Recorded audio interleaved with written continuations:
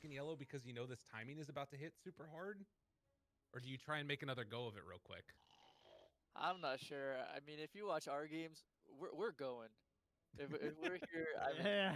you gotta go. You know Yeah. that the shaker's about to get blink. You know TA's gonna get blink, and then your map's just gonna start slowly shrinking. They're gonna take control of the pit. You gotta try to make something happen. I think it's just very awkward now because they have these blinks up. Like Shaker just bought his, and they have pipe on DP, and then the puck also has no vessel charges. So it's gonna be hard for them to fight. Kill a Yeah, support the at vessel the just start. makes it even more so. They actually just have to fight them right now. I don't think you have any other play. Like anytime Coil and AA Blast are up, I think you just run at them.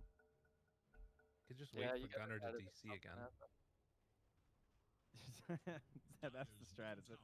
Yeah, That's just their wait best for- hope, actually. Wait for Gunner to leave. Yeah.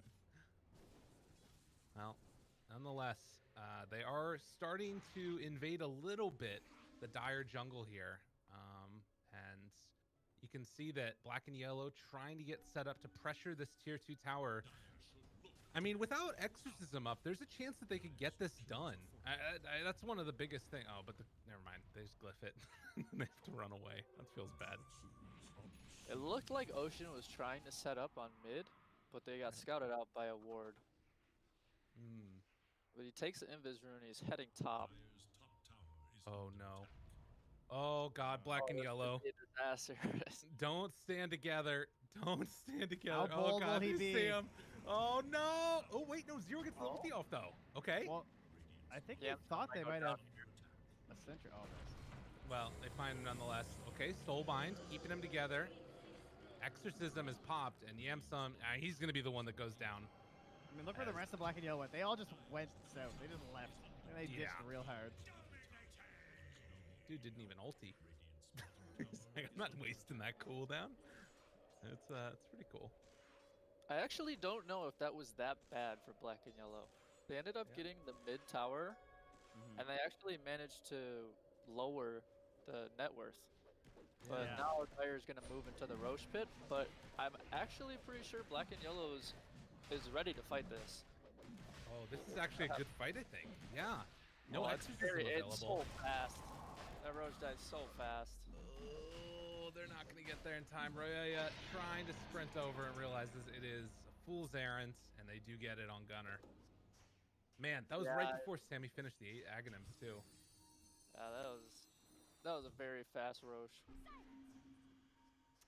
Knoxville also pointed out just 16 of the 232 pucks have gone for Vessel first this patch. It's not that surprising. I would not say it's been super common. It does feel like it's been having a bit of an uptick here in these past couple games that we've been watching. Maybe it's like a recent. What's your thought on that, Zebo? It's definitely just like one of those situational items. I feel like this game it definitely feels weird because there's an Oracle. Like if I'm Oracle and I saw Puck with a Vessel, I would feel happy. Yeah. But I imagine, you know, their idea behind it is that if they don't have this Vessel and they don't hit AA ult on everyone, then it's just gonna be hard to fight. Because there's like you need to have Zero getting gone on. It's gonna roll out. I think is he gonna TP? Okay. Yeah. Thought he waited too long there for a second, but no. And Jube's hiding off to the side over here too. Mid lane. Roya's trying one more here. Oh, Twinkle Toes. He could still get ran down. Yeah, they're chasing him. He's hiding. Yeah, he might have to burn Coil. He's got Blink again. He should be good here. He's right on the trap. Oh, come on, Ocean. Get out of there. It's not where you want to be. Wait, what? Oh no! Oh no! What? He got too big brain. What happened there? That's okay. Coil and then orbs. Space created. So much space. Oh my god, they got another trap on him. Oh god, no, right? No. He's got Blink again. He's got Blink again. To the side. Nice play. What are you doing, bud? Dude, Ray is crazy. He gets out of there. I would he's say looking at the clock. He's like, I could get one more wave. You know, if you're Ryoya, you're like, man, I'm making so much space, and then your tier 2 tower bottom just died. Yeah, that's true. Yeah, like, he definitely just looked at his mini map and was really salty. He's like, what's happening, guys? What are you doing? Yeah. No. Poor guy. Well, if they can get this Oh. kill on the other end of it, though, She makes has it all a up pipe for it. and a plate mail. Turn it around. Sammy pops the ulti. Okay. Ice Blast afterwards. Tries to take him down here. They already used False Promise, but Brax, that doesn't matter. It really doesn't matter. They blow up Flea. Hero barely gets out of there. Jubei will not, unfortunately, for Black and Yellow. So they'll lose 3 of them across the map. And, well, yeah, tier 2 tower taken. They managed. I don't know if they got the outpost beforehand or not. Doesn't quite look like it. Yeah, I wonder what they were waiting, what spells they were waiting for to take that fight, because they saw the heroes top. They should have went with everyone was top. Ooh. They're gonna get Raxed here, it seems. Big plays. And yeah, Royoya not home, doesn't have TP for another 6 seconds, but at this point it feels like this Rax is already gone anyways. Maybe they try and catch some people on the way out. Gunner gonna be caught there, still has the Aegis, soulbound to nothing. Hunter just doesn't care. Nope, not even a little bit. Oh, does he blink out of there? Might Are you blink kidding out. me? Oh, Oh my no. god. All right, Coil? all right. All right, but they won't have it for afterwards. Big echo, but he gets interrupted in the midst of it. Zero, Zero, no. rolling back and forth. He's stuck over to the trees, and Sammy's just punching him. Already, they've lost the Earthshaker. Can they find any more here on Black and Yellow? They'll take down Husky, trying to find a chase down onto Brax. They managed to get him. Slowed down, beaten down, finding the kill. That's going to be enough there to take down Brax. Can they get him? I mean, they're still sticking around here. Sammy doesn't feel that afraid, but he's in trouble. Dude, the Spirit Vessel is So many doing charges. work. And the chase now continues. Gunner eventually turns onto Royoya, but Yamsun now trying to chase, finds the root, finds the rundown. They got the sentry, they got the kill. Gunner. Dude, they killed them all. The greed. Yeah, that was super greedy by Gunner. He just wanted to kill Ryoya. Yeah, there was vengeance in that blink. Yeah, but Ryoya's probably sitting there giggling right now, I imagine. Yeah, 1,000 gold for him by the end of that team fight. 2,000 XP for like the AA, the Troll, and the Pango. Woo! They got a lot. The only person that really gained was Gunner. He got like 1,800 XP from that. But everyone else on Black and Yellow very happy right now. Yeah, I Unfortunately, mean, they lost they're- the Rex, but you know. This Basher that comes out on Pango is a pretty good timing for them, I think. True. They're closing in on some items that are gonna make them a lot stronger. So this game could get interesting. It's definitely not over. Yeah, that was a huge loss for them. I mean, this should have been like an 8K lead probably if they had been able to just retreat back. I mean, if I look at the graph, it just about was. And then it wasn't anymore. And then it was not. Yamsun, though, up top. Looks like they might have found him. So he gets punished, pushing out a bit too far. This is the other way that the shoe can fall. Those As quick the event- respawns, they always get you around 20 minutes, man. Right. I don't know. It's like you lost a rack, so clearly they must be dead for a long time, right? Oh, not so much.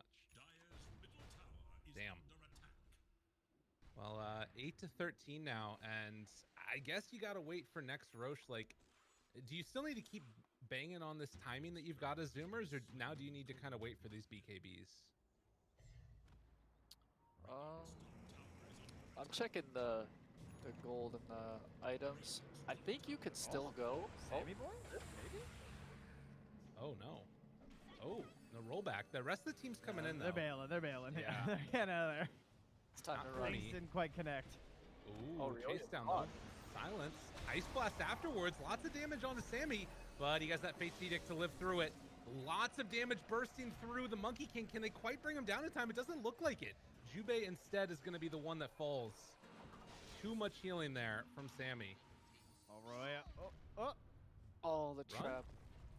Chase has the Yules back up again in a second. He has the shard. Taking a lot of damage. Yules there almost got the Spillblade kill, and will eventually take down Royoya. Yeah, this TA shard is doing work in these fights. The silence, it's Yeah, making that it really hard. Yeah, that caught me off guard completely. For a second, I was like, oh, wait, what? Oh, yeah, right. Yeah, he's actually using that extremely well. I don't see a lot of TAs using it, like having this much impact with it, but you can definitely see it. It's really strong this game versus fucking Pango. Yeah, I mean even the supports too. Like if Yeah. you ever see a Grim or a AA and you just trap them and jump them, there's nothing they can do. They have no ghost scepters. They're just gonna die. But it's based on how long it's been charged, right? So like if you just place one, it only silences for 1 second, I'm assuming, as like the minimum. I'm not think sure so. how that works. But the problem is that I think Grim and AA die to 1 Yeah. meld. That's fair. That's a good point. Jeez. Well, cool pickup there for the TA this game. And now with BKB done on her, BKB done on the Monkey King, I mean, I don't even know where the damage comes from at this point. Like Troll kind of, but honestly, it's a rough one. All right. Oh man, he almost got trapped. Yes, baiting out the BKBs and then being able to dodge away for a while is the way that they got to do it. Yeah, I mean, they kind of got to just lure them into a bit of a dive, I suppose. It's going to be really hard to just straight on clash with them. We'll see what Forza does after this tower. Oh, God. Oh, there we see it. Jubei. Yeah, one of those. Yeah. Poor Juve. Dude, it's hard out here for AA. It's a rough one. But yeah, I think now you look at it, tier 2 towers all taken, and it's sort of what you laid out previously, is you just get a period of time where there's not much that you can do. You're stuck inside your base. Roche spawned and 4Zoomers knows it. They might just walk into the pit now. Yeah. Big stuff. Starting to take it down. And do you contest if you're black and yellow? It feels like they got to. Yeah, they're running. It feels like you have to, but look how fast this dies. Yeah. Already down so low. It's going to pop. And now realizing what's going on, Ocean spots them all. Gonna get rooted. Gonna get stunned. Gonna get saved by Oracle, though. We'll have a blink back up in a second if he wants to go in, but the Aghanim Shard might just be enough. They chase him down.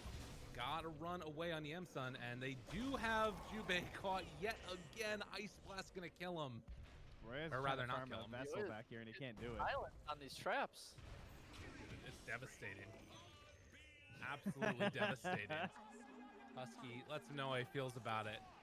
Really well played by the Zoomers here. 15,000 gold lead. It was a deserved tip. He was chasing the Oracle on the back lines, you know. It's a bad feeling as a 5, so you got to hit him back. That's right. Wow. Impressive showing now for the Zoomers as they're getting ready to siege some high ground here. They do have AA back up again in a second, but no Ice Blast. Well, they actually will have it again. Stun onto the Grimstroke, and now catching the TA dead once. Can they do it again? They're not going to have roll for it. Rolls back through, hits it, had a little bit left over, and takes down Gunner. Okay, they made it happen. Black and yellow, not giving up yet. Oh, man. The Thunder Duration coming in clutch. Dude, that talent. I wonder if they had Fissure on cooldown or not. Because Ocean could have saved him there. Yeah. I think it was. I imagine he didn't think that Pangol was going to keep going. Yeah, Right. I mean, I still don't see that talent that often. Oh, there's Ocean, though. That's the big play. That's what they wanted. 0 caught, 0 killed. So it looked good taking down the TA, but now they got bigger problems as Jubei gets jumped on by Sammy. Will get hit, okay. But Fate's Edict is going to be there, and that should be enough to save them. And if not, they got Promise afterwards. Stun comes through, hits the big crit onto Yemsun. They try and slow him down, but won't even need to. Jeez.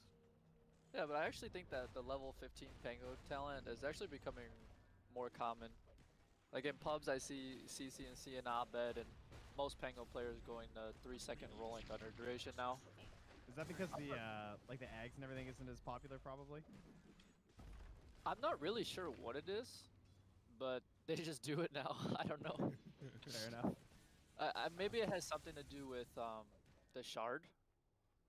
Like, oh yeah, that's true. That actually makes a lot of sense. Because I've noticed that they've been lasting longer, but yeah, that's a good point. Going for the shard instead of like the Ags with like the constant AoE with like it's just a different. That's why Ags. people used to go before, right? yeah, before the Pango used to be like the super damage build. But now it's more like a CC kind of hero.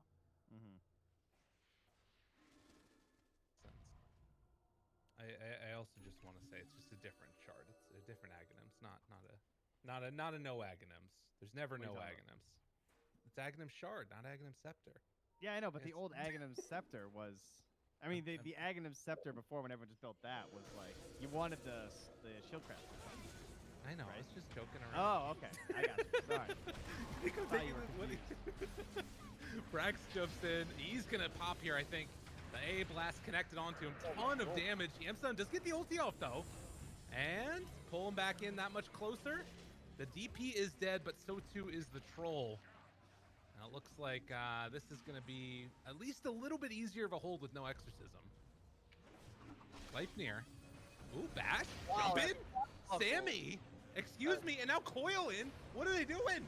Zoomers are getting pulled apart here. Echo Slayer on shit. everybody. Oh shit, gets them all.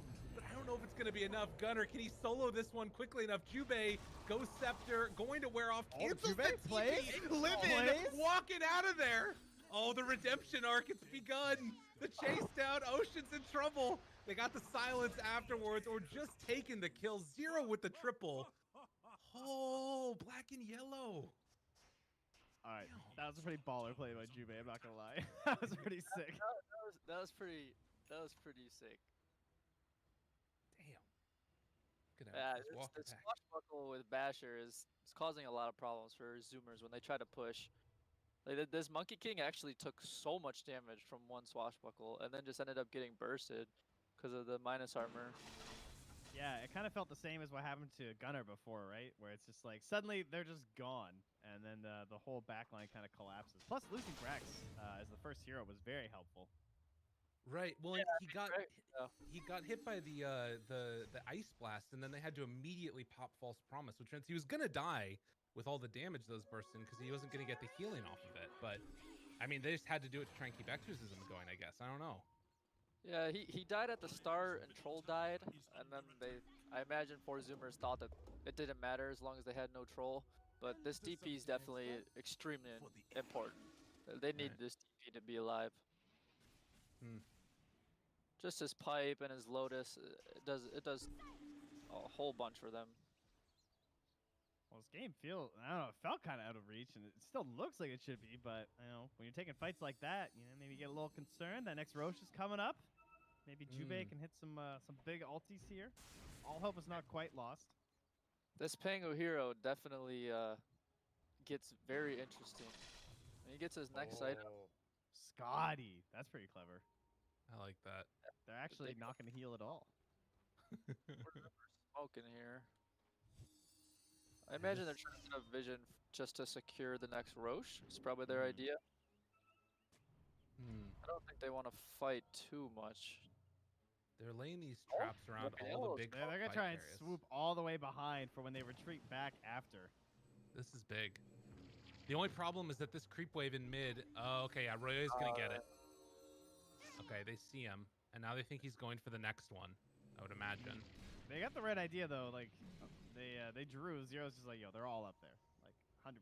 So Yeah, creeps are hitting share force. Ward by their secret shop.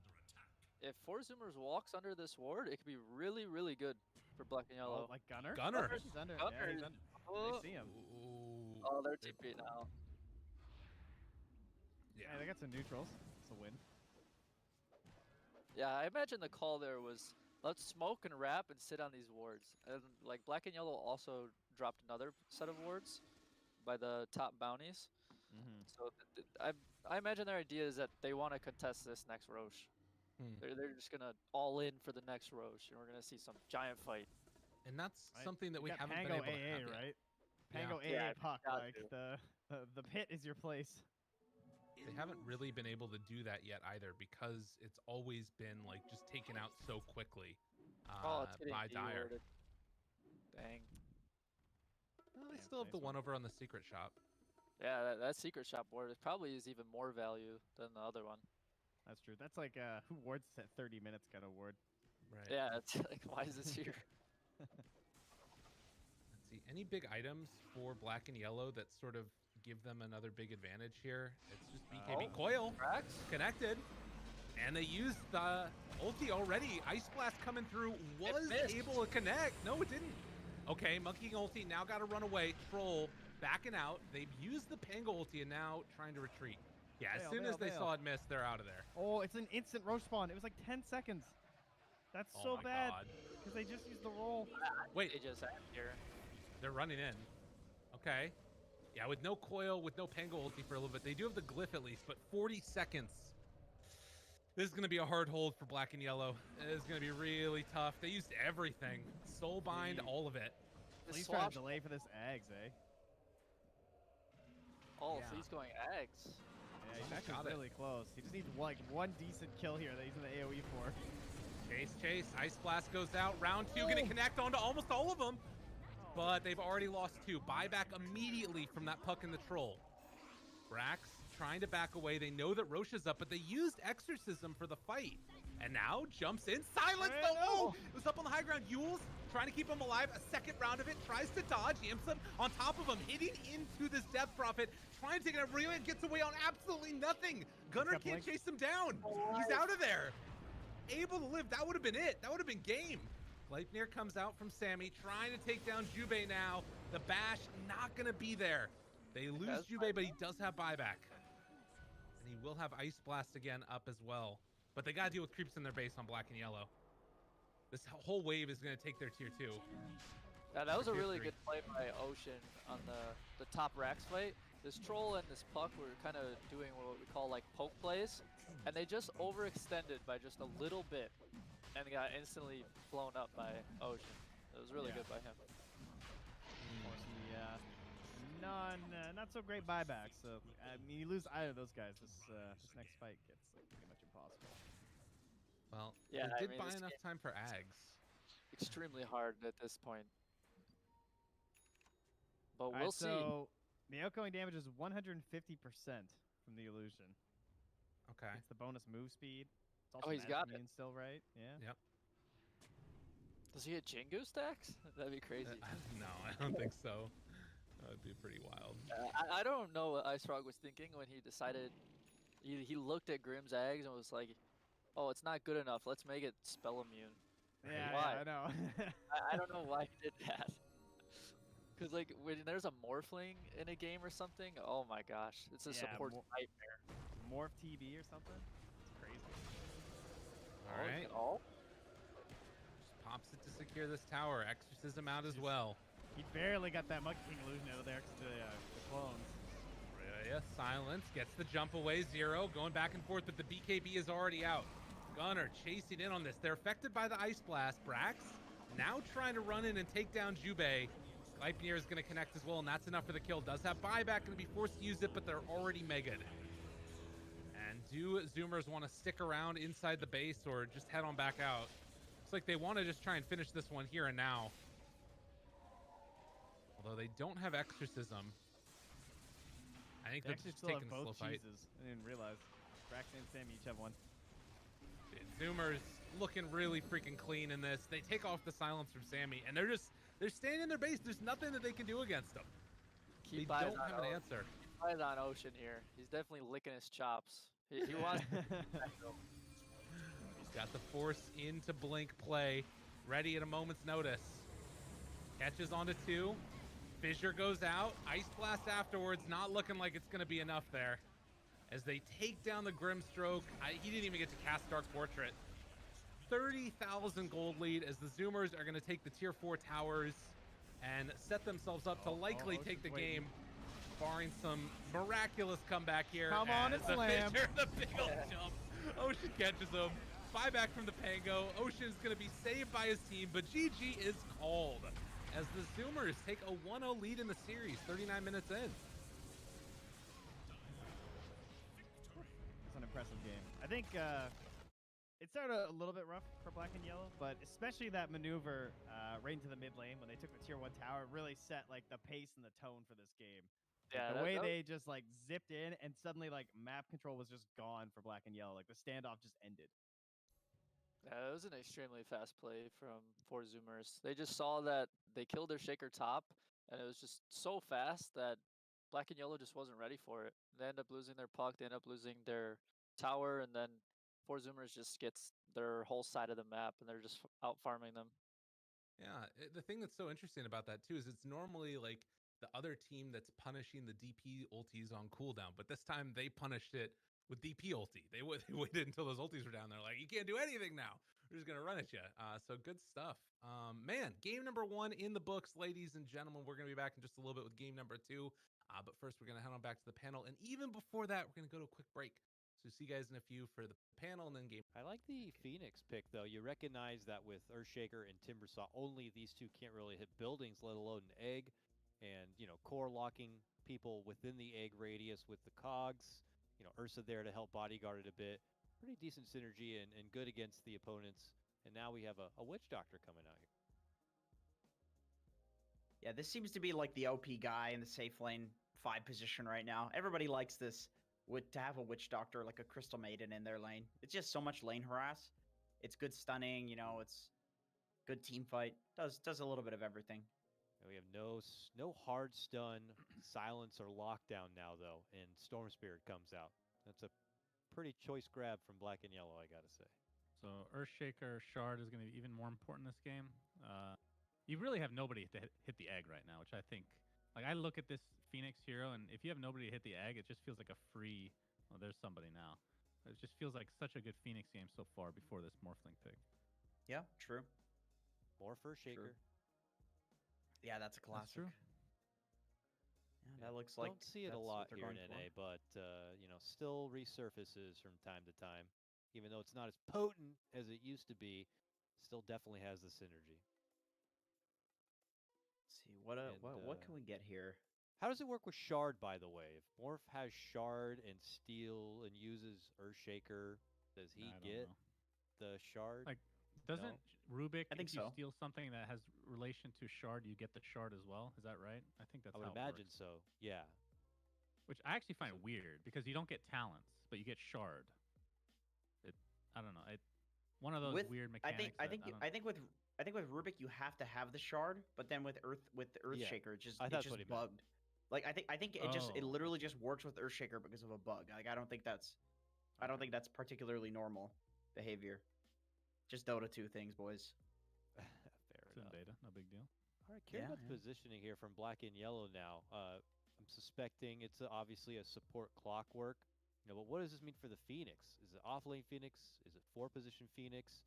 Do they have room to wiggle in another good grab? I mean, Rubik looks super nice to have. Is it banned? It is banned. Dang. I was going to say going against Morphling, going against Earthshaker could have been such a nice grab, but it looks like 4 Zoomers were expecting to maybe run the Morph Earthshaker earlier on and banned it out preemptively. I mean, if you're going for an off lane, you probably don't want anybody super beefy. I mean, that's one benefit of picking Timbersaw. You don't really get these strength beefy boys. As Drow comes in. Okay, so now you have a little bit of answer for Storm, who has to get a Yules or whatever else, BKB, something to take off that gust. And she hits the egg. She fills a couple of those spots pretty nicely for the team. But that means you have more to do, though, as the Drow, when you're probably focused on, I don't know, picking off a little support. It's like, you also have to silence the Storm. You have to hit that egg, too, ma'am. You got a lot to do. So yeah, you gotta lock in an Ursa too to jump you, and Storm. Like all of these heroes actually jump you. It's a pretty tough Drow game, but it's really nice when you're Timbersaw to actually have a hero to hit towers, because like Sunsfan was saying, like a lot of the time you just slowly whittle away at towers, and oftentimes that's not enough. Like when you're playing against a counter hero like Ursa, they just come kill you. Like Phoenix Ursa, like they're gonna murder you, right? You can't do that. But if you have a Timbersaw with a Drow behind, that's a hard death ball to fight into. Like you have to literally that's a full 5-on-5 engagement there, And in order to win that, you have to be absolutely certain that you have your timings. So Timber can actually take towers with the Drow, which is super nice. So what's like a clutch pick right here for Black and Yellow? Because it looks like it's going to be the off-lane grab. At least that's what Zoomers are expecting. Something to take it to, what looks like now the Drow Ranger, right? Yeah, Bat is banned. Otherwise, Bat would be fairly nice. They've already got rid of the Beast. I mean, do you avoid Strength Boys right now just because of Timbersaw in the game, or does that really only matter for the laning? I don't think you necessarily need Strength Boys because you already have Clock Ursa, so you already have like 2 frontlining guys, and you've got a decent amount of stuns. They lack tower damage. It still could be offlane Phoenix position 5 or even 4 last pick potentially. Let's see, Technically. Drow. There's not much that lanes a Drow super successfully. You could Offlane, still. Nature's is Lycan. not bad. Nature's is still there. Lycan has been ignored and has a losing matchup against Timbersaw typically. Silencer. Okay. Silencer. Okay. He's been slowly popping up a bit more and more in some of these drafts. I think the biggest success, of course, was in the hands of Team Undying. Remember that off-lane Saberlight Silencer? Definitely was pretty powerful. And it looks like Black and Yellow are going to try to do that themselves here. What do you think about the Silencer pick, and who do you think is going to take the game, Suns fan? This is a tough one. Ore blocking versus ore blocking. My least favorite mechanic in Dota history. I do not understand 4Zoomer's lineup. I'll be honest here. So as a default, I will go with Black and Yellow. I think this is a really good Storm game, as long as you can get something to dispel silence. All right, Jenkins. I'm actually going to go with Zoomers because I think this offlane Silencer is going to feed relentlessly to Ocean Earthshaker, who is going to leave. I don't think he's going to lane with Brax for very long because it's just about the worst Timber game I've ever seen. So I think Silencer's going to feed. I think if this was some other offlane pick, I might actually favor Black and Yellow. But because of the Silencer and the fact that I think he's going to feed, I think Zoomers is going to win. All right, we're pretty split over here on the panel. Why don't we go ahead and get into a break? But when we come back, we have Trent Lyrical and special guest Zabo from the A-Team bringing you the coverage. Hello and welcome back again, ladies and gentlemen, and all you folks out there in Dota 2 world. We got game number 2 now. Zoomers facing off against Black and Yellow. I'm joined again by the dynamic duo of Trent and Zabo. You two have a nice little break there, getting ready for the draft. You having a good time? Oh yeah. Yeah. I'm enjoying this trash talk right now. Actually, that's happening in game as Sammy quickly retorts as the game starts. That's not OD. What happened? I'm sure referencing Roya, and Roya responded with, "You're scared, I think." XD. Same voice said true. Everybody has to trash talk in NA. If you don't trash talk, you're not NA, I believe. It's the way. I like it. Let's That's send you the to It's another the way. region. It's the way of NA. To me, That's actually I what feel happened to those guys on bait. They weren't trash talking enough in South America, so they got sent to CIS. Oh, I see. Rough, you know. The Eastern Europe qualifiers. Duster was on his way over. See, the Yeah, thing they is, I'm took pretty it sure. a little too serious. I feel like it's sort of one of those like necessary but not sufficient situations, right? Where it's like your trash talking is necessary for you to be considered NA, but it doesn't mean that you are NA just because you trash talk. Picking up what I'm putting down? Kinda. Sure, man. It was a bit confusing. Okay. Yeah, whatever. All right, You guys well, suck. Yamsung, he's picking up a couple of heroes up here. Oh, get to Oh, jump. yeah. Jump over it. Oh. Oh, well done. And man, they brought 3 top. Just gonna bully this Ursa. That's Damn, actually dude. like really, really bad for Yamsun. Because he only has tangos. They have a salve on Jubei, but this basically secures that the first wave's not going to get like double denied. And that in itself is a win for Zoomers. I will Yeah, say and of that course, because then Ocean gets the next one, right? Like he already is the boy back there again, just like last game, and has the wave pulled. Yeah, I was going to say I played a pub yesterday where I was Clock and Sammy Boy was Ursa, and we played against a Timber. And I'm interested to see how this lane goes. How did it Just- go for you guys? It went well for us. Our Ursa free farmed. The Timber was decently leveled, but we definitely won. But with Shaker doing this, I imagine that this Timber's going to have a good time. Jubei did just deny 2. I think him and one other denied creeps in Brax's face at the start of the game, though. So he Yeah. hasn't got his level 2 yet. They've done a It's pretty like good job when, on him. when these things happen and the Shaker pulls this wave, if the support doesn't go with the wave, then you almost need to completely box this Timber out from XP. And like this Timber just getting XP is a super like loss for Black and Yellow. Mm. Yeah. Because Shaker gets a whole wave to himself and they deny a whole wave to Black and Yellow. Oh, And like Jubei gets nothing basically. that's not what you want to have happen. They did rotate mid there to try and set up on Roya with the Earthshaker, but couldn't quite get the angle with that fissure. Should mention, we haven't really talked about it, but Gunner playing the Morphle, and this was like the Zoomers, I feel like, strat that we saw from them throughout a lot of the COVID like playing online era.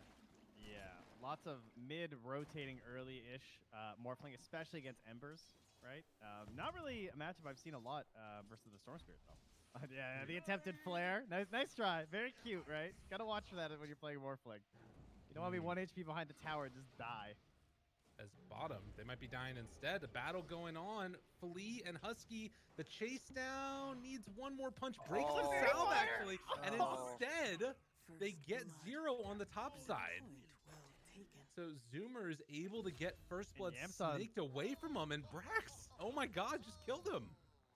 Yeah, you got fissured into the timber. Wow. Okay. Well, big plays there.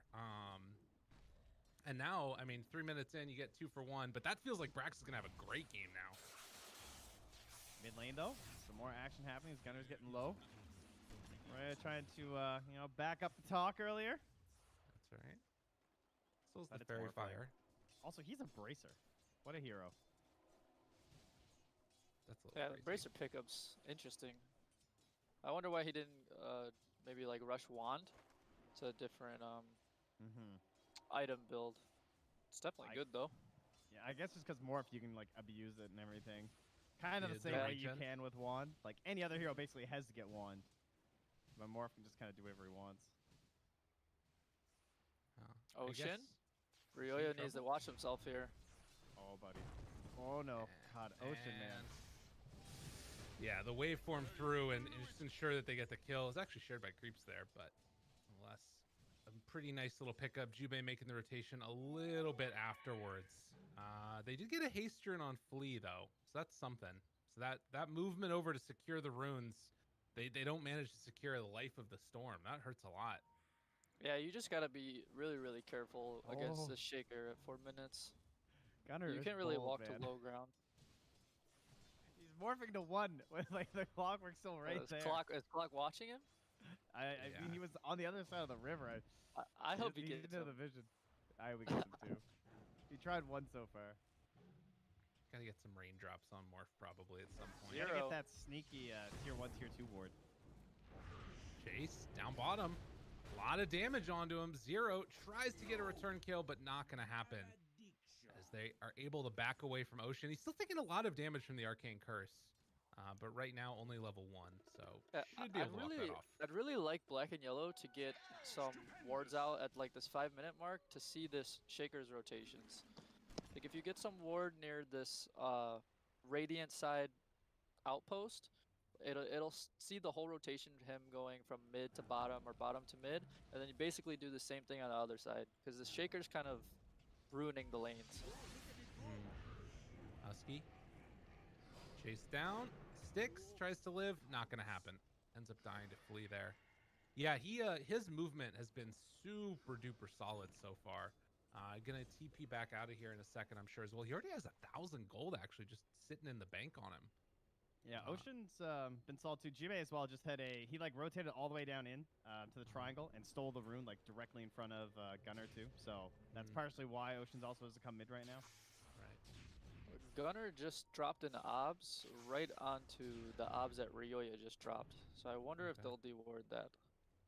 They should have seen it. And again, they just did it again. Ocean just warded directly on top of the other one too. So Yeah. they might get the double value here. Nice. They did sneak that regen rune away from Ryoya, though. That would have been pretty good for him to be able to sort of play catch up in the jungle a bit as top. Oh, they got him. Well played. Jubei and Yamsun. There's another dynamic to this Clock Ursa against Timber is sometimes your battery assault will hit, and sometimes it won't when he goes to Timber Chain. And he got it that time. Like if the Timber times it just perfectly, he can Timber out. Right, it's gonna depend on like the timber chain length and the timing of the assaults and everything. Yeah, if you time it perfectly, you can get out, but he was able to snag him there. A nice little pickup there for the kill onto the Timber Saw, killing him before 6. And maybe that's even going to mean that they can sort of keep him off of the tower with this catapult. Obviously, you love to be able to take down that tier 1 early as the Timber, but Ursa, one of the heroes that can kind of stop that from happening a little bit. Yeah, he's not going to have 6 now with Jubei also getting that pull off into the stack camp, so a little harder for him to contest. But, I mean, if Yamso gets forced back to the tower, yeah, exactly. Yamso wants to come and fight this. He's like, no, get away. Bottom. See? Hopefully. Dive? He's Oh, gonna no. TP out. No, he dies. Up top as well. Brax went in with level 6. Okay, tries to make something happen here. Gets caught Oh. again. Yeah. Yamsun. He and missed the first Jubei. chakram, and that was it. Like, Yamsun was still 5, and he jumped in. Actually, he might have been 6 too, but he wasn't able to hit the first one, so then Yamsun just got the space. That's really bad for Brax. He Yeah. just TPs back to lane and dies again. Right. It's really good for black and yellow. Let that happen. It was a good play. Look at these two down here trying to play it cool. The Storm, the Silencer, the Shaker. Everyone's pretending none of them have vision. Yeah. Everyone has vision. Yeah. They're gonna get the D ward Storm's there. gonna get it this time. They Oh, move it on loses over. Courier. Okay. Yeah, and they do also manage to get smoke the D behind him. ward. Yeah, level 4 support smoking right behind him too. Oh, Jubei is gonna ruin this one. That's rough. Nice yeah, by they're him. gonna try and get a kill with Brax up here. And look how low Yamsun. Yamsun is. Yamsun. Oh, he ate the Oh, tree! there it is. There it is. And pops in rage. Gets out. Oh my god, nice Yamsun play. saving the day. Jubei makes a little home for himself here. Now tries to get away from Ocean, but yeah, he's going to lose his life. Getting a little bit of retribution there by Brax, but Yamsun getting away on nothing. Oh, Gunner, no, you screwed up. Dude, where's his raindrops? He needs them. Oh, man. There's a lot of action so far. 11 kills in just 8 minutes, and I mean, things looking a lot better for black and yellow this game than we saw last game, for sure. Storm has already gotten off to a great start. He's top net worth right now after killing off the Morph lane, and, well, they're going to go now onto the Ursa, but weren't able to do that much damage. Ryoya chasing in, doesn't have any extra stun, pulls them back, looking for that finish, and Brax, I don't think that they're going to be able to get that kill. Well, they have the global too, but didn't think they'd have enough damage, I guess. They had already used pull, I guess, as well. Yeah. I think they're gonna try to save global to kill Gunner again. I imagine that's what this next play is gonna be, because he will just die to zip and global. Oh, they lose their tower. Missed the fissure, but get the objective that they were looking for. Yeah, that was that's another like super fast play by 4Zoomers. That's like really like high level and it's super good. They see him TP top on Storm, and it's just like instant. They just start smacking this tower down, and now it's just dead. And now the map feels a little bit more weird, especially for Storm. He can't really play for the runes that much safe anymore, and it just feels. Oh, Zero! What a player! Dude, that was sick. He saw that, he knew he was gonna die and just ran and turned around and killed the Drow. Got that int first as Jubei finds the finish onto Ocean. That's something we hadn't talked about, was like the Clockwork versus Earthshaker matchup and how devastating it is. Damn. Good stuff. Yeah, I missed that. I was too busy talking. I didn't even see what happened. You're fine. It's fine. I mean, I can't believe that it doubled. Was letting us know that it's only 7 Morphlings have actually purchased a bracer in the almost 3,000 games since TI5, and all of them were turned into drums, which is probably not going to happen this game. So there you go. Unless Gunner's got some secret codes, I don't think that's going to happen. What an interesting stat. Yeah. Well, it's kind of cool, right? Because you can it's one of the only heroes where like regen can actually be kind of useful. That extra regen, just abusing it to sort of stay relevant in the lane by switching back and forth. But it is a weird one. I mean, you can just do whatever you want with the bracer, right? Yeah. Husky's gonna go down here. Well, I mean, instead of the magic resistance that it used to have. Yeah. But that is going to be Husky Dunzo. And, well, they're pressuring the tower. So tier 1 trade. Obviously, Zoomers claiming the mid matters a little bit more here. But I don't know. Rotations? Where are you guys looking at next? Oh, I'm just laughing at Ocean because he's trying to get his Blink, right? So he has to be farming the Hellbears, but it just clapped and killed one of his raindrops while he's farming. Oh, no. Global? Morphling? Dude, that is so greedy to try and get that kill with the 2 support, like, well, 2 supports. I shouldn't say 2 supports, I guess, but, you know, Silencer and a Clockwork.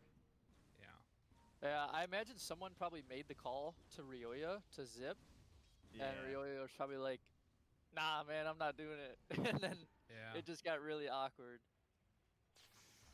And now their ward also just gets instantly dewarded, too. Now Luckily less idea where Gunner's up to. For black and yellow though, I think this is a really good Storm game. Like when this game gets a little bit later, as long as Storm keeps up with the net worth and the farm, it's pretty hard for them to deal with him. Yeah, and he should be accelerated too, because it's like when we used to see Silencer and Batrider all the time, where you just like global and kill, and you can just buff yourself up with gold all of a sudden without needing that like Orchid right away. Yeah, Unfortunate that they missed out on that first big one. Yeah, because Gunnar is just rushing a Manta, so they should have global again before his Manta's done, and hopefully they can get a kill onto him. Oh, look at this bait up top. Brax is just like hoping that they'll chase. Oh, with the creeps too. Oh, if only they could have got the right angle there. Yeah, they're not gonna do it. I mean, Ocean's. Oh wait, they can find Ocean instead. Oh, Cog's pushback. They're baiting, but are they gonna be able to get out of there? Echo Slam turn around. Do Oh not no! walk into the Jubei. creeps, man. Come on. Well, That was Jubei got so baited. greedy. Yeah. That looks like a man that everyone's farming on his team and he just wants to do something. That's what that looks like. Well, and I guess to be fair too, like, you know, you kind of need to make those moves, and Earthshaker's a good enough target to go on, but just didn't have the backup that they needed at that point. They do have an Orchid done now on Storm, and Global's back up again in 10 seconds. Dude, this blink is done on Ocean now, though. Yeah. Thank you for that. That's. Yeah, Ocean's extremely happy that happened. Jeez. The rune? DD. Uh-oh. Picked up. Got him caught. Roya Global. Okay, that's going to save his life. Okay. That's what they needed. Ocean's kind of a genius. I mean, I know he didn't have Echo, but like he did not blink in there because I think he knew that was coming. Yeah. Because if he could have blinked in and then the global happens, he might even like die because he's so low HP and Storm still gets out after. This is a pretty big. This is a pretty big opening for 4Zoomers, I think. They have blink on Shaker, they have a double damage on Gunner, and they know there's no global. They can pretty Interested much to just see what they pick a do here. hero. Yeah, like someone's gonna die. It's probably Zero. He just gets pinged by Sammy. They're sprinting towards him right now. He's got the TPing out, TP. surely. Nice TP. Meanwhile, Black But and they're yellow smoking smokes. into them. they run into the Witch Doctor, find him right at the start. Ocean tries to stop it, misses the fissure onto anybody. Now they pull him back in. No Echo again for Ocean, and they have the egg up on the high ground, but Roya gonna be brought down. The DD, too much damage. They do have a Spirit Vessel onto Gunner, but they'll stop the Sun Ray, and now forced to dive out of there. With no more Storm Spirit, Gunner is gonna chase in, find himself another target, and will blow up Jubei. Well, Really well done by the Zoomers. Hey, it's just on the radiant, that's all. That's fair. That's a good point. Zero? Okay. Gonna try and make something happen here. The silence is on to Gunner. Anything to break TP? No. He gets out, but Brax instead is gonna be the one that's left behind, and they'll claim that kill at the very least. Maybe, I don't know. I'm trying to see if there's any good side here for the black and yellow team. 2 int. There you go. That's an upside. There you go. I didn't see what happened to Ryoya, but black and yellow just felt super strong because they have this Orchid. They had egg with Vessel, and they really wanted to take a fight, but it seemed like Ryoya just kind of died to the DD. Probably just got he like got 3 pulled. shots. He morphed into the storm and pulled them, and they just like killed them basically in that stun duration. Oh, I think he got aftershock too during it. Feels rough. I'll take that. Well, that is why they give him the hero. I mean, Gunner is definitely one of the best morph players I've ever seen in NA, at least. Yeah, I like watching him because of how good he is at utilizing all those other heroes. Like, whenever I see, like, Morph versus Ember, it's so fun watching him play Ember, or Puck, too. Like, he really abuses. Like, he basically just becomes a better version of those heroes. Right. Well, and pretty soon here, we're going to be seeing some Earthshaker shenanigans, most likely, as he's got the Ags queued up after the Manta being done. Look how much Strength Gunner's on right now while he does this. He's just de-warding at, like, 3,400 HP. Yeah. They do have the Battle Fury done on the M-Sun now, so he is going to be fairly stacked up. This ward, I've seen it a couple of times, really nicely placed, sees all those rotations over. And Zoomers, at least for now, I don't think they really need to put the pressure on stuff, but they're going to smoke up top. Yeah, Sammy moved up. They want to fight. Yeah, look at they his find face. one. Right at the start, Ocean. Oh, he blinked early. Global comes out afterwards. They're gonna kill Brax. Now chases Ward for more. Sammy in trouble and dead. Husky throwing out the ulti, doing a lot there, but Jube can't get in Waiting to range to leave. stop it, and now Gunner's here as well. Gotta get the hell out of dodge. Doesn't have enrage. Has phase back up in a second, but they drop the echo. Managed to blow up Oh, get the bullwhip. Oh, give your life for it. Please out of there. Although, oh no. Gunner's chasing him. TP's out. Can he break it? Yes, he Oh. will. Back and forth he goes. Gonna Gunner can pop go the down egg, here. actually. Ocean's here as well. Needed to find a pull. It's not gonna be there in time. Raya trying to find the kill onto the Earthshaker. Not a ton of mana left. With Zero here as well, they might be able to run him down. Gets up to the high ground and gets away. Man, Gunner makes his hero look super imba. Jeez. I can't imagine Black and Yellow are probably extremely frustrated, as I would be if I was seeing this morph do these kind of things. Yeah, especially with how that started for you. Like, you get on the timber, he dies right away, and the global silence just covering that attempted play there from Zubers. They were hanging out Brax intentionally, but they were also just a little bit too far, where he like had to throw the fish and he couldn't go for that instant echo. It looks so good when you got the egg out and Storm zipped in. Just couldn't get it. It had taken too much damage. Oh, this is the new first world problem when you're playing support is you have gold for your shard and it's not 20 minutes. It's like this There you never go. happens to me. You know, it feels so good, but it's also kind of annoying. You're like, oh man, come on, really want to get this thing. You know, the thing about it, though, is that this game, it's still a slight lead for Black and Yellow, despite all the solid morph plays we've been seeing. Black and Yellow have been playing super good. Phoenix is stacked up also. Like, the fact that he had that Spirit Vessel so early, they're leading. And I think that they've got still, like, I mean, obviously the big worry is going to be Morph Shaker eventually, but do you guys think they have the tools that they need to deal with it? I think they do. Like Black and Yellow has this this late game timing with Storm Ags and Egg that will be like extremely hard for Zimmers to fight. If they ever get a really big egg and they get a big Ags pull from Storm, like they'll win every team fight. That's definitely a late game timing that they have that can allow them to win this game for sure. Yeah, I think before that it'll just be any of the answers to the global that'll be a problem. But so far, like the global's doing really good now when they desperately kind of need them to get a good feeling back in this game. Is now they're gonna thinking about heading top for this, and tower's still pretty full. Jube's looking for some angles. Yeah. I'd like to see Flea try and get his level 2 egg before they fight again. I think it's really important.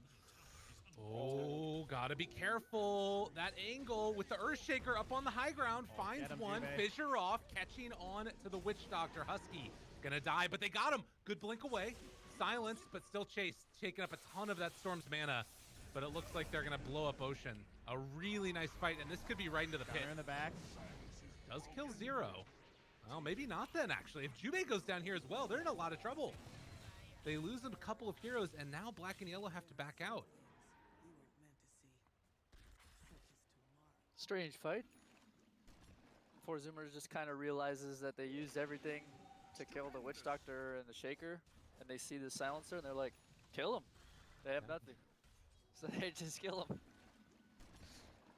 It's good by them. A lot of teams would, like our team, we would probably just say, you know, get out. But Zimmers is, they realize the situation, and they get a nice kill in return. Yeah, you just gotta like stretch so far. How far they, especially just because of that blink, really. Because like the zipping with the Orchid, but then blinking far north from Ocean just helps open up that opportunity for Gunner a lot easier. Yeah, Gunner's closing in on this Ags really fast. They will have BKBs up probably around the same time. Maybe not for the Ursa, as he had They've gone got for the level Blink 2 Dagger. egg and global. Yeah. Black and Yellow, I imagine, probably wants to fight. They're pretty strong right now. Looking for that opening here. Brax could be a target. Jube going for the D ward now. Any good fight here is right into Roche too. Yeah. Easily takeable. I mean, really by either team. Yeah, both teams know it. This is, if you're either of these teams right now, I imagine they're both. What's the term? Very high tense. Yes. Yeah. Waiting lot for of this tension. BKB on Storm, especially. Like, if I- you can get that, then this Oh, feels Arcane really good. Rune to Gunner. I think the Oh, term no. is freaked out. I think that's the term. They walk in. All right, Roche. Flare. Good. They do have that global ready. Zip from downtown, maybe. I don't know. I think they just have to give it up. It's taking too long. They're not going to be there in time. Oh, I mean, and they're going to have to give it up. Oh my God, they just were able to walk in and take it. Hook shot afterwards, trying to blow something here. Why'd they go Are they this way? crazy? He got the switch off. He got onto strength form. Yemsa now trying to chase down Gunner, but he's just out of there. Oh, that fight was not the way that Black and Yellow wanted to take it at all. Meanwhile, Ridge jumps into the pit, can't catch onto Ocean. Now going into all of them. Pops the BKB though. That's what they were waiting for. Yamsum turns onto Husky, tries to kill him off. They're able to get the silence now onto the Drow, chasing her down. Somehow this fight is working, and Gunner, losing his HP, gets the switch off. They buy back on the Timber. He's trying to run back into this one. Spirit Vessel onto the Aegis Morphlane. Do they have enough to take him down once? They will. Flea gets him. Yeah, Yeah. Solo killed Sammy, but then the buyback on Brax. Oh, Zip, TP, no way. No way. But they did manage to burn through that Aegis. I mean, I think it was pretty good for Black and Yellow. Yeah. It seemed Yes. like it was not the fight. It seemed like, oh no, like what that happened? was total disaster looking. Yeah, it definitely did not look good, but it turned out well. They might get Brax on a buyback. Oh my God. This is going to be a tieback for Brax. He gets caught with that Timber Chain. Can't get away. Oh, And he's now the chase down comes on out. I think part of it too is like the heads up play to wait for that BKB to be there on the storm. They're like, Yes. we can't fight without that, and we're gonna like slowly walk there. If we can take the fight afterwards, fine. Like that's a really high level call to make in the midst of all that craziness. Yeah, And then he he- wanted his BKB for sure. That's what it was. And they saw them like camping on the high ground like that too, thanks to that ward that was still up there. So then that's why they got that had really this big ward jump. last game. Yeah. This ward, man. I'm Been gonna killing these note radiant this. teams. I am noting this right now for our series. There you D go. ward, this ward. We'll be watching for that when it comes around. There's gonna be a sentry there the whole game. I love it. But the time has come. Morphlane has his Aghanim Scepter.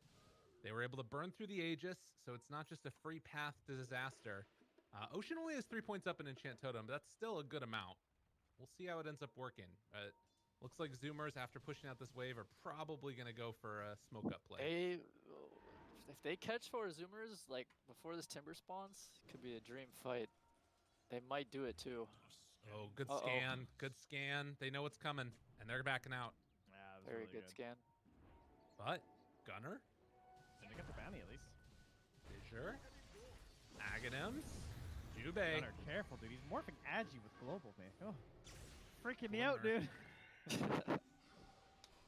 Well, not sure if Jubei is going to die or not. He's taking a good amount of damage to that Maledict. Fissure comes out afterwards to do a little bit of extra damage there onto the poor old Clockwork, but he will get away and has his Tranquils working. Oh, that's a real hero. God. Jesus. Enrage, TP, the BKB. All right, this is Danger Town.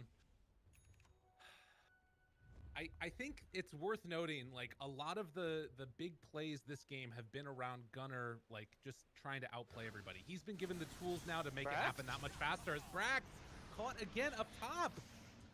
And Yule Scepters tries to get out of there, but Global Gunner's used, coming. pulled in, even And the the egg, egg. gonna be dropped down, but look at the turnaround on Aurelia. Goes to the zip away and able to barely live there. Yeah. Holy egg moly, by that was Flea. close.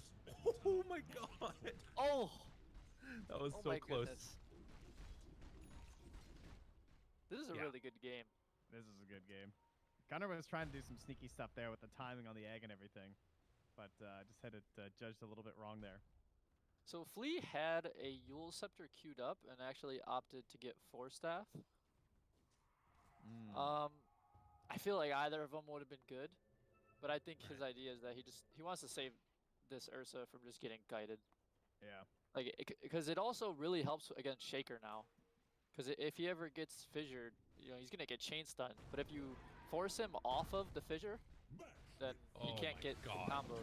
Dude, he's not able to play Dota right now. He got the D ward though, pulling back on a Gunner, trying to kill him. They kill off Jubei, then jumps away. All right, this is silly. This is so It's dumb. back. It's so back. Oh, and Zero now. Gonna be chased down. Black and Yellow are ahead right now, but they're getting torn apart. A 5,000 gold lead, and they just have to run away. Yeah, avoid this morphling at all costs. Now, They're doing. does Gunnar get the shard? Ooh. 'Cause that would What's the that would shard? work. Like if he gets his shard and then when he becomes Ocean, wouldn't his fishers then stun? I think that's what they were talking that about how on it the works? panel. Yeah, No, I they were weren't talking about the sure. Rubik thing that's really bugged. I actually don't know if Okay. it works with Morphling. A lot of the Morphling ones I tested did work. Okay. So I'm gonna assume it does. But the way that when they did the new coding for this Shaker shard, they kind of screwed something up because now when Rubik steals Fisher, shard or no shard, he just has an aftershock under him. it just works. So like when you Okay. telekinesis and stuff, he just like drops one. That's great. I love that. Yeah. Well, we'll see. I mean, I think that part of it also is just becoming a better, stronger carry to be able to blow up people. Like, the fissure stuff is nice, but you tend to be right on top of them anyways as Gunner, regardless. Yeah, I just wanted more so for like the memes, you know.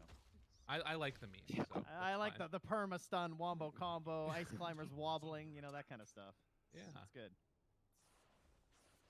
Well, 20 to 22. Still a 5,000 gold lead for black and yellow. The main person that's sort of gotten bullied this game, it feels like, has been Jubei. But that's sort of his role in this game as well. It's just to be that guy that gets gone on and go in first and try and disrupt things. He's also I'd been able actually to like set to. pistols. I'd like to see Flea go like some more greedy items on Phoenix. Like Ags. Like I'm not sure. Maybe, I'm not sure. I just don't know if Yules really accomplishes enough. It almost seems like he might need to build save, Yeah. like a Lotus or. I'm not sure because it's gonna be really hard to stop this Shaker Oh, morph He combo. got caught. Oh my god, they knew. And now gonna try Oh, and get no. out of there.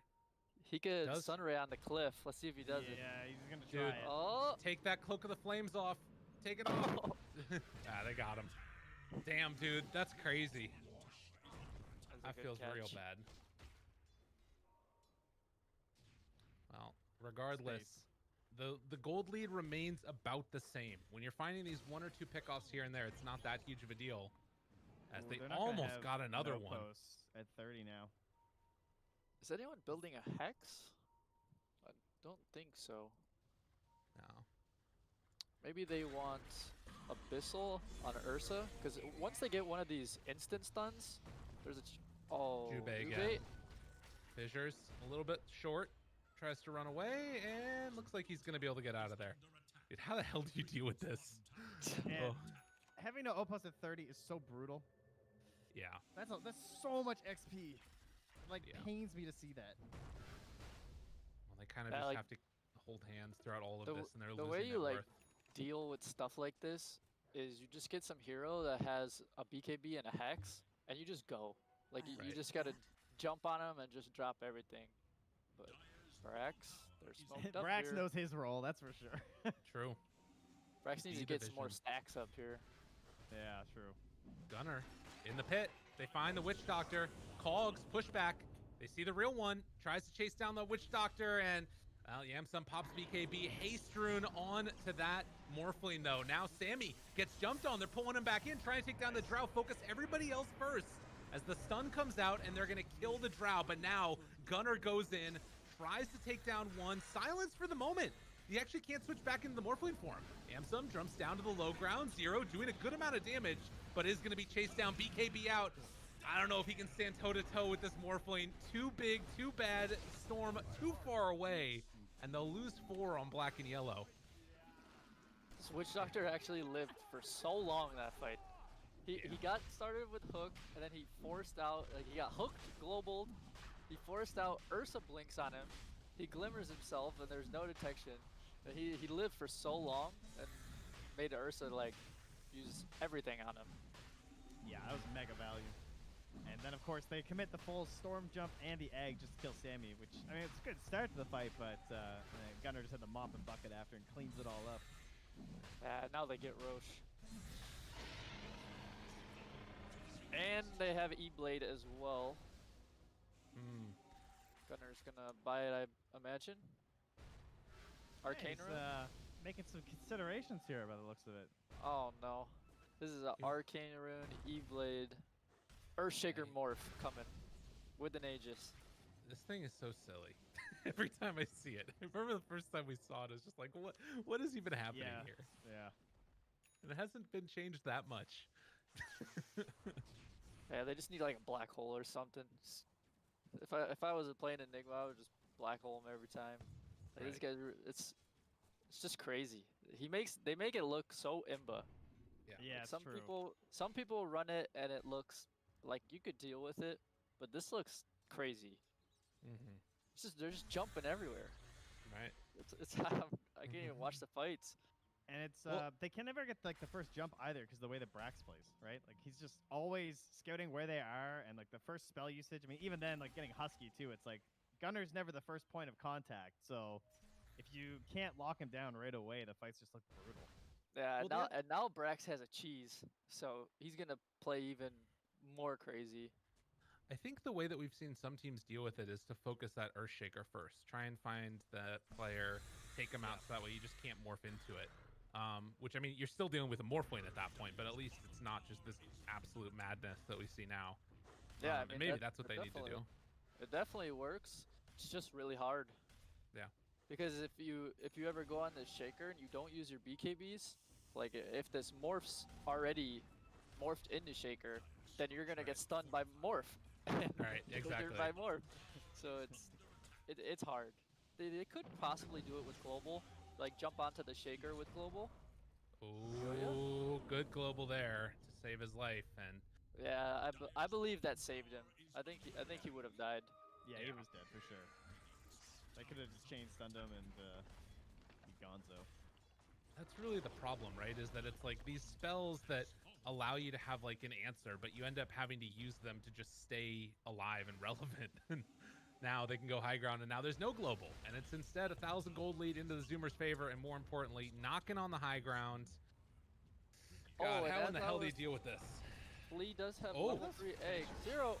Chase, okay, Great hook shot in, jump, blows him Oh, up. he's deep. Level 3 Egg, egg. What a egg. great freaking play! And now can they get him again? Gunner gonna get caught for the moment. They try and bring Smash. down the egg, jumps in on everybody. The huge Oh. stun. Can they do it? They can bring down everybody else. Gunner goes Scepter, tries to walk away, jumps out now, but Rayo is still chasing. Only about a quarter mana left. Fissure from the side, able to catch Yamsun onto that Drow, but can't quite kill him off in time. And now he switched back over to the other form. Pull back in again from Rayoya, making whatever plays he can as they take down Sammy. Gunner trying to get out of there. Goes for the jump away. Silence though afterwards. With that last he word, still have Flea trying to get vision. There is another chase down. Can they get away? Trying to zip, but Brax no. able to chase down Flea and kill off the bird. So they do manage to hold out and get a really big win, but man, it was hard. Oh my god, he must have gotten that morph onto the shaker like just before he died or something. Oh my goodness. That was crazy. I mean, if this egg's not level 3, I imagine that they would just kill the egg. But yeah. they saw that it was level 3, and he just placed it in a perfect spot, and just really made this fight crazy. It's crazy to think that was with Aegis too, and like how close that was. And that was the Storm Spirit, eggs, pull, and level 3 egg. And now Phoenix is closing in on a Hex, which will make this Morph's game extremely different. Because Morph is not queuing up a Linken's. Flea is definitely feeling like the unsung hero in this game. Yeah, he's definitely got a chance to. When they get this Hex on Phoenix, like, the fights just become so much easier for Black and Yellow. You kind of just dive in on Phoenix and Hex Morph and just drop egg, and Storm goes. Like, it's a tough really... 'cause there's not like a good answer defensively for that either, right? Because like if he goes Lincoln, as you said, he's still vulnerable to the pull and the egg and everything too. Yeah, so like this game later, it might actually favor Black and Yellow just because of how strong Phoenix and Storm is. Right. And Ursa also, we've seen how imba this hero gets. It almost never falls off. We have a Abyssal Blade done for him now as well, and I think that that's going to be a pretty nice little pickup there. I think there was something else that we were talking about. Who was it that was mentioning the change up with Morphling now, where it's like when you switch back and forth, you keep the same amount of health. It's not the bar staying in the same place, and that's why you can't do the swaps back and forth anymore as much. The old 1 health bar, not double health bar. Right. We do have some ninja gear that's there, and we got the battle cry ready. Zoomers are ready to fight. Trickster Cloak is actually a really good item for black and yellow that they got, because like if Oh my god. Where'd he go? Dude, he didn't stand a chance. He gets What just happened? exploded. He took a lot of damage. Oh, it was looking 1300 so for good physical for attack. them. Oh no. Dude. He did like 2,000 damage in under a second to him. Like, actually. God, Oh, one they fight caught goes Rex. well. I don't know if this is going to matter, though. They have the egg over to the side, but they're going to tear it Stun the apart with dwarf. Gunner. Nothing to stun it with. Triple kill for Gunner. He's gone half the map, and he got a triple kill in the time that it took.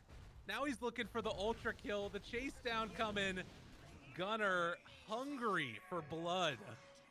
black and yellow, what happened? Dude, blink and you miss it. It happens so quick. Was Ryoya trying to kill illusions? Why did he zip to that camp? Yeah. And then Global came just a bit too late. It was just so fast by 4 Zoomers, right? They see him and they just boom, boom. It's like no hesitation at all. And so, I mean, now this game looks like they're gonna lose everything. They don't have Storm for 30 more seconds. They might don't lose have top. egg either. Yeah. Oh wow. Yamsun tries to stay on target here. Wants to take down that Earthshaker. This is not looking great. They do take down one. Okay. Got him. He's out of there. Look, Can he get that's out of there in huge. time? Okay. Flee. Flee dead. Him though. Global backup in 15 seconds.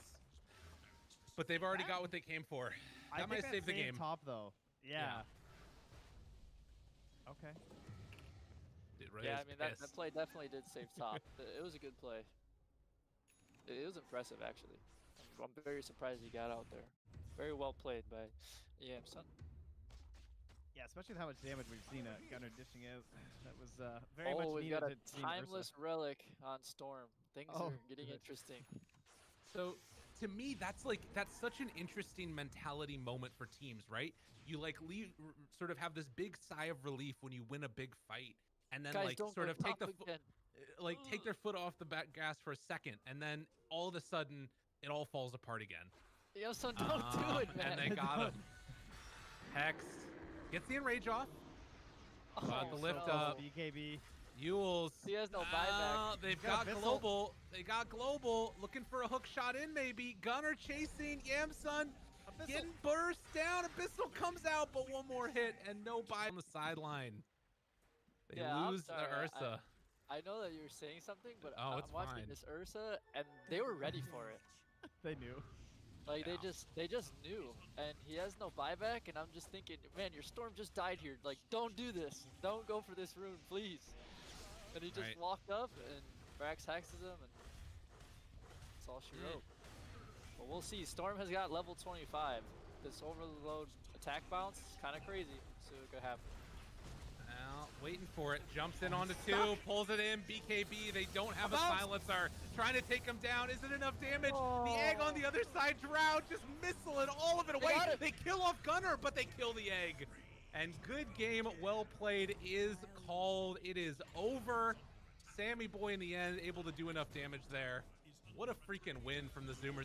To me, that's like the embodiment of a team that's played a lot of these late game scenarios and know what to do. Oh my goodness. I was sick. It's so I don't know. That game was so hype. I'm just kind of sad. I was gonna it's a say, very I mean- exciting win, but like, I want to see a I game felt like 3. we were gearing up for some awesome team fight, and then it was kind of like, you know, it was like, why'd it have to go like that? Why'd they have to go and just win like that?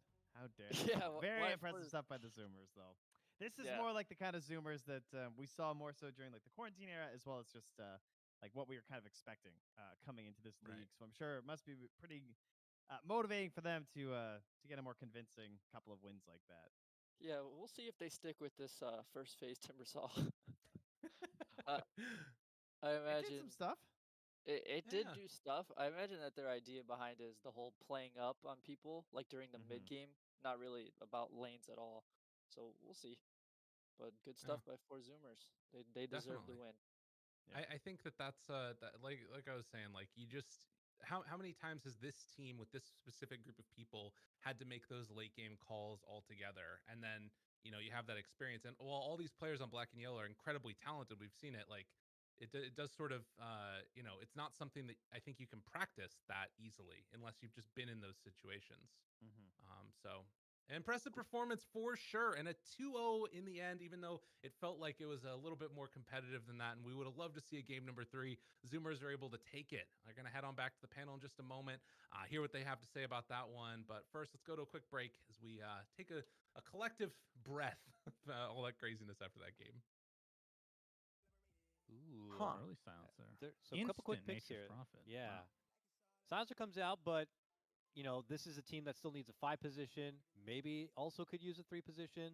Flexibility is there for Undying. They've showed that they've played this hero in multiple roles. But yeah, the snap pickup right away from EG's side here. Mentioning summons a bit, there's that Nature's Prophet. And now I don't know what Undying has to deal with a summon pressure coming in. I mean, True, it's true. technically kind of a flex, but I assume this is going to be offlane Prophet with Abed, Probably, Batrider yeah. mid. So we're looking for an RTZ right clicker. What Which- carries are left? I feel like there's Oh, tons of man. carries banned, and some of them There are are bad. quite Yeah. I mean, I don't know what's good against OD. That hero just feels. Obviously, depends on the position as well. Could Like- still be a support with an offlane silencer potentially, but Wraith King, which they banned. PL. Okay, they go for the Slark, so they could run the Slark mid actually. That's something people are doing right now, where it's like, okay, sure, Bat's gonna farm. Like, you're not gonna stop Bat from farming once again because of the nature of like sticky napalm doing double damage to creeps. But then Slark is free farming mid, and Slark's not meant to be getting that many levels and free last hits in a solo lane. So some teams think that's like a good trade. I think I've seen this exact thing. I think a team actually did this against EG and it didn't go so well. But you could say maybe that's like a poorly executed Slark, or they try to fight too early or whatever. Like, there's excuses for it. But I've seen this go both ways. Like, Batrider just out farms. is this a Ricky game? For Ricky's EG, good against Slark. You have to get a Manta probably for the silencer / yeah, Earth Spirit. it's he's still definitely in the they need like a super carry. I think I like mean, they you have could a lot of technically switch things up and go for like a Morphling, right? Because you got the Morph Earthshaker combo, Yeah. but then Morph is Well- typically the mid laner, so it's Gets the silence though. Oof. I it actually too. have a crazy prediction here. Arteezy Nature's Prophet carry because it's a summons hero versus the OD, right? We're talking about like Wraith King and Lycan. Like, that's how you beat OD in lane, right? Is you just have summons and you can't clear them. What if you just run Nature's Prophet as the carry and then you pick an offlaner? You baited this Slark with the Batrider pick. What if you just run an offlaner that like dumpster Slark, some like Monkey King or something like that? Bloodseeker. I mean, that'd Maybe, be pretty sure. mind gamey. Pretty mind game in the draft, which would be pretty hype. I mean, that would keep us guessing for any draft moving forward and any potential future opponents as well.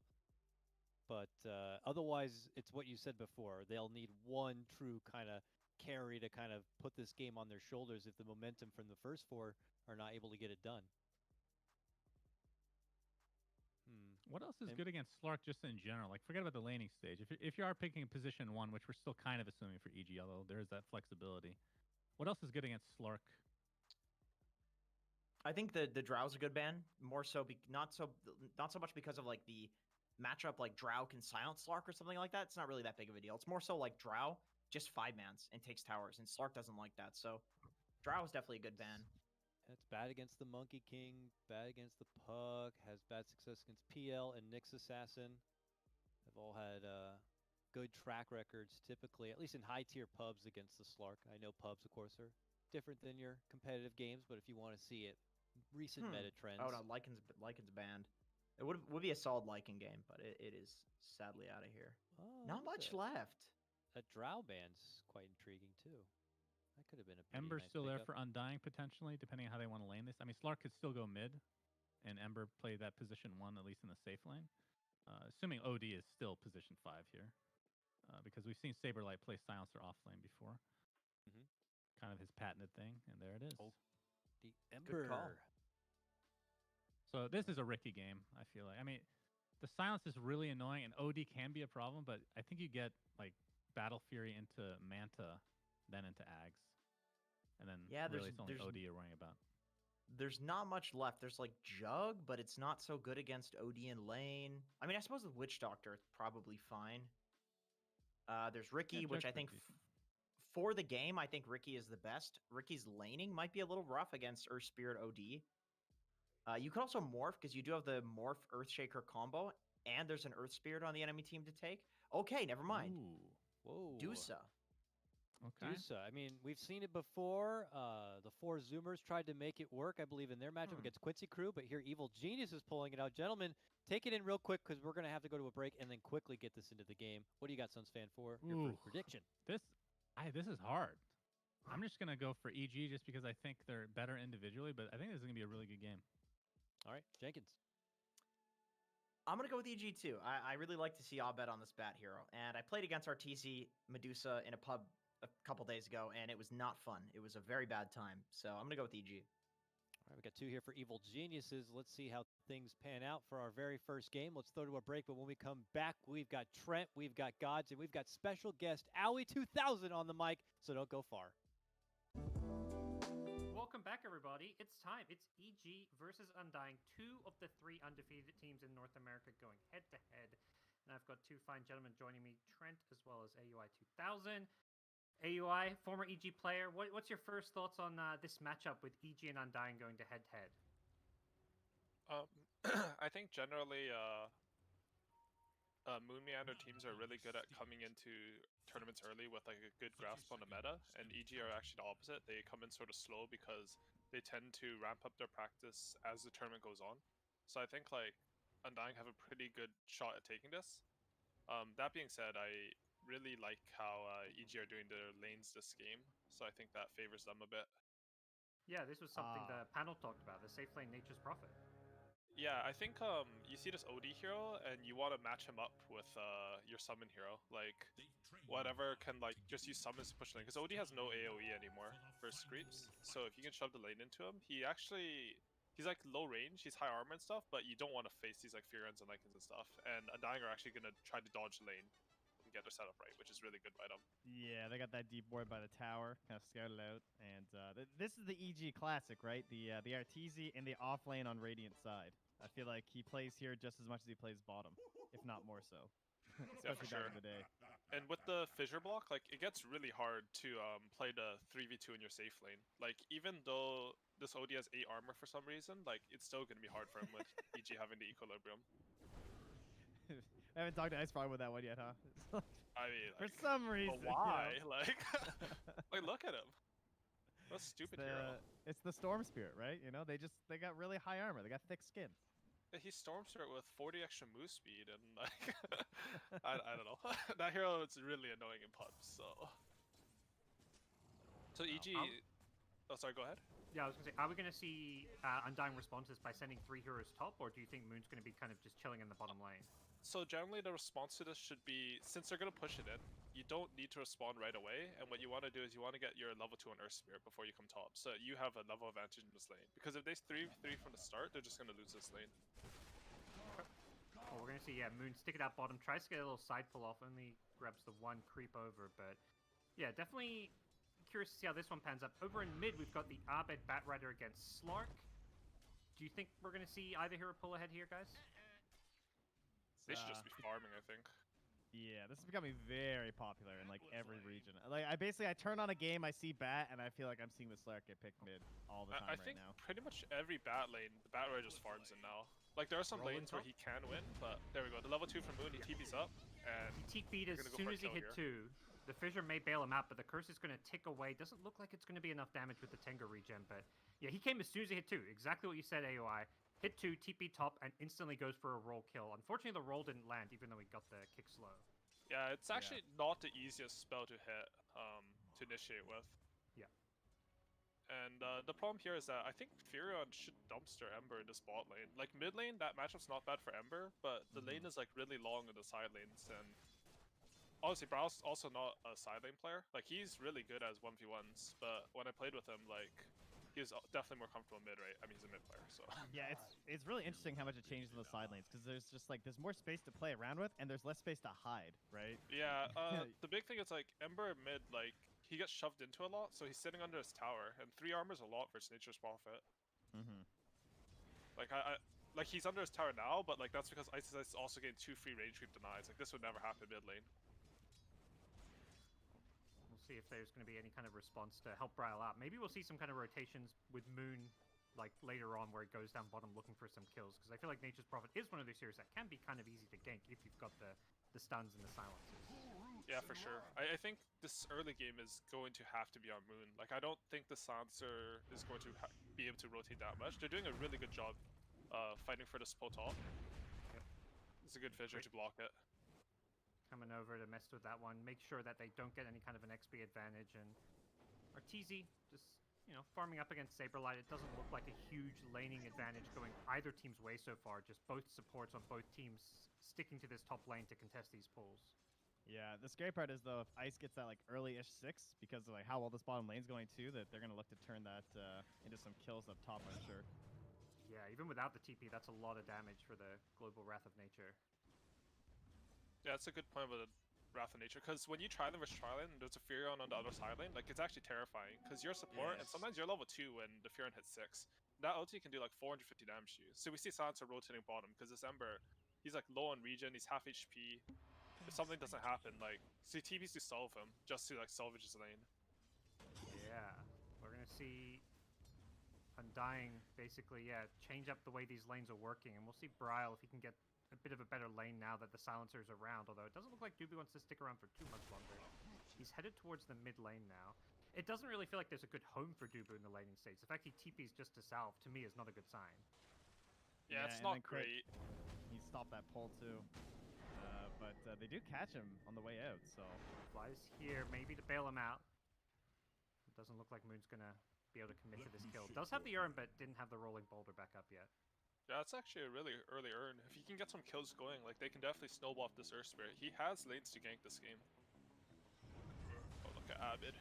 Just stacking ancients for himself. Oh, Moon? Oh, Moon slightly mistimed the roll, yeah. That was so close to stealing the bounty rune. It was a nice play.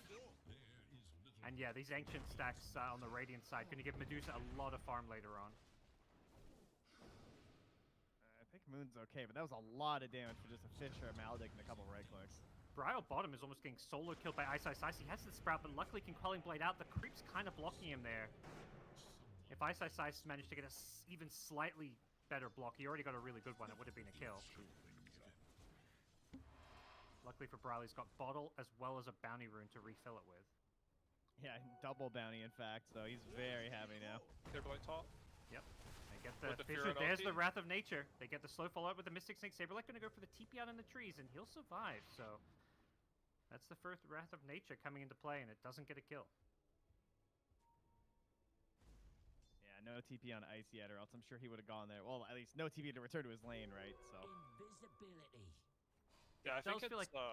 Sorry, go ahead. No, Oh, okay. Ice also doesn't want to use his TP. I think it's less about the... Like, this Ember was level 4 and he's level 6. Like, he wants to continue putting pressure on this guy. You don't want to give the Ember the free wagon kill. Right. You want to keep your own resources up. Yeah, he's just right going back to actually. base. Yeah. Something to think about a lot in Dota is, like, you look at the 2 side lanes, and EG has both their wagons alive, and Undying don't have either of their wagons right now. So EG And get to they're pick where they want to collapsing, attack. So they choose top, right? But they could very easily just have gone bottom there, too.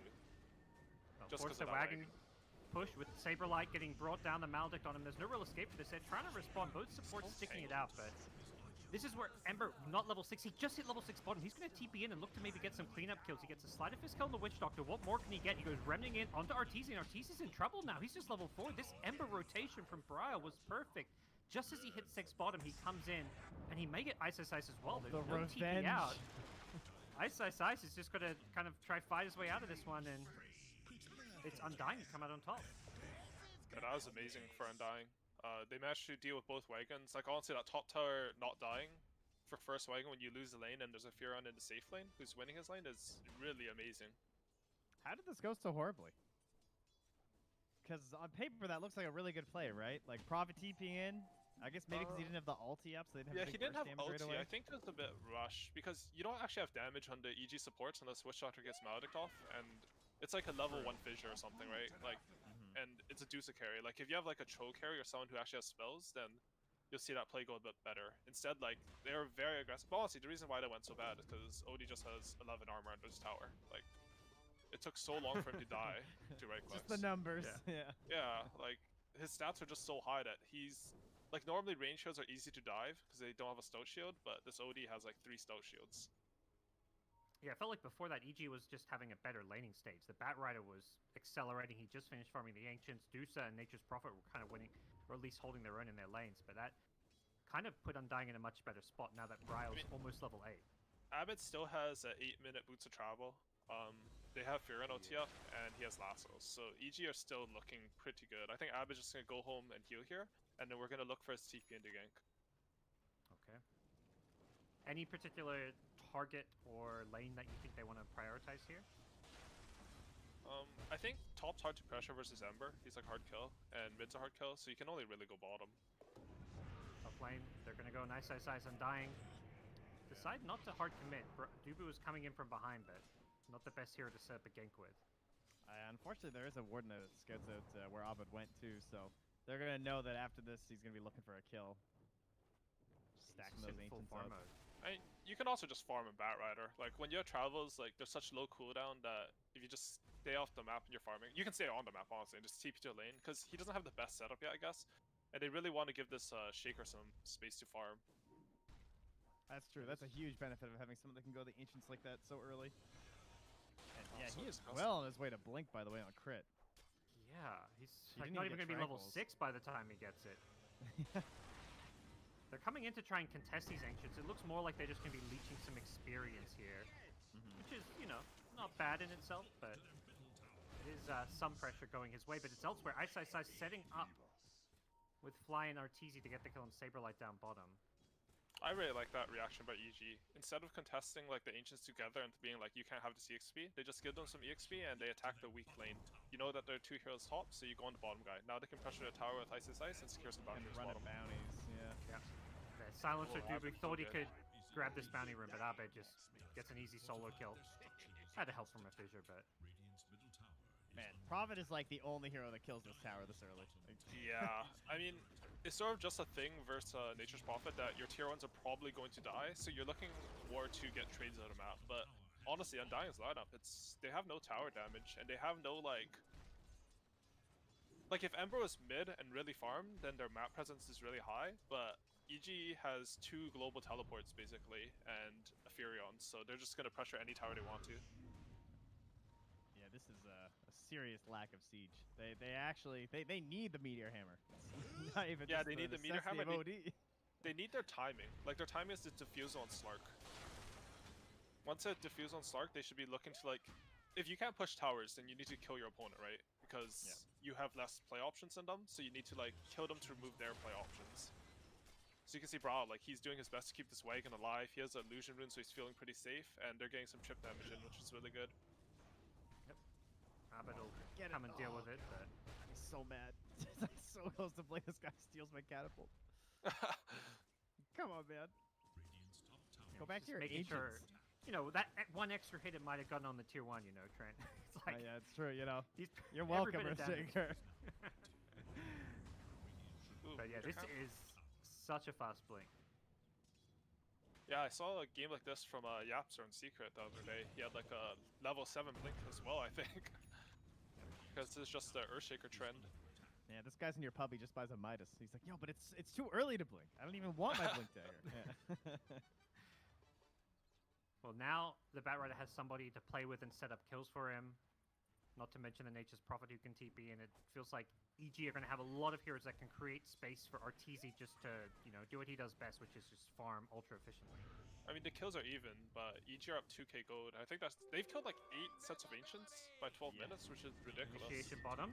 EG's going to respond to this when they TP in the Bat Rider. They're probably going to lose Fly here. The question is, can Brau get out? The fissure is there, followed up by a lasso crit. Still has the echo if needed, but he doesn't commit it.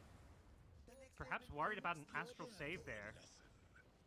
I think Briar would have lived if the defensive Astro was needed, and it's top lane where Moon has now made a move. They catch Ice with the Magnetize, and this time EG doesn't have a response. They TP everyone down bottom, so Ice is just going to get picked off.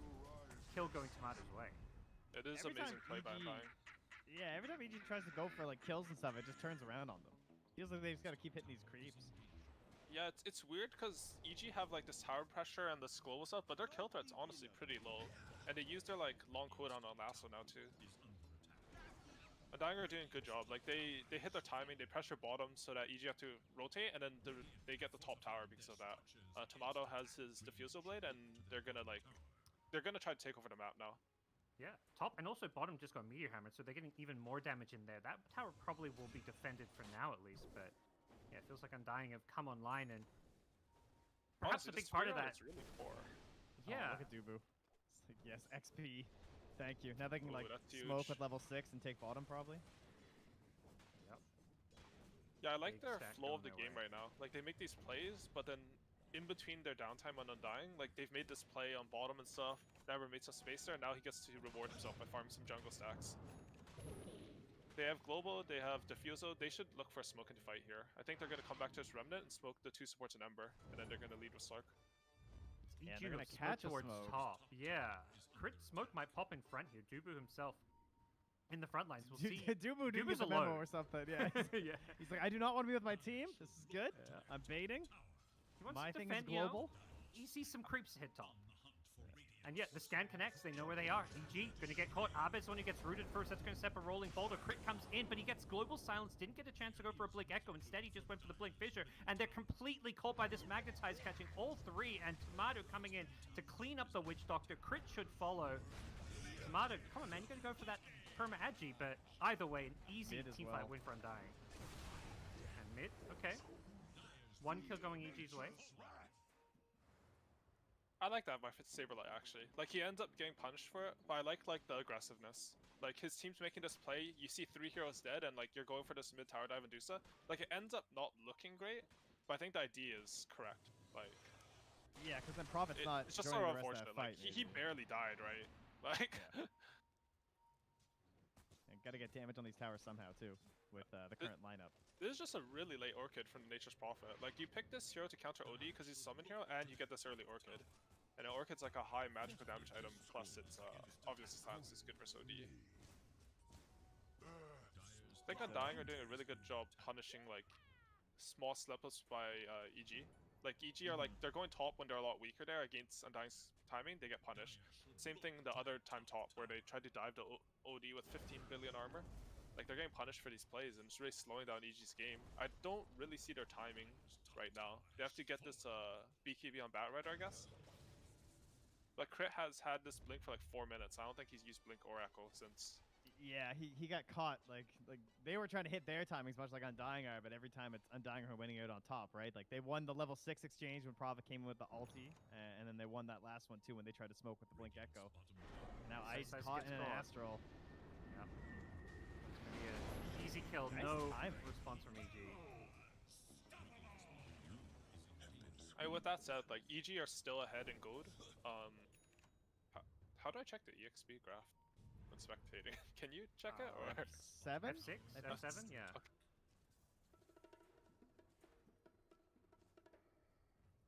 Alright, new to spectating, guys. Yeah, you can see it is Undying who have the experience advantage despite EG winning the gold battle, but that gold lead is quickly disappearing as Undying get a couple of kills in a row. They're going to get this tier 1 mid tower, so they're taking all the tier 1 mids, all the tier 1 towers despite being the team up against the Nature's Prophet, although EG have kind of done the same.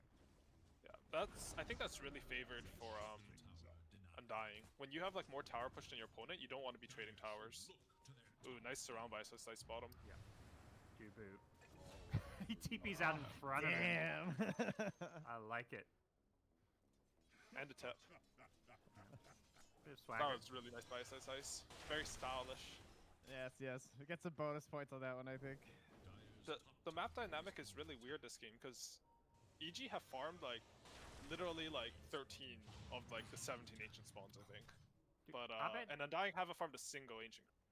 Yeah. Abed just TP out top like literally 0.1 seconds before Saberlight would have astraled him from fog. Like this guy's just like general map awareness is incredible. Yeah, Abed doesn't die when slow pushing.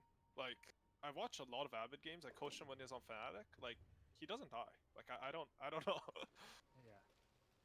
Okay, so EG has their timing now. They have this BKB on Batrider. So they're looking for a pick off here. I don't know if they want a full team fight. Oh, he just used this fissure into thing. Oh, nice. There's a Blink great Echo. ward. Yep, Tomato. The global silence. Is this going to be enough to save him? Helps Tomato get off the Shadow Dance. The Flame Break back cancels the pounce, unfortunately. And Tomato is still burning. He gets lassoed now after the Dark Pack. Is the damage there? They're going to drop the Death Ward to make sure they get the 1 kill. Crit in a little bit of trouble here with Bryle showing up. And Ember Spirit with a team Undying looking to just get some cleanup kills here. And Albert showing up and doing a whole lot of damage himself with the Ice TP in and the backup from Arteezy Stone Gaze. They managed to deter Undying from fully committing, and EG will get a 2-for-1 trade. Man, that's risky. Go over that play at nighttime too versus Slark, but the ward usage there really nice to help secure that. Yeah, that was really well played. The global came out like just in time, and I thought he was gonna live, but Abed stayed really calm. The BKBs, he waits out the Slark death pack after the ulti ends, and then he gets the last one to get the kill. I mean, how does he catch that bounce with the flame break? That was ridiculous. Like he's pouncing away and you actually stop him. Like, dude, come on. Definitely can tell he's played the Batrider into Slark a number of times when you see plays like that. He's got a Aether Lens queued up, so going for some extra cast range. Oh, they just missed out on Bryle up here. Yeah, I think they have an idea that he's still up here. Abed's just pretending to be farming as Ice came in with the Orchid but didn't get a chance to use it. I'll dig that. So Slark's things going will for an settle down egg. here. Yeah, not a very commonly bought item on Slark, I feel. Yeah, that's... I don't actually know the purpose for this game, but I don't really like the Slark hero. I random a lot in pubs. I keep randoming this hero and I hate myself every game I have to play it. So... It's probably good, honestly. It seems nice versus like Ice. Yeah, like you're not fully committed in these fights, I guess. Like you pounce the Fira, and if you get spread, you can always pounce out Guanglin stuff. Stone Gaze, pounce. Yeah. I guess he wants the fights to be really kitey, right? Like they want to burst a guy in global, reset the fight, and like the egg's good for that. And honestly, there's no item you get on Slark to do damage. Like this hero just doesn't have a steroid, so you need long fights where your stacks build up. Right, now him and Bryle are basically playing the same hero. Like the same style of combat. It's a pretty good idea, honestly. As far as EG goes, it feels like the game plan's turned into a lot of, let's get Arteezy really farmed. Is this a game where you guys feel Medusa's just going to kind of carry the game if it goes late enough? I think I think so. so. I think it's Batrider Dusa specifically, right? Like you have Dusa and you have a way to let her hit people. Okay, they smoke up here on EG. They have a haste rune on Abed, that's their timing there. Haste rune with the Aether Lens. See what they can find. They've also got really good vision around this dire triangle, so they're going to see Bryle. They scout him with the train as well. Blink Echo is there.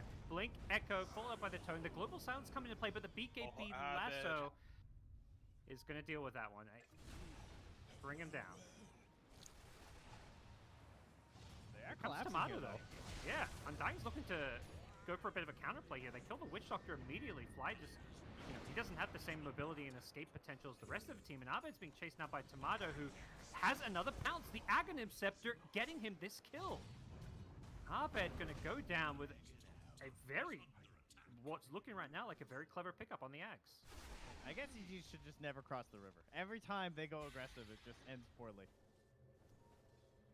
So Sice with the silence TP top, realized he was in a bit of a tough spot. How did EG get 5k ahead? Like, I'm watching this game, honestly, and I don't... Like, the moves... The fights are going better for Undying, right? So Arteezy's just hitting Ancients. Like, if I watch this replay, I will literally just count how many Ancients have died from Radiant side compared to Dire side. Like, I think it's a very, like, European thing. Like, they make moves, but every creep camp on the map dies before these moves happen. This is one where, like, if you look at probably in like post-game stats, the gold farm from creeps versus hero kills, and you'll realize, yeah, these creeps, you got to kill these creeps and ancients when possible. The thing about, like, the tier 1s died pretty early this game, so when tier 1s die, your map gets bigger, because, like, normally you have TP scrolls to tier 1s that control areas of the map, right? So as the map gets bigger, heroes like Battle Rider, Fury, and Medusa, they all have more to farm, I guess. Like, I would say, like, if you look at Radiant's lineup, like, if all 6 tier 1s are up, there's not enough farm on the map. But since these towers died early, like, Arteezy's just really farmed, but Avid's also having a great game. Yeah. And they all farm so fast too, like the Prophet, the Medusa, and Yeah, the Bat, exactly. that they can Like, they kill have the the heroes to wave make and then use do of this, something. right? Yeah. Like, I don't care how big the map is, like, Stark's gonna farm at the same speed. You're gonna press Q and you're gonna run to some creeps. Like, you don't farm that fast. Sort of same with Ember, honestly. You're like cooldown based. Dusa will kill creeps, like, wherever they're available. Perhaps we'll see these BKB pickups, and I feel like the pressure is going to be on Undying just to run at EG and force fights because they're not going to scale the same way. Yeah, he has Scotty up on Dusa. He's a really hard kill. The thing is, like, they have BKB on Bat, and they have BKB on Furio soon. Oh, not that soon, actually. They are setting up on top. Arteezy on the front lines here, but it doesn't look like they want to go on him. Yeah, he's a really hard kill. Yeah, they are not confident. Honestly, if I Like, was look at Undying right that. now, like, you have this BKB on Ember, but the BKB on Stark is pretty far. Like, their timings aren't synced up when you're 1 and 2. I don't really like that. Like, this Eggs, I think, is a sort of interesting purchase. They got him to kill on Bat bottom, which is huge, but I think it messed with their timing.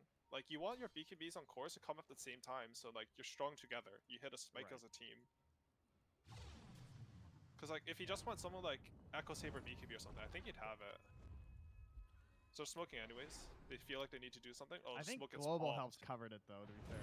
They're going to go on Arteezy anyways. Arteezy gets off the Stone Gaze before the Global Silence. He did have the Mantis to go with it. He's going to stone up Moon Meander, who gets used after it.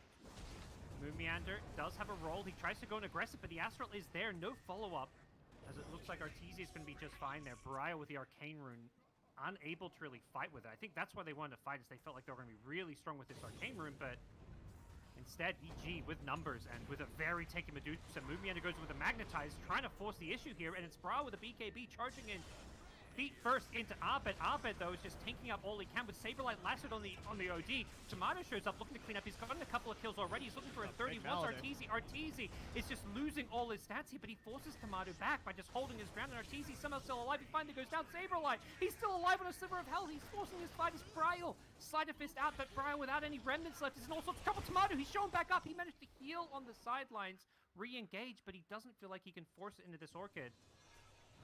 Hectic fight. I think Fly hit like a 4-man Maldic there. Yeah, he did. It was on, I think it was on all 3 cores? Is that right? Yeah. That was Damage a really though. good Maldic. Yeah. He forced the That Stark out of the couple- fight with that. Yeah, that would have been way worse. They would not have gotten those 2 Oh additional man, kills. Like I Saberlight thought would have lived EG for was sure. gonna lose the game there, honestly. Like, Yeah. Crit dies without getting spells off. He has buyback, but he's like, he trusts his team that he doesn't have to buy back there, because you really don't want to buy back on Shaker. And he doesn't buy back, and that goes pretty well for EG in the end. I'm It's honestly definitely shocked that went well for EG. Yeah. Yeah. The Slark felt underwhelming, which is not a criticism of Tomato. It's more just the hero. It felt like that should have been the perfect Slark teamfight, where he got a decent amount of essence shift at the start, hitting the Dusa, but he just never really got to that point where he was so scary that Like, he was killing everyone.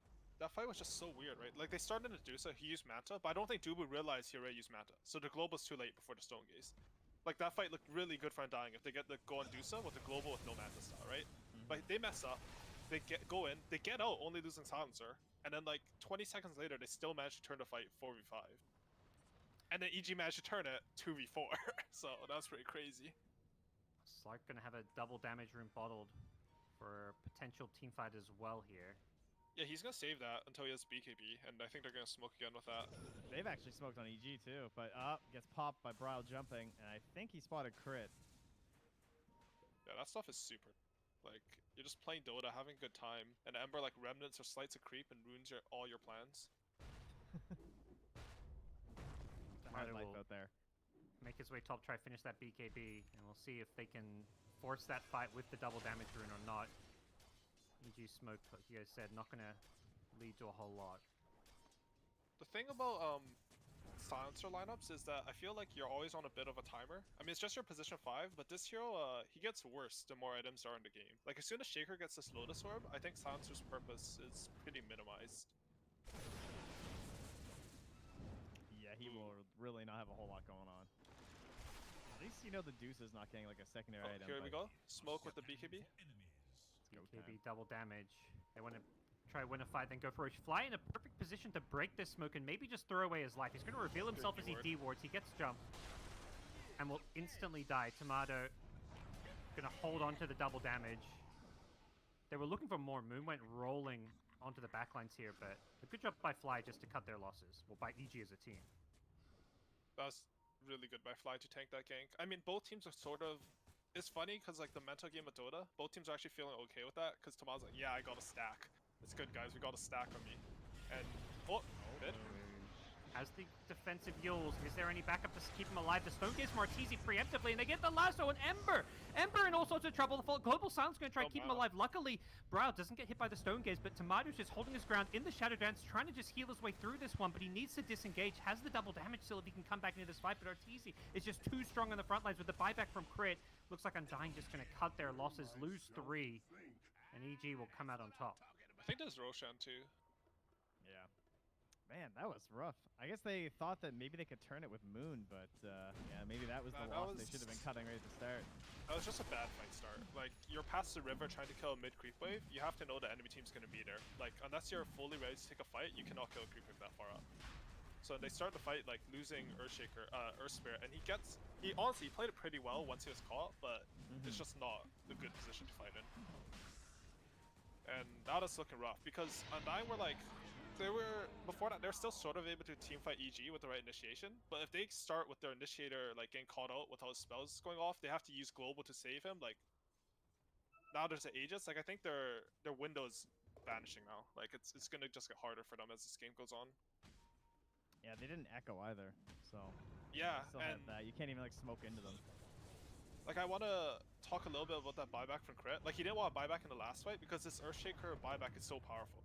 Like, he's buys back, and Undying, they legit just have to run. Like, there's no hope. They've popped their BKBs already. They're not going to vision this Earthshaker after he buys back, and the fight's lost. So, this buyback secures him Roshan and the team fight. EG catching the mid wave are going to look to pressure both top and mid, it looks like. That was really nice. Ava just like blinks in, completely unafraid, just ensuring that's not going to get past. I mean, one thing to know is Undying, they don't really have any instant stuns. Like, if you're as good as Abed, nothing's catching you this game. Like, I think he's only died in team fights. Yeah, they got nothing. There will not be an Abyssal or anything. Fly is really farmed. You just... It's so fun. When you get to play Witch Doctor and you just walk around casting neutrals. It's a rare support experience. It's like... It's funny because you think in pubs is like sort of griefing. And then in pro games it's griefing, but when you get to the top tier teams, you will see their 5s take a lot of farm priority. Because they're like... 5 position is an interesting position in that you're so weak that sometimes you don't need to be with your team to control parts of the map, or you've already secured it by placing wards and doing your job. So you have like, sometimes you have the most like agency to go on the map and hit a neutral. Like, you're like the cores like, that NA players wish they were, you know? Yeah, and then like as the game goes later, like the relevant amount of impact you get from gold can also be kind of crazy on a 5 because like, everyone else is like topping out. You just get like one item sometimes that just changes the whole game. Yeah, in that team fight at the bot rune, like he forced that Furion to save him, and he had to force that super early in that fight. I was surprised. And you can just compare with Dubu, who he has his Glimmer Cape, but I think that's all he's going to get for the game, and his global is becoming less and less effective. Yeah, he needs that silencer buyback. It's a big no-no, not having buyback on 5 silencer.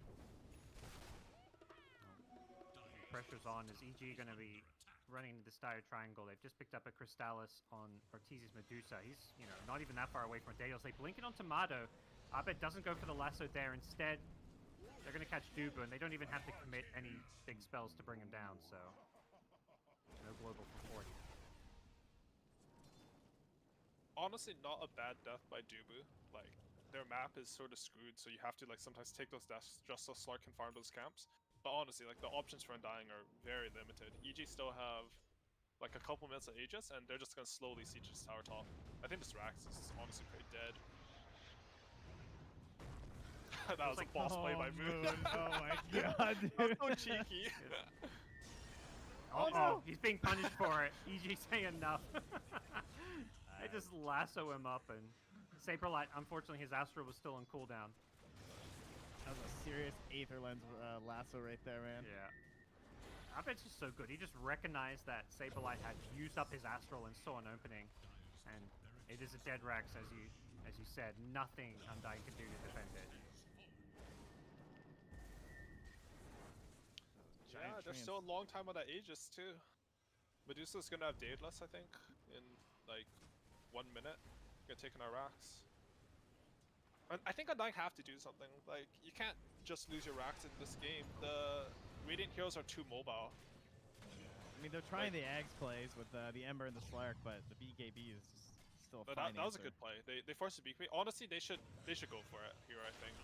Yeah. Like, by go for it, I mean, it's like you have to wait for Sir EG to mess up the position and smoke around. Like, because they can't take a direct fight. If EG are too slow, like, you might be able to time something with the Aegis, but I don't think this Medusa dies. Like, you don't have any damage on Undying. No, and when they're planted and like crits just lingering around, you're not gonna win a fight. Yeah. I mean, like, ideally, what happens is, like, Arteezy, like the mid-fight, how it's supposed to be, is, like, he uses his Manta, and then you kill him before he gets Stone Gaze off, but it's very, very optimistic to go for that. Also, Fly is, like, 900 gold from a Lotus Orb somehow, so that's cool. What happened to crits items? Yeah, didn't you have a playmat? I don't. He was I'm going for Lotus confused Orb, too. right? Yeah, I thought he was. I thought he was like already on the way. Maybe I was looking I at someone thought he else's plate had mail. a plate mail, but maybe I'm just. I don't know. Maybe Now just Fly has a wishful. plate mail, so yeah, I don't know Yeah. either. So EG are they're just giving each other items, you know? that must be what it Like a is. mid, Yeah. just smoked up. They roll across the River Moon. I believe he probably got He scalped saw by that one. roll. Yeah, Yeah. Abed here is in Firefly. Whoosh. Tomato just goes leaping in, unafraid. Force up of the Yikes. Shadow Dance very early, and he's being fissured into a Stone Gaze. He gets defensively Astral, that's going to keep him alive, but this fight does not look good for Undying. Moon Meander is going to have his roll blocked, and that's going to mean he's going to go down here as EG have lost crit on the backlines. Without a buyback, this could be okay. Brile as well as Tomato go charging, leaping in with the Ags, Ember, and the Slark. They just have so much chase potential. Tomato can't hit the pounce on the BKB to Abed. That right, who gets rooted up, gets the last off on Ember, but that root is doing a lot of damage. OD drops the hammer, and Saberlight's looking to turn and fight, but Arteezy, he's the big bad raid boss. Unable to bring him down. Tomato does burn his mana pool, but gets sprouted and killed. Ultra kill for Arteezy. Could be all over for Undying, unfortunately. That Not fight a was all bad fight. pretty well played by Undying, but Yeah, they lost bot racks while that was going on, and Arteezy finishes it with a rampage, so it's going to be mega creeps. It's going to be GG, I imagine. Yeah, just too big of a deficit. Yeah, Brile, I mean, he went right on to crit the start, like pretty good target, and he just focuses him down and forces it with the global, but, you know, then the rest of your team's also dying the whole time, so. I can respect that though. Like, you're down this much, and they don't send their basic weight. Like, they try to go for it, you know? Tomato knows, like, his ball racks is being hit, he has to, like, that pounce in, like, it looked crazy, but he has an OD save behind him, and they have to win that fight to win. Like, it's their, you know, one shot in 1,000. And the mark of, like, a good team is when you're behind, you go for those. You take the risk to try to turn the game. You're not, like, sit in base, sit my high ground, hope for the best for Sedusa. Yeah, What do you this, guys chalk this large one up to? lead. Yeah. Yeah, I don't know. It's like Undying played really well, I would just say. Like, yeah, versus EG. I mean, we kind of come in expecting them to do well, obviously, because they're playing pretty undefeated. But it's a little bit of a rough mid game there, where despite winning all those fights, like the amount of farm that Arteezy got was just way too much from those ancient creeps. Yeah, I feel like they got outstratted. Like, the game plan was not good against EGs. I think honestly, like the early mid game, like Undying played better, but EG's win condition is literally to hit their ancients and farm all the neutral camps on the map. And Undying have to like hit their timings perfectly. They have to sync up and like keep killing EG, and one's like a lot harder than the other. It's not Yeah, like and EG can't like counterplay them, right? Like, with other lineups, with how well they played, they probably would have got more objectives. But this whole idea of like having like very minimal push and everything on the side of Undying meant that it was really hard to like shrink that side of the map from EG. And so, despite like doing okay, if you're not like taking away that territory and Arteezy's still just farming the whole time, then you're still just gonna get drowned out in gold. Well, Undying, previously 6 wins, not a single loss as far as games go, have suffered their first defeat at the hands of Evil Geniuses. We're going to see if they can bounce back and make this a full best of 3, or if EG are going to get the 2-0. Stick around, we'll go back to the panel before game number 2. And what would you say to Brile's hero pool? Is that something that would even be in his arsenal? I don't feel like That's I've a seen good the question. deepest hero pool for Brile. I feel like he's a pretty on-meta player. Yeah. But yeah, Jeez, Drafter's chicken traditional continues mids. for EG. I mean, Queen of I Ping. hate this Oh, hero. I'm just thinking it dispels. Like, is there any way Legion Commander is going to be picked this game against the Ember, or against the Bat Rider, I should say? They're yeah, picking that's Enchantress, though. a classic lane counter. But once again, I'd be worried if you're picking some weird off meta shit in the mid lane, then you Yeah. don't have this like rotating hero because like the Slark couldn't do it last game, and then Ember couldn't either, and then things get weird because nobody can actually rotate. Brow did a And good even job. if I mean, you he caught up. even if you counter the Bat Rider, it could be a position 3 as well, right? True, true. Like Death Prophet right here, like we've been seeing some 4 position, but mostly 3 position Death Prophet, but of course could still be mid. So still a lot of flexibility in EG's lineup. Yeah, DP seems to be coming back. My take on this hero is that like at the start of the patch, it was feeling kind of weak because people were still playing the old meta carries, like people were still picking Sven and stuff like that. And then now you have a lot of these like Monkey Kings and Ursas, these heroes that just dumpster melee heroes. So these ranged offlaners like Nature's Prophet and Death Prophet, especially if you can flex them between multiple roles, like they feel a lot nicer to pick, give you more options for your draft. It's interesting they pick Enchantress into a Witch Doctor. Isn't that typically kind of a feels bad? Considering the creeps get just stunned forever. That's still a thing, right? Creeps Yeah. get stunned forever with Cask. It is, yeah, it is. It feels bad. I mean, you're still gonna own the lane. You still have the gank tank on Enchantress with the hood. Like you're still gonna do all of the Enchantress things, but it is worse. Like Witch Doctor also can kill Enchant because you just maledict her and ult, and the ult obviously on Witch Doctor doesn't care about the Enchantress passive. It feels bad. They really want to win the lane clearly. Well, it looks like Ice Ice Ice is slated to potentially play this Death Prophet, and if so, will be the one like real tower pusher again moving forward. Again. Look at this, yeah, Undying. Enchantress is a bit different, but they go right back to the Slark again. And it feels like in this case it's coming out because you have a prominent core Bat Rider on the other side. I get that, but everybody was a little 50-50 on the Slark last game. Maybe this time they feel they'll, I don't know, itemize more appropriately and hit timings a bit better and more in sync, and that a run back is all they need. I don't know. Part of me is like, these guys are way too experienced on the side of Undying to just do a run it back real quick and see how she goes. Like that last game, I mean, how much better could they have played? Like we said, like their moves were amazing. They were playing them great in team fights. Like they were getting kills everywhere, but it just wasn't enough. Like I don't know. I mean, I guess you ban the Medusa, but like there's other heroes that can do the ancienting thing, right? Like there's other heroes that can play the economy game. There's got to be some crazy pick coming out from Undying. I refuse to believe that they're just going to run it back. I think they want us to believe that they're going to run it back, but I don't think they are. I want to throw out before it happens that Alchemist was banned last time and is not banned this time, and has been a secret like meta pick for some of these teams. I think with different items, Slark would have had definitely. I mean, there's no question he would have had a better game. Whether they would have won, I doubt it, but you never know. I mean, the real issue is I know you have Dispel with Slark, but Earthshaker is especially once you get Shard. Like you can use Shadow Dance your ult and still get perma-stunned essentially, and then by the time your ult is out, you're unstunned, and you have Witch Doctor, Cask, and Lasso to worry about. There's just Silence on top of it. They have a lot of answers for Slark, so. I mean, it's a hero that can snowball, though. So if you win a couple fights, you can snowball that to get a couple towers and whatnot. But this hero just not a fan, personally. I agree. I'm sorry. Side. Go ahead, Jenkins. I was gonna say I couldn't hear Suns fan over my. I was having some deep dark fantasies of EG picking Pudge here as like a possible Ice hero or something, or TZ carry Pudge. So I was having those fantasies in my head and. Popping off, but it's probably not going to happen here. It's not so good of a Pudge game, kind of the worst hero in the game, but what do we got left here? Terrible Pudge game, but hopefully they pick it. Yeah, absolutely. I would die. I would literally die, I think. Pudge is going to get enough buffs with that Shard, with his cast range and whatnot, that he's going to be like one of these actual save heroes, because then you have Hook and you can eat your teammates if the range is just extended a bit. Right now it's like melee range. I think it's going to go down that road. I hope you're right. I PPD in my chat last night, actually, on Twitch, and he was asking me why I didn't go Shard on Pudge. He was flaming me.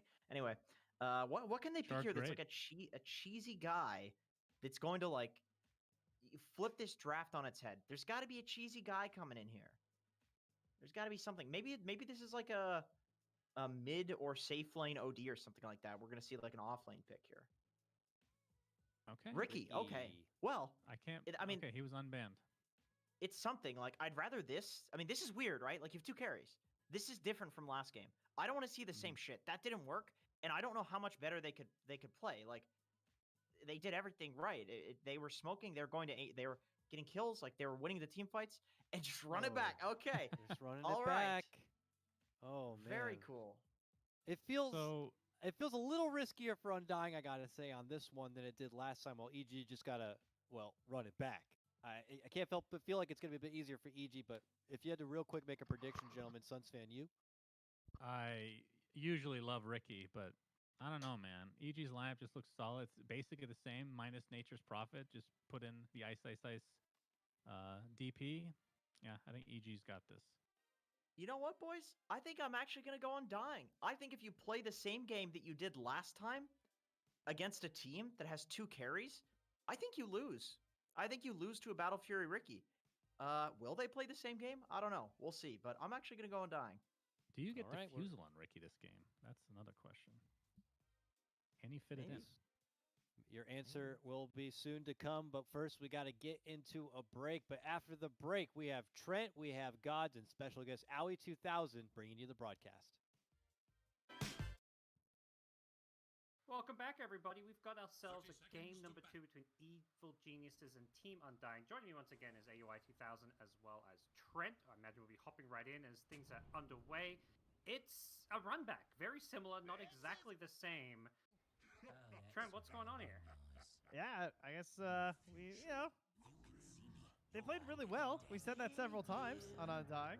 And, Evil Geniuses, they won. So I guess they both just decided that they want to try rock, paper, scissors once more here. See if they can mix things up. Now, we have changed sides, so that is quite the difference. We will be seeing Arteezy on the Dire off lane this time, as opposed to his favorite spot, the Radiant off lane. This one, not quite as common.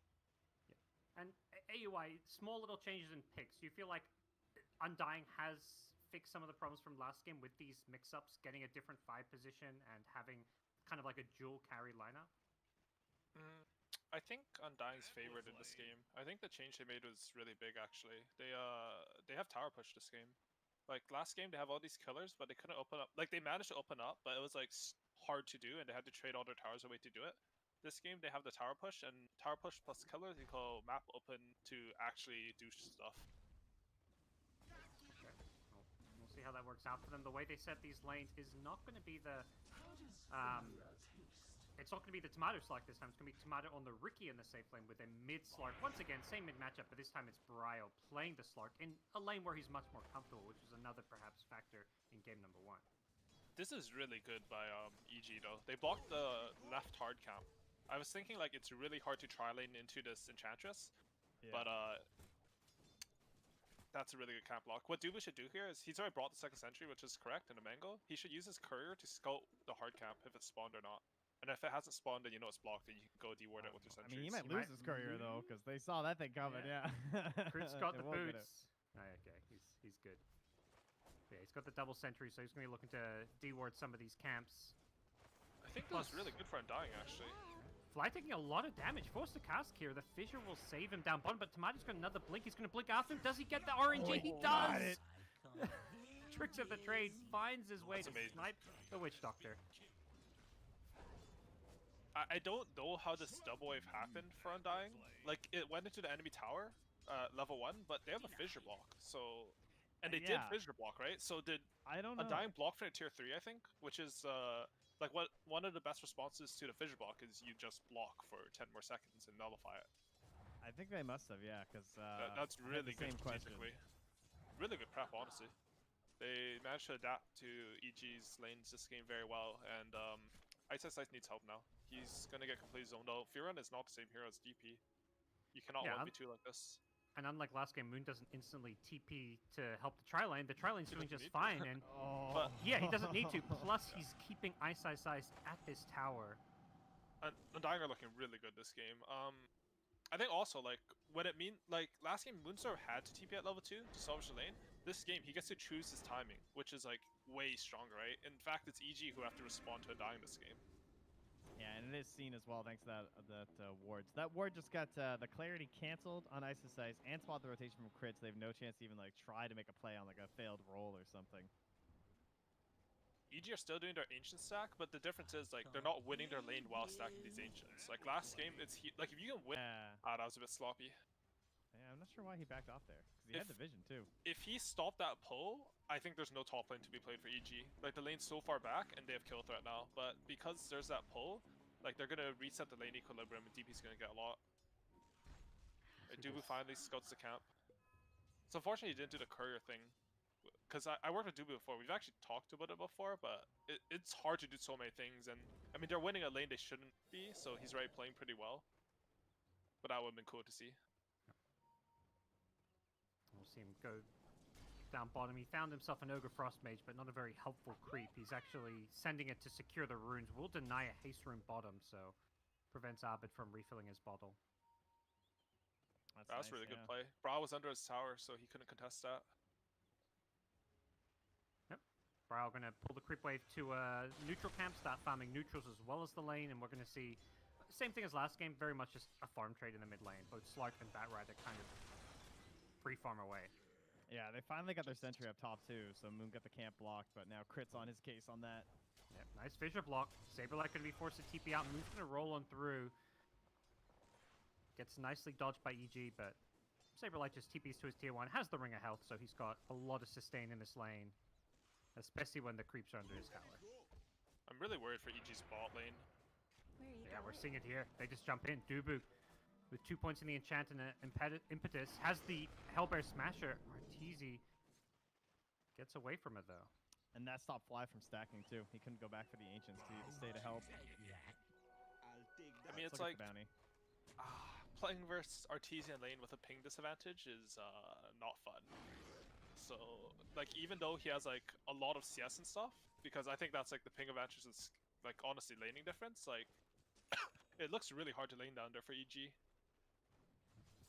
Sorry, I meant to say it's usually not fun, but because they got that first double wave and stuff, like, Tomato's also having a really good time. Yeah, Tomato doing just fine. 22 last hits, not winning the lane by any means, but has the Orb of Corrosion up already and is... I think there's probably less pressure on him to, like, you know, be that true hard carry when you have got this Slark playing in the mid lane as well. I think it's weird. Like, I really don't like Slark, as I mentioned at last cast, because I don't think he scales well, even though he's supposed to be treated like a hard carry. I think they should actually put Ricky as more of a hard carry and have Slark run around and do stuff this game. I think that'd be more favorable for them. And I think that seems to be their plan, too, with, like, the general switch-up that they've done. Look at Brow, he's just chasing down Abed. Take away his neutral camps, pull the creeps, just pulling creeps play. wherever he goes, yeah. Trying to deny as much of that jungle farm as possible. The Ancients, still getting sapped. Yep, Witch Doctor maybe not. gets the Maledict off on Tomato. This could be bad for Tomato, but he gets Vision underneath the tower. Still taking a little bit of damage. Has the wand, so he should be just fine here. And yeah, Crit's TP not going to lead to a whole lot. And they've left that ward there from Dubu on the Ancients too, so that they're looking for when he tries to move over here on Abed. This level 5 Ricky, just with the Orb of Corrosion and boots, has a lot of kill threat. Yeah, he's a strong hero. If you get a good early start to this lane or your stronger lane, Ricky's like one of the best laners in the game. It's usually like when he's more contested that hero is having issues. The thing about this game is like Ice is level 6 already. I feel like from the start of this lane, he should have a lot less than this. He's playing it pretty well, and there's also that, like, I don't want to harp on it, but, like, letting that pull go off, it lets Ice have a game. Like, if Ice is level 4, level 5 here, like, I think this tower just dies, and this game's going to be completely different. Yeah, they do a good job pressuring it with the Siege Creep and Meteor Hammer, but like you say, the tower at least gets kept alive, so... Both bottom and top EG towers taking damage. Usually you see those trades, but this game it's Undying, pressuring both side lanes. They're going to go for a kill top. Get this, though. Yep. Astral into roll with the Meteor Hammer, and Saberlight's going to commit the ulti. Elsewhere mid, yeah, Brow's gone in, committing for the kill on Crit. Doesn't Dark Pact off the initial stun. The Fissure going to follow it up. Crit still in a lot of trouble here. Brow has the Shadow Dance skip needed, and I believe he's going to have to pop it. crit, still trying to run another Dark Pack, should finish him off, and that's going to get the kill. Really good No play by orb Nine. or anything. It makes that pretty scary. I think they've the same thing as last game. Honestly, they've identified sort of a weakness. If you pick Witch Doctor ES supports and a Dusa carry, you don't have anyone who has any early game pressure. Honestly, like this Barrow doesn't do anything early either. Like he's just a farmer. Like he's gonna sit, farm his bots, and then he's gonna honestly just farm some more till he gets BKB and stuff. Maybe he'll throw in a lasso somewhere, but this early pressure is really good by Undying. And as Prophet, you get a little more hung out to dry than, well, than Nature's Prophet, you know? It's not quite as easy to, like, you can't pick your moment quite as easily for, like, taking towers or joining fights. You have to be a little bit more coordinated and calculated with your exorcisms. Yeah, for sure. I mean, the big thing about this game is that, yeah, it's exactly what you said. Like, they have to commit to get the tower on EG, and I don't think it's that simple for them to commit. Look at mid.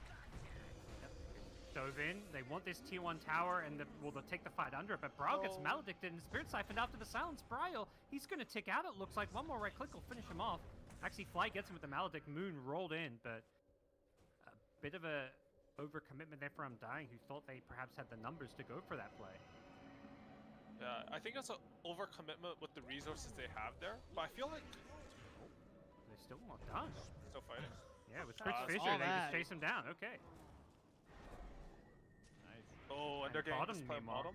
Oh, Tomato gets out. He's being dusted out, but Saberlight saves the day with the Astral and the Meteor Hammer. He's not going to turn it around to get a kill, but he keeps Tomato alive at least. Yeah, that's a good TB by Saberlight. Dusa gets you free from top now, though. Now that OD's committed his TB. The thing about that play mid is, like, I actually feel like Tomato should have been there. It's, like, sort of like a next level play. But, like, he had bot lane pushed in, and it was an overcommitment for how many heroes they had there. But if you add one hero there, like, either with TP or you run there with Ricky, like, that could have been a really sick play for them and kept out the pressure. Instead, like, they don't get the trade they want. Oh, here we go. Yep. This is the numbers you mentioned. Bring Tomato next time. I think they realized it, right? Like, they need Tomato in these fights. He's had a pretty decent lane. He's high level. He needs to be in this fight. They need just one more little and this play goes really well. We got ice with the range creep bait. They knew he was going to stay right there. So last it, Moon gets the free roll. And now, even without taking this tier 1 mid tower or bottom tower, they're invading this enemy dire triangle, wanting to contest these Ancients that hurt them financially so much last game. Fly's going to come in and just stun up the Siege Wagon mid to try to delay this push. The Fisher's going to help him get back to the high ground and stay alive, but Brile just pounces over it, and Saberlight has the Astral and the Meteor Hammer. And they're still keeping this mid-siege creep alive. Dubu just tanking tower shots to make sure of it. They want this tier 1 mid. They really want to try to take control of this dire side of the map. Look at that Ents creep go. Yeah, and I think what we'll see here is that Dubu's going to play bottom side this game, and he's just going to keep enchanting creeps and sending it to enemy Ancients to block it. Especially after Ice did something so annoying last game, like it's in your mind. That's probably going to happen. Dubu gets doped by the Firefly, but as soon as TP's come, Abed, he's out of there. Moon cancels though to stay mid. Ooh, mid, yeah, they've gone in. Brile, with Moon's initiation, gets another kill on Crypt. Brile already up to 3 permanent agility. Bottom lane, they're going to recommit. They've dove in with Ice's Exorcism. Dubu just trapped in the corner, and it looks like they're going to lose quite a few here. But Ricky does a good job showing up to the fight. Tomato, has he got an escape with the dust on him? He needs somebody to blink to. He's got allies coming from the north. He's going to blink out. The roll kind of messes up that blink escape, but the dust should be wearing off fairly soon. Tomato still very low, gets flame break back. Tomato blinks out again, keeps himself alive, but unfortunately, the rest of his team not so lucky. They lose a couple in the process. Yeah, they were low on resources from coming from that fight mid, so like Moon didn't have the mana to actually like pop his spells. Tomato's actually going for the Diffusal Blade this game. Both the Slark and the Ricky are. I mean, that really means they just want to hit their timing, go. Like, have 2 Diffusal Blades versus Dusa, and she just dies like paper. Ryle with an Invis Rune just finds Ortiz. Does get the Stone Gaze out, so... Not Fine. gonna Take her in find a jungle. kill. Yeah, that's okay. We'll take that. No Stone Gaze. Yeah, now they kind of got to share this triangle of camps between both Dusa and Batrider, with Dusa's getting bullied out of the top side of the map. I mean, this Diffusal Blade by Ricky, it might work out, because I think their overall strategy is better, but I'm not too sure if it's the correct direction. Like, I feel like I feel like people underestimate what Ricky didn't do late game. Like, I don't think Dire outscales Radiant at all this game. He's just getting jumped up top, but tower shots will bully Tomato back, but he does force several TPs, so still not a bad move as Bryle is waiting for ISSS to show up. ISSS has the Silence and Spirit Siphons. Doesn't have an ultimate right now, so... Yeah, These teams it's funny how you think of, like, Medusa as this crazy big late game hero because she stands there, she's really hard to kill, and she hits everyone with a lot of damage, but Ricky is, like, does the same thing, but you actually can't hit him. It gets to a point where he's literally untargetable and hitting two of your heroes. I played a bunch of Ricky, and if you get to a Octarine core... Oh, but we had a pro game with that in it. Yeah, Octarine, the Spell Prism... I'm pretty sure that's the best late game from a hero I've seen in my entire career playing Dota. Like, I played Dota for a long time, and I've never felt something so broken late game. Like, you're literally perma in third spell. Nothing can hit you, and everything just dies. Like, there's no hope. Like, I think in our game he had like 0.3 seconds he was vulnerable or something. Yeah, exactly. That's it. I mean, if you have Spell Prism, you're just perma immune. So, and it goes on for like 15 seconds. Like, there's no stopping it. Initiation mid crit. Yep, he's been caught by the defusal, but has backup nearby, and Dubu may just be sacrificed. It does feel like Undying are kind of suffocating EG and keeping control of a lot of this map. Bryle was just bullying anybody who came out in the top lane previously, and now he's just constantly running in at this triangle of camps. I like this. Tomato went back for the Belfry. Very good, I think. Yeah, I like that too. Don't worry about this double defusal. They're gonna open up the map, but they don't have the lane shove to use it properly. This Battlefield, I think, is the correct choice. Saberlight Astrals then just backs off. EG are really playing huddled together, whereas Undying getting a bit more farm on the map, but at the same time, this game very much in the balance. Neither team's pulled away with any kind of a gold lead, and Crit still working on his Blink Dagger. Despite that, is going to go for a smoke play. Bounty Rune's coming up, and that's why they want to make this move. Yeah. I think it being for Bounty Runes is smart, and they'll secure the Bounty Rune, but I don't think you can get here he comes. Oh, oh, so slow. Okay. Tomato walked into the pre-planted sentry, and EG just pick him off. Just blame ping, boys. Nothing you can do. Fair enough. Fair enough. Man. Honestly, that was a pretty good spot. It was my bad for not recognizing Bounty Runes were spawning. It worked out really well for EG. I think really the big good at difference, baiting that. like, top lane. Are they going to get this kill? Not perhaps as big a kill as the Ricky one, but still a nice kill to get. Nice kill. That's a stack for Slark, boys. If you get like 15 more, you have normal agi gain from the core. Like, why does this hero has 1.7 agi gain? Like, what? That is depressing. Mid lane. It's like the same as BKB on Abed. These teams are doing, I think they're doing a really good job at like trying to force out TPs from the enemy team. Like, Abed has poked them bottom and mid, and Undying did the same thing at top tier 2, and as well as mid this game. It's a really important concept. Like, you go on people just to force the enemy reaction, so it opens up something on the map. You can't just like every TP that our TZ sees is another wave, basically. Yeah, I mean, TP scrolls are like your ultimate early game, right? Like, they're your long cooldown that allow you to make plays around the map. So every time you force these, you're removing like options to your opponent and opening up another attack venue for yourself. Moon just lurking here, hoping that they can set something up here. Yeah, I think very tempting as he works. Like, if you compare last game to this game, because Undying have this tower push from Enchantress, they're able to open up the map and secure a tower advantage. So EG can't just outfarm them. Like, they have to play very tight this game. Last game, Fly was like hitting freaking neutral creeps early on in the game, which is like pretty unheard of. This game, like, he has to tank for his Dusa. They don't have the lane shove. All their lanes are going to come in here, and it's like, it's scary look where for they EG. Yeah, they're just fully clumped up in there. And that's like, it's a good strategy adjustment. Like, last game, they realized they had the potential to kill heroes, but what did those kills give them? It let Dusa hit Ancients. It didn't do anything. But now just 1-5 change, and the game's completely different. And what you were saying about the TP cooldowns is exactly what Undying were just trying to do. They just kept throwing spells at crit mid, trying to force TPs. Enchantress just ran in, used an enchant, and then ran away. Like, as if like, let's pretend we're going on the shaker. But the real go is perhaps at this bottom lane, where Ricky has found the Witch Doctor, looking for more Abed, doesn't commit the BKB, but he's going to be just... Oh, he's not fine! Oh, the last second of the TP, Abed gets caught, still has the BKB, so he's just going to look to BKB and run away, but yeah, Bryle shows up. More agi for Brio, perhaps. We're going to see what Abed can do to juke this one. He's got Firefly in a couple of seconds. He's still juking through the trees. Gets caught up to again, trying to go over the trees, but Brio's going to be there waiting for him. See, that was planned by Brio. He wanted to leap into the trees to cut him off. Yeah. That's so much IQ. I don't even know how many heads that is. That's past 5 head. Yeah, Ricky has Battlefield right now. His timing's like not that bad because his corrosion full treads wand. He's not the most farm, but he will catch up. I think Ricky farms really fast with Battlefield. Like And more he's put so pressure on the map too. So like Yeah. some of his gold net worth being lost was worth it for what he took away from the opponent Yeah, too. for sure. I think he missed the first mid rotation, but the next one was really good by him, and like it made up for it. Like, oh, smoke into enemy jungle. This is a crazy smoke. What is this? Deuce to Saberlight has a Earthshaker smoke? blink. They fissure to start things Oh, off. the The blink smoke totem pop. follows. And Saberlight going to defensively Astral. Can he blink out after this Astral? We're going to find out. He does get the blink out, and Saberlight's home free. No immediate counter kills happening. EG will deward. As Undying do the same themselves, so neither team with the vision here. And in fact, it's actually Undying with an aggressive ward. They see a lot here if they want to go chasing, but it looks like instead they're going to pressure around the mid lane. Yeah, I feel like you can see the pressure EG's under. Oh, there's going to be a fight of Ancients here. We have a DD on Brawl, really big. As the BKB, can he find a lasso target? Gets Moon's going to pull him back. No real follow-up damage immediately, but with Fly as well as Crit now showing up, it looks like they should be able to kill off Moon, who gets his roll blocked in.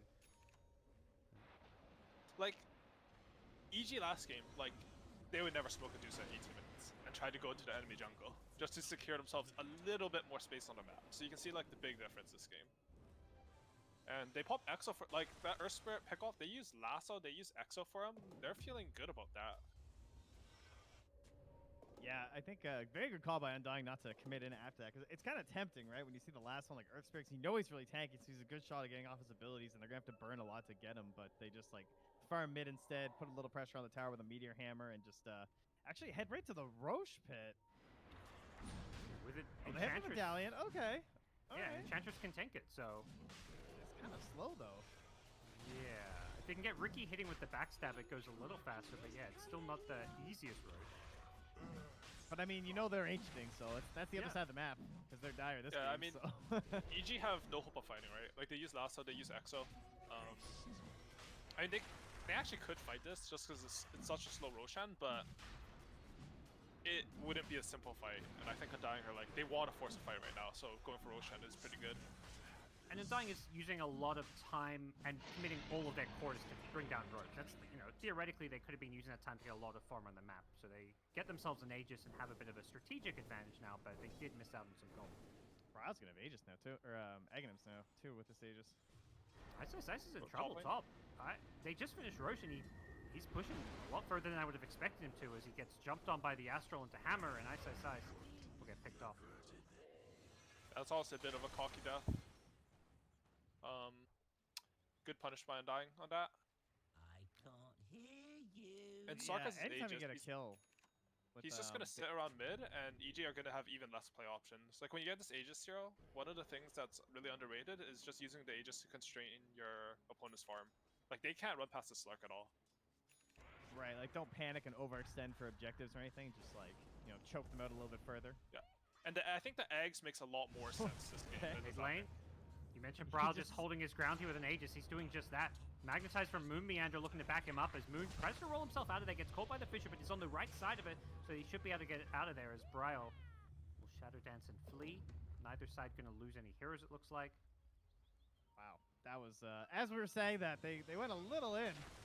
That got a little worrisome there, but they find the escape afterwards. They force EG's heroes all to like one small circle of the map, and now EG is like forced to smoke. If this smoke doesn't connect, like it's gonna look really bad on that front. It looks pretty good though to smoke. They get the dust onto the Ricky. Yeah, Tomato should be in some trouble here. They have the BKB on Batrider. Looking for that lasso. He finds Saberlight. He held it knowing the OD was lingering around, waiting for the save. The blink crit! Echo Slam from Crit! Huge play from him. Insta-tip on a Saberlight. Sick plays from Abed as well as Crit. They're going to get the third kill there. Abed didn't go for the last one. Ricky, he knew OD was just waiting for an Astral save, and really heads-up play from EG. Yeah, they were way too ready for it. That was very amazing by Abed, honestly. Like you see the enemy carry, and you have the presence of mind not to lasso him there. He looks so free, and you're just like, okay, I'm gonna save it. We'll get an extra one, and he won't get the save off.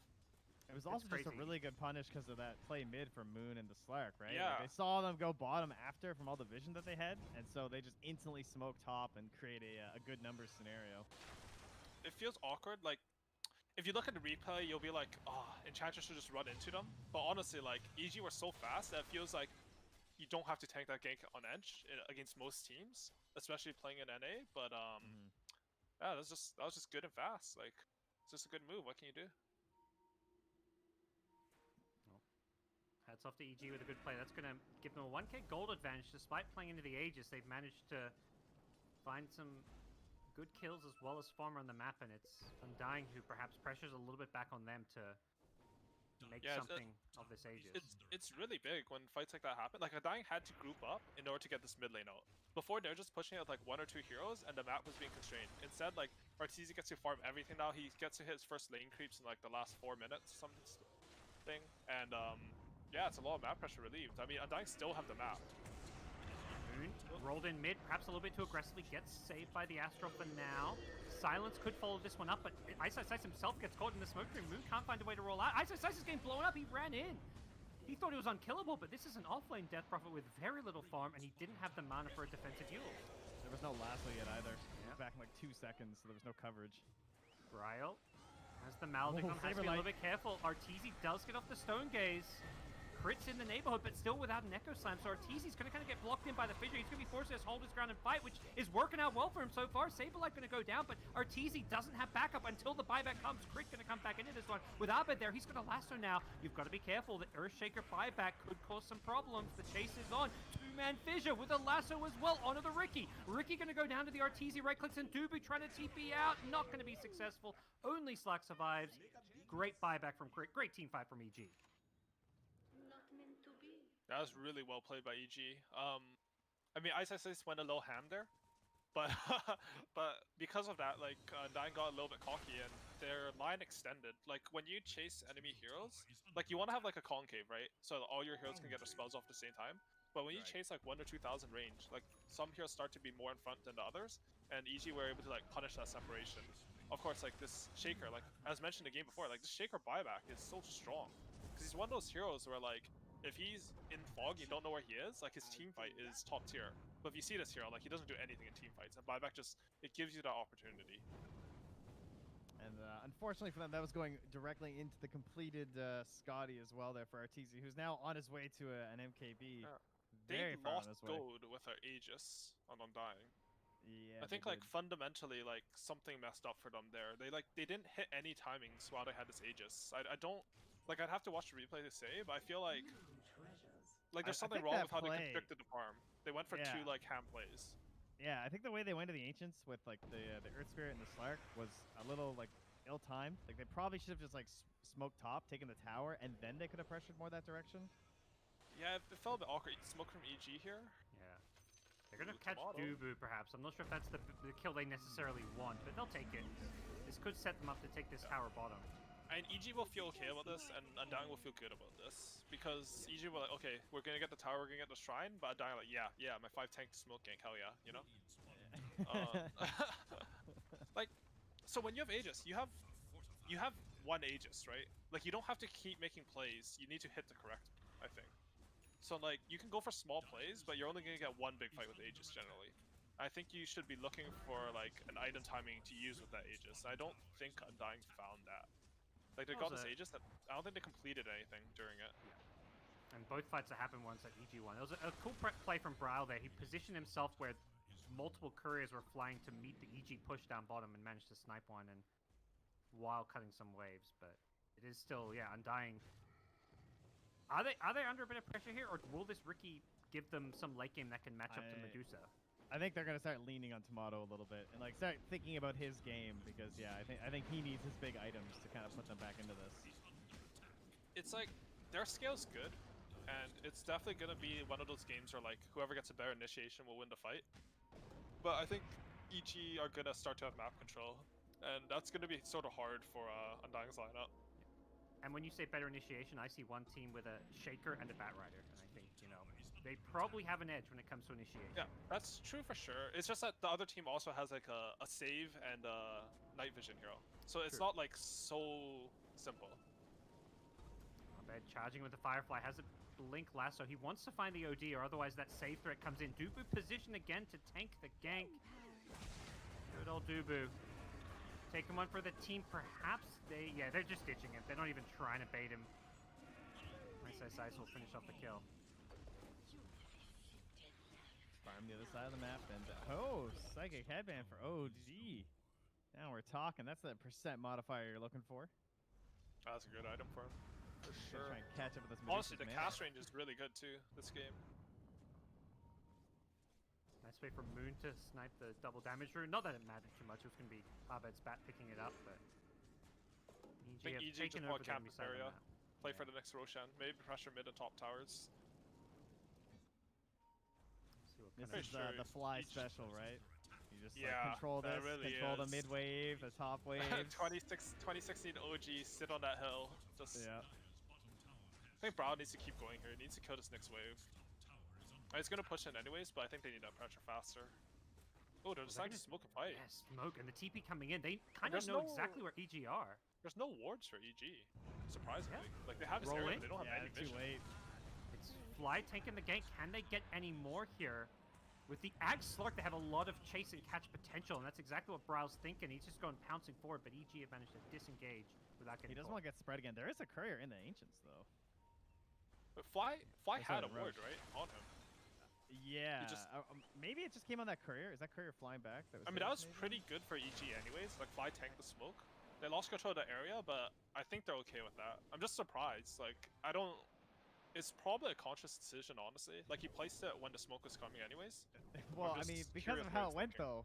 though, Dubu's not even dewarding. He's like, oh, Yeah. actually, no, he did deward. Okay, never I mind. mean, he has we're good. he has a Slark, so he's gonna wait for him to clear the area. Do you see this mid ward by Undying?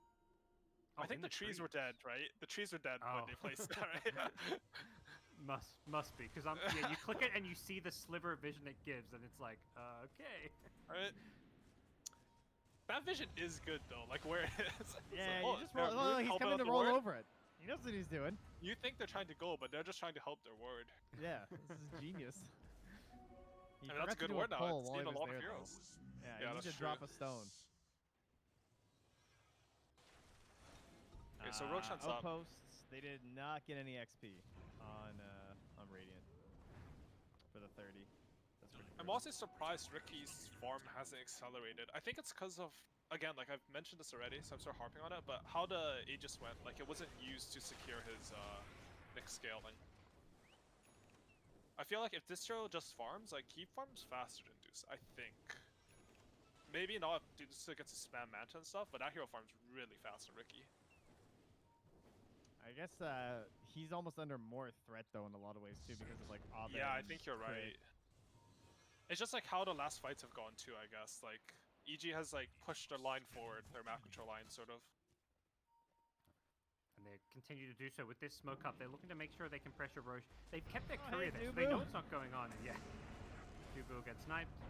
Undying that gonna look to threat. fight this one. Okay. Rolling from Moon Meander. He goes in with the magnet. He's gonna Silence. force a Crit. stone gaze, and yeah, Crit's in all sorts of trouble here. He's been caught by the silence here, but the OD pulled into the stone gaze. They're gonna lose Saberlight before he can really cast a spell, and the rest of the team caught in the gaze as well. Arteezy triple kill. Oh, dude, I'm That's trying to learn Roshan. how to play Earth Spirit. That's exactly how my fights go. I get in the backline, I silence the 2 supports, and I think It's I'm looking like good, owning right? and crushing, and I'm like, oh, so good, and then my team just loses. I Because mean, the thing is, like, it's both games. Like, someone just caught out around mid. I mean, it's in the enemy jungle, which is, like, even more vulnerable to mid. But someone on Dying just gets caught out before the fight begins, and then they try to fight it anyways. Because they're, like, they're not feeling good mentally this game. Because they had this game. They had control. They had this Aegis. But they let it slip through their hands. And now it just feels bad for them. Like, it's... I think it's about what you said with Earth Spirit. Like, if you ruin like that, like, Earth Spirit casts the spells perfectly there, I think. But his team is 2,000 range away. So, like, it doesn't matter if you ravage 5 heroes if no one can hit them during the ravage, right? Yep. Ooh, tap it? Force Brow's making some space here. Yeah, this is going to be a Shadow Dance TP out from Briar. Oh, that vision. Yeah. Close. Well, EG now with, it feels like full control over what has been a very even game for 30 minutes, but now with an Aegis and an AK gold lead and a pretty sizable XP lead, EG. Look where Artesia is right now, by the way. Not there. In some trouble. Creep in from Brawl. He's looking to force his fight. He's found Crit with the silence, but the Ghost Scepter from Crit going to help keep him alive a bit longer. And Moon, with the Stone Gaze out, doesn't have any backup coming in. Instead, the backup is going on Fly. They're trying to catch him, but Brawl's Slug has been lassoed and pulled back in. Crit has got the follow-up Echo Slam, but the OD tries to keep him alive with the Sand. He's not the best damage coming in from Saberlight as, yeah, the cheese keeps him up and running. Crit chases on. It's just a Dubu Enchantress, but the big kills are top lane where Tomato has been dusted up now. Throws out the smoke screen, but he's in a lot of trouble here, and Abed gonna make sure they finish him off. Absolutely devastating for Undying, who once again lose their Ricky. Crit's just dropping voice lines. He missed the pounce. The Slayer goes flying halfway across the map. Comes back in with the defusal, instantly blinks away. Couldn't quite get a handle on him. Brian looking for the big jump onto Abed, though, with another defusal. He's got a BKB here. Abed's dead.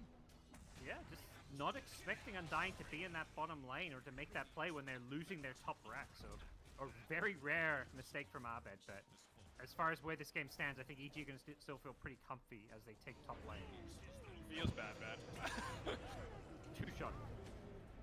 They are forcing this fight. Braille going to have to pounce out of there. Arteezy's being isolated and kind of ignored while they're going the rest of them. They're just chain astraling him. They're going on Fly, they're going on the supports. Ice has an exorcism though, and he's just going to run at Saberlight, who's been silenced up now. Doesn't have a good answer to this. The Psychic Headband not going to do a whole lot to bail him out there, as Abed has the BKB back up, and he's just going to go in. Nice buyback from him to make sure they win this fight.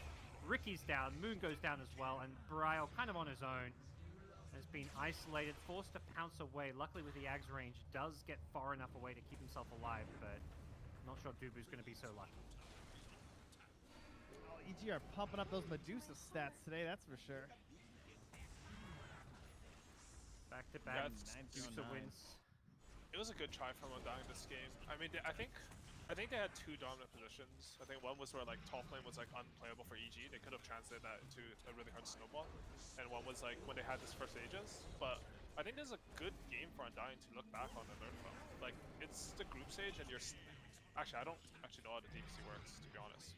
There is no group stage. You gotta win the game. It is just the group stage, but there is no playoffs. But the group stage is all there is, right? Yeah.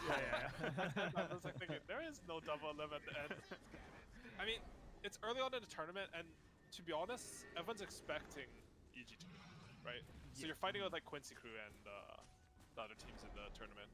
Exactly. Definitely, I think potential for a team like Quincy Crew to upset EG. Got him indeed. GG is called, but. Yeah, I really like what you're saying, because it does feel like these... I mean, I enjoyed these two games, even though in the end, EG won in what seemed to look like kind of semi-convincing fashion, but both games Undying were in it. They had solid drafts. They played really good Dota overall. It's just a few slip-ups that EG were so good at punishing. They kind of showed their strengths and their weaknesses, just as you're saying. So it really is a good game to go back on, to really try and figure out... And plus, even it's like a control, right? It's like an experiment, since you basically pick the same heroes. For sure. I mean, the strategy adjustment they made was good, and I think it like shows that they're gonna learn from this game fast, and like they were able to adapt in the series, and I'm excited to see like once they have the replays to study and stuff, how they're gonna adapt for future games. Yeah, it's going to be brutal. Like, you know, Undying's going to be having to battle out with the likes of Quincy Crew, Sad Boys, and 4 Zoomers for that basically second spot in NA, and that's also assuming EG continues their dominance. Who knows? Honestly, what lies in store for them. There's like a pretty high percentage that Quincy Crew beats EG, I think.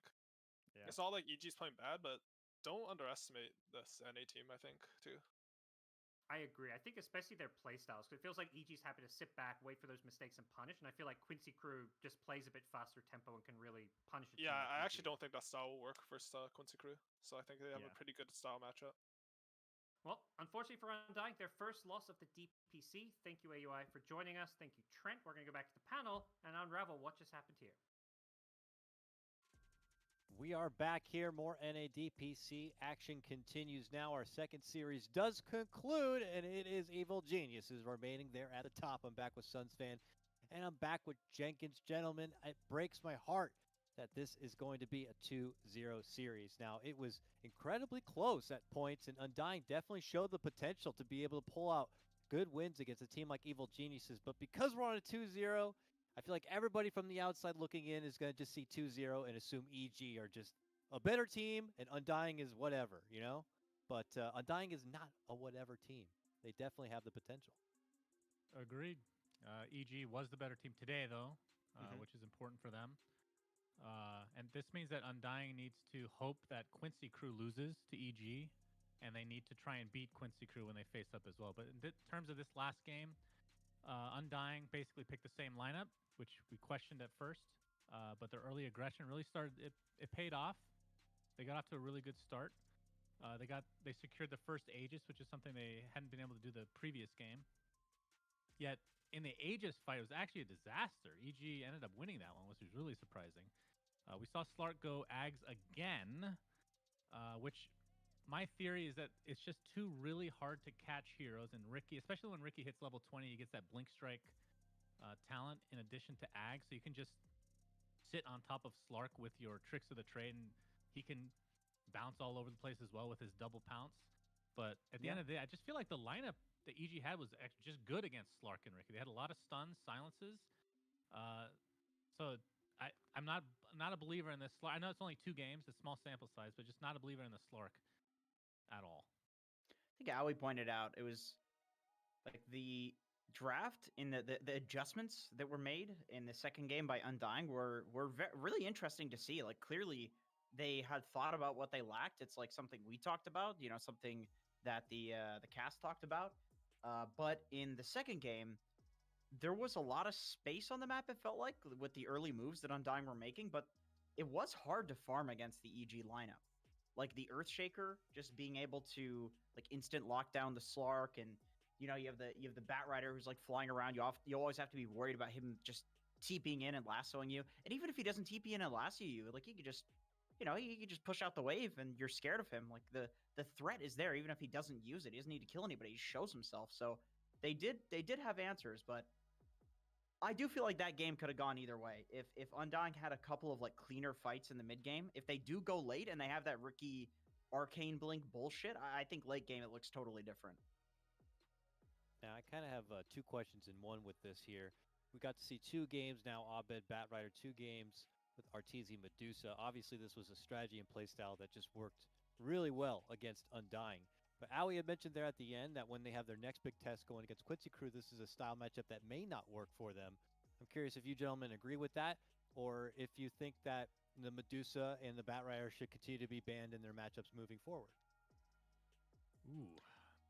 I don't know if I'd go that far. I mean, it is a best of 3, sadly. It won't be like a best of 5, which is where you truly see like the bans kind of evolve a lot. It's like this specific meta game that you can call it for the tournament and whatnot. But yeah, I don't know if I'd go that far. I feel like the heroes are counterable.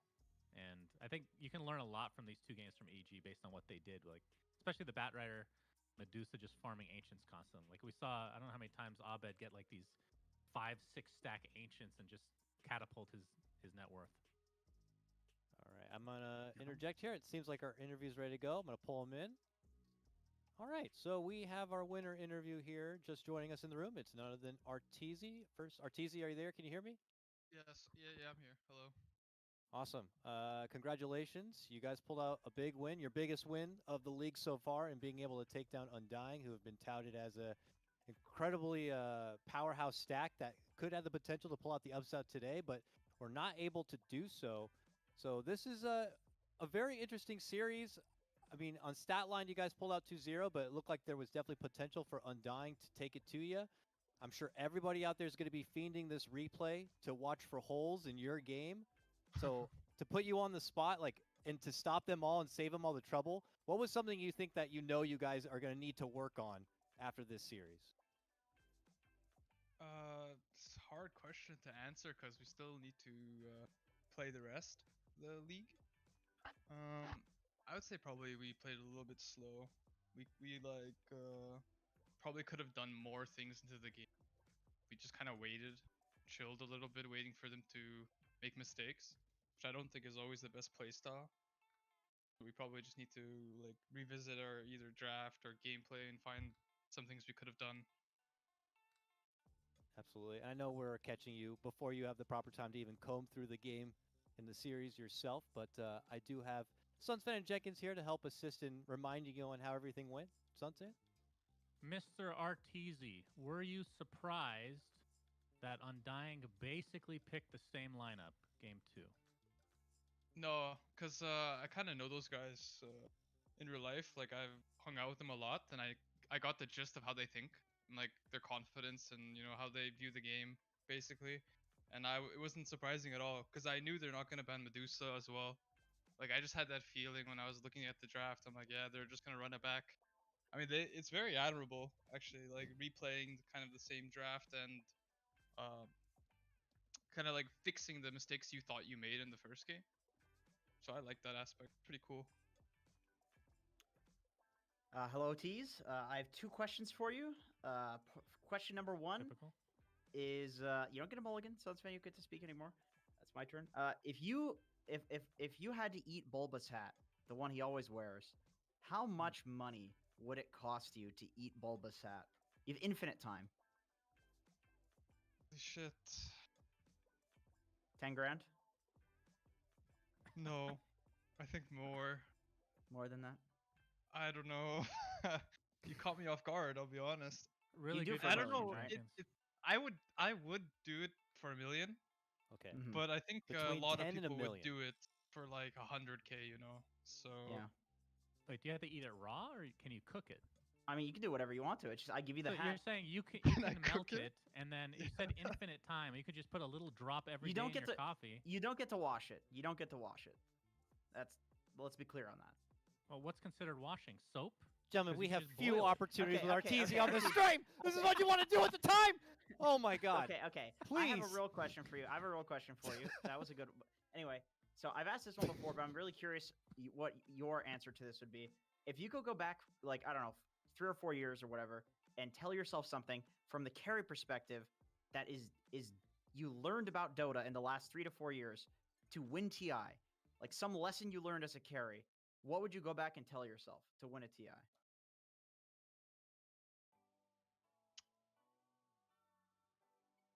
think Don't eat about team Bulba's hat. fights. I think when I was younger, I just kind of relied on my laning skill, and I didn't really get better in other aspects of the game. So eventually, when people started to get better in lane, I had this like period of time where I didn't play that well, or like things felt wrong for me, because I used to always like start the early game with a lead. That's how I played later. Like I would always be ahead, no matter what, no matter the lane or the situation. I'd always be ahead. But nowadays, like I've got a lot of time to think about other aspects of the game and still improve my laning. But I would probably say to my younger self to focus on team fighting and how like heroes interact and how spells work with each other.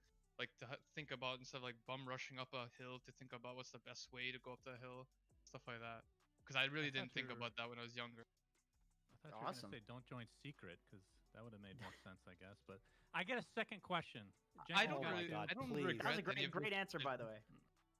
way. It was a actually. I That was thank you for the amazing legit answer to these fools here. Sunsfan, please, just one more question. Mr. Arteezy, what do you think of Crit's facial hair? We had a long discussion about it that enraged a lot of people in chat. I'm a huge fan personally, but I want to get what the inside tick is for EG itself.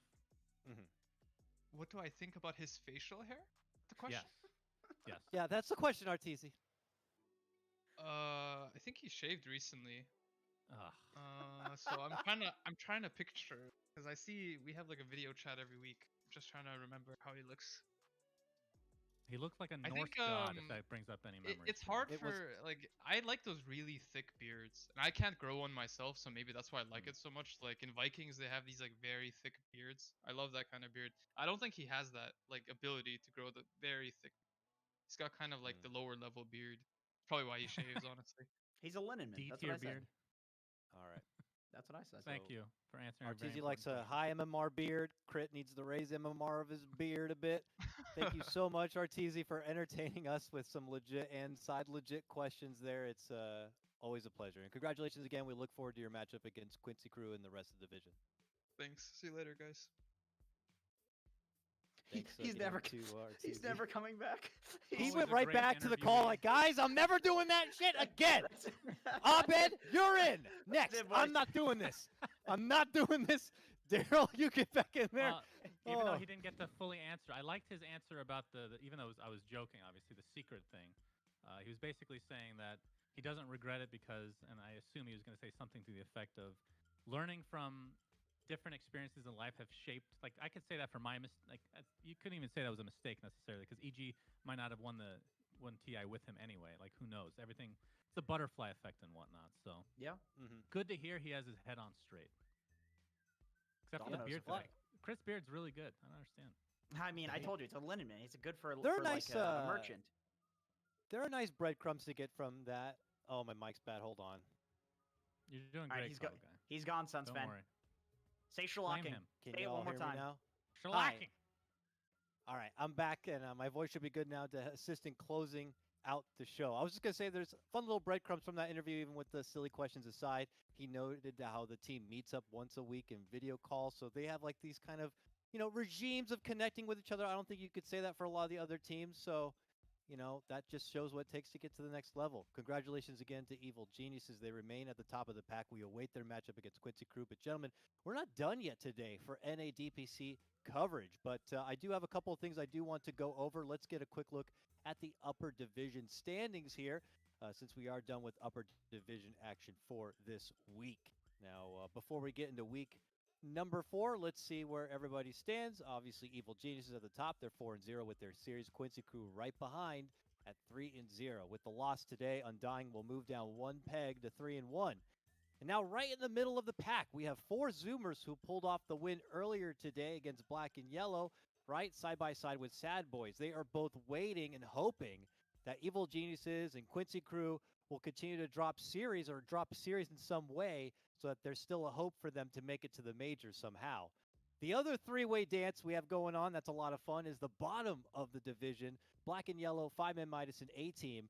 Obviously, a little bit of a struggle, but there's still an opportunity for any of these teams to kind of remain in the upper division while the other 2 are going to be relegated down below. So as the schedule continues to come out, we're going to have more and more hype matches and hype storylines continue to develop here. And I don't mean to put you on the spot, MLP, but if we can move on and into the next week schedule, we can have a preview of what's going to be going down next week. Now, I already mentioned we have another lower division series happening just today. It's going to be Felt versus Electronic Boys with MLP and John X Fire. You don't want to miss that. But then starting the next day, we're back in lower division, Dog Champ versus the Raiders. Me and the crew here will be back on Tuesday for 4 Zoomers versus 5ManMidas. The Raiders versus the Cut is going to be our lower division spotlight match. Thursday, Black and Yellow versus A-Team. Big matchup there. The winner of that could likely keep their spot in the upper division, and the other will just battle it out for prize pool difference in lower division. That's a hype match you do not want to miss. I really think the upper, like both the second slot to the major and then also the second slot to the lower division will be decided by tiebreakers. That's what my gut feel is saying is that with the teams that we have left to battle, that's how it's going to happen. Like this Black and Yellow team could definitely lose. A-Team's looking good, man. They're looking solid. Yeah, Thursday is going to be the most hype. You got that, and then Sad Boys versus Undying. So that is must-watch dotes for Thursday, no doubt. Thursday is must-watch. You heard it here first. So without further ado, what we're going to do now is toss it out to yet another brief intermission. There'll be a bit of a change-up. Hints, Trent, Lyrical, shouts to Zabo, shouts to Owie2000 for joining us on the broadcast. We're going to have MLP. This man is a legend. He'll be stepping out of the producing role now into the producer/point man host role, and he'll be joined by John X Fire to bring you the upcoming Felt versus Electronic Boys matchup. Be sure you're sticking around and sending those boys lots of love. They deserve it. But for now, we're going to cut to a break. When we come back, more NADPC action continues. 10 seconds.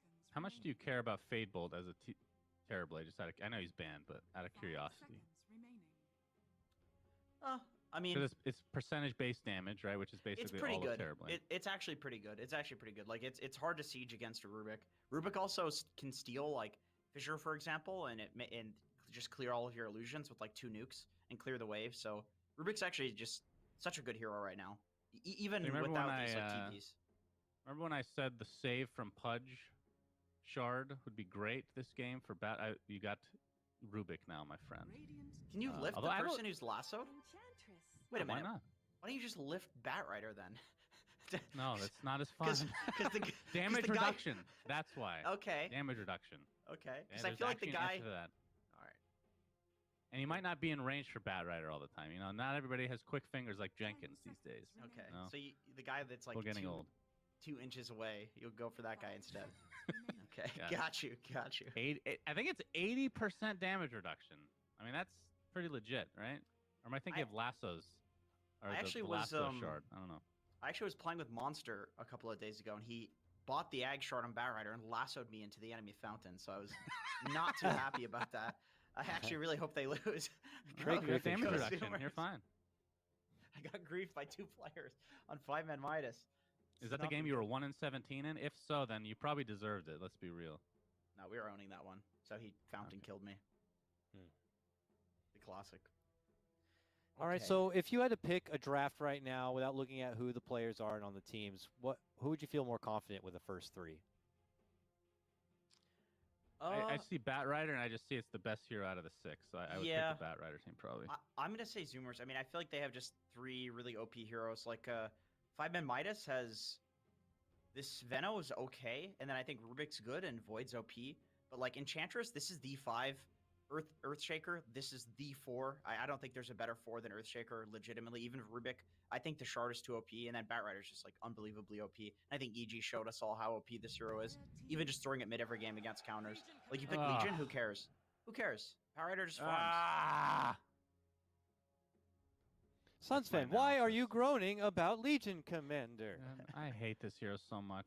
But she Needs has to a be purge. redesigned. Sunsfan, Please redesign this Purge hero. is the lasso. She's a core This with should a not. purge.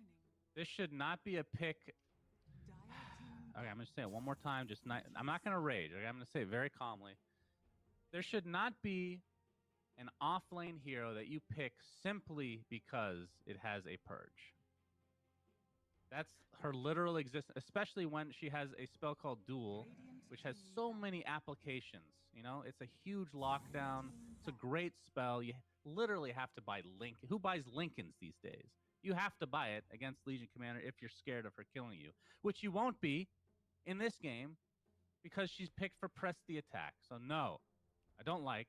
She also doesn't ride a horse, and she doesn't have a mustache like in Dota 1, so not acceptable. Is there like a bot we can get in chat that you just type in like / Legion Commander and just get the full rant from Sunsfan? Just like link a clip. Big old copy paster right there. Yeah. Here comes Medusa. She seems to be trending this week. You know, Alchemist was all the jam, week 2 and 3. Now Medusa, EG pulled out in their 2 games in their past series against Undying and Crush, with Arteezy, and it was their farm, right? Their practiced farm patterns. Even when they were losing fights, they were somehow up 5K in net worth.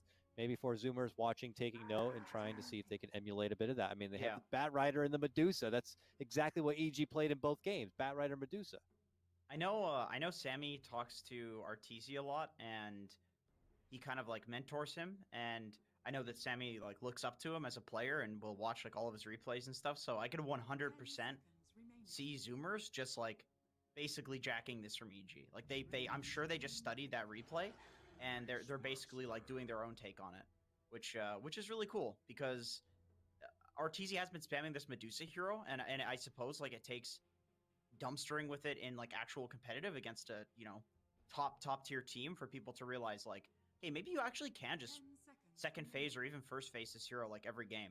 This is how Medusa always slowly works her way into the meta. Is just last pick, second phase. All right, draft has quickly come together, gentlemen. You know, Beastmaster to finish out for 4 Zoomers. They look like they have a pretty meta star-studded lineup, but Ricky as the final pick here, Sunsfan, a hero you love, but do you love the whole lineup from 5ManMidas enough to back him up?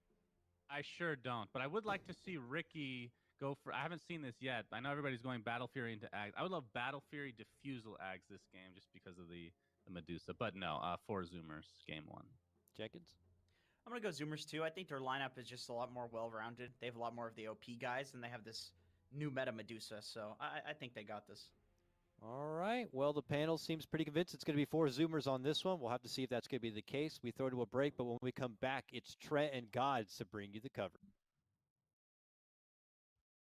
Hello, everyone. Happy Tuesday. It is week 4 of the DPC here in North America. I'm Gods. Joining me is Trent. Hey. Excited to be here, week 4. Yeah, the Zoomers versus 5ManMidas. NA, it's been very, top heavy, let's say. Yeah, I think you guys have all checked with Wikipedia lately. It's a little green on one side, red on the other. And 5ManMidas, I'm hoping they can turn around here today. I think they've been pretty exciting. And, the Zoomers, they've been a little shaky lately. They got to kind of get back in the groove. So kind of a good moment for both teams. Yeah, to the extent it's being kind of top-heavy and bottom-heavy, kind of for Zoomers, it's the one team that is in the middle of the pack, but that is partly due to the fact they've faced some of the stronger teams. Yeah, I got some games needed to get their confidence back up here. That's the plan, right? Take some wins, and then 5ManMidas, they're looking to capitalize on their current state of weakness. We'll see if they can do it. But they do have the stand-in here, as you guys can see. Sir Lucifer's Dance, friend of the show of Jenkins, sounds like. So, we wish him good luck in his standingness. Yeah, I feel like that's going to make things a bit rough for 5ManMidas, losing a pretty key player, your mid laner, and also just the fact you now have your lanes being swapped around. They couldn't get a mid laner to stand in, so they're, sending a monster over the mid lane. Man, I know these guys are, really good at Dota, but I hate playing other lanes. I don't know. Mid, I can do everything but mid. Mid is just not my jam. I don't know. It's just, you'd think it would be exciting because it's like 1v1 and everything, but sometimes it just feels a little bit boring. I like the excitement of the side lanes, Hopefully Monster's into it, though. Maybe he's a born and bred, ready for the mid lane kind of guy. Maybe it's, like you say, a challenge that's going to hype him up as well. It's like, all right, you're now versing Gunner in a 1v1 mid. You're usually an offlaner. It could psych him up, so... Let's hope it goes that way. As far as the two teams' drafts, what big worry for me with the 5ManMidas draft is they don't have much push or pressure against a team with Medusa. One of the things we saw Undying really lack in their games was just the ability to pressure towers. And I feel like that's the same case here for 5ManMidas. Yeah, and even though the Zoomers have this Medusa who they can kind of lean back on if they want to, they actually have lots of pressure too. I mean, they have Enchantress at Beastmaster, so these early towers, you might lose them with one wrong maneuver as 5ManMidas, and then suddenly your game of trying to slow down Medusa gets very difficult. Yes. So we'll see if 5ManMidas themselves have caught much of those Medusa games and get any ideas as far as how to deal with it. Right now, the Legion Commander Rubik lane, I don't feel like this is a lane that's going to cause Medusa too many problems in the laning stage. No, I wouldn't say so. She is definitely the hot topic right now, though. I got to say, drafts are ending in all the regions right now. You get to that 9th, 10th pick, and a lot of teams are popping out the Medusa. She's showing up everywhere. We'll see if that's a trend that continued onto the Major. I wonder if there's going to be a patch before the Major itself. That'll be interesting to see. Maybe like a small balance patch? Yeah, I think we'll probably get a small balance patch, just because there is a decent time between, right? Yeah. And I think there'll be so much gameplay to kind of understand which of the heroes that need some slight buffs or nerfs. Top lane, a lot of back and forth being traded as Lucifer's stance gets very low, as does Husky, but the Enchantress 5 taking damage is not really something to be too concerned about. Yeah. And they also get a D-ward. Yeah, I think he was expecting to find one in the camp, but I just peered over. I think it was actually outside the camp anyway, so Aches are just going to try and maybe body block it. I don't know. It's kind of a tough call, right? Because on the one hand, you're the off lane. He's going to body block it. But on the other hand, it's the Ench, right? So... I also love the evolution of these pulls. Like what Husky does there, he does the small camp pull slightly late so the range creep dies instantly. Yes. These small little plays. Yeah. I feel like everyone's doing it nowadays, so it's not really worth hyping up too much, but it's just one of those small details that you see almost every support do when they pull. The side lane improvements have been absolutely massive, just in the past year and a half, I would say. Yeah. If you miss just one contest on a hard camp, it feels like you kind of lost the lane as a position 5 and as the carry. If they get that one side pull off, depending on who their heroes are, sometimes it can be almost impossible to get back into the lane together. Yeah. Right now, 5ManMidas are dedicating both offlane heroes to just deal with this Enchantress, while Medusa's just free farming creeps underneath the tower. Sammy misses one, but is still top CS and having a great time up here. Yeah, this is the kind of stuff. I think a lot of people are a little confused about Ench because they just see the Dispel. Oh. Gunner with the fissure is going for this Committing. kill. He may die for this one. Yeah, he's committing very hard. Gunner doesn't have a salve. He does have the bottle charges. They'll keep him alive. Monster has to be a little bit careful. Ocean's still lingering around, trying to catch him from behind here. Well, good call from Gunner considering the vicinity, but now in comes Ocean. Trying to see if he can snipe him. Yeah, he's doing some quick maths here, and he's like, not quite. Yeah, not gonna be able to get it, but that's all right. Didn't cost him all too much, and fully push Monster back to have to salve back to the tier 2. But yeah, if you guys want to learn how to play Ents just in any pub, like don't worry so much about the dispel and everything. This has been a great example by Husky of how much control he has over this top lane with almost no help from his position 1. Yeah, and there you I go. don't think Gets he's. a courier. Yeah, you know. He hasn't actually enchanted a single creep, I don't believe, on the Enchantress. Yeah, I don't think so. That's- I think because they've been blocking that. And yeah, okay, there's his revenge. So that was actually Rubik getting his courier, and now he gets Lucifer's courier right back at him. So speaking of Rubik, he's sitting under a ward here. Acer spotted on the top rune, but the mids have gone bot. Yeah, so we'll see if the gamble pays off. It does not, as Forzumas won't be getting the rune. Instantly dispel the DD off Nice. Acer. Oh, the perfect voice line to go with it as well. Definitely a very experienced Enchantress player. This is kind of like the Husky classic, it feels like. Oh yeah, Chen and Ench, right? Like that's pretty much all I think about with this guy. And yeah, he is doing a fantastic job up top. Sammy Boy is just having the easiest lane so far, which you've got to be a little bit worried about if you're 5ManMidas. Even though things across the board, no kills, pretty even on gold, the CS kind of points to Forzum is slightly ahead. It's more just the fact that, you know, the probably hero that form is most important on Medusa is having such a free lane. Yeah, Lies is also having a pretty good time on the Ricky down bottom. Unfortunately, Beastmaster is too, despite the fact that this Earthshaker has been pretty absent, right? Like, I mean, we've seen Ocean mid a lot as he's currently getting run down by a level higher Veno. Okay, so he's going to come back. He didn't want to TP because he wanted to secure the bounty runes, it looks like, so he'll be just fine. Elsewhere, Husky trying to snipe a bounty rune top one, get it.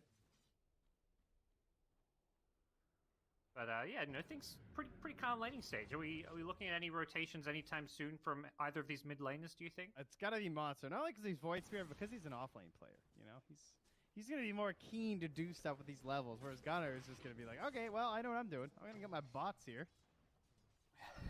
And keep farming as the Bat Rider meta has been.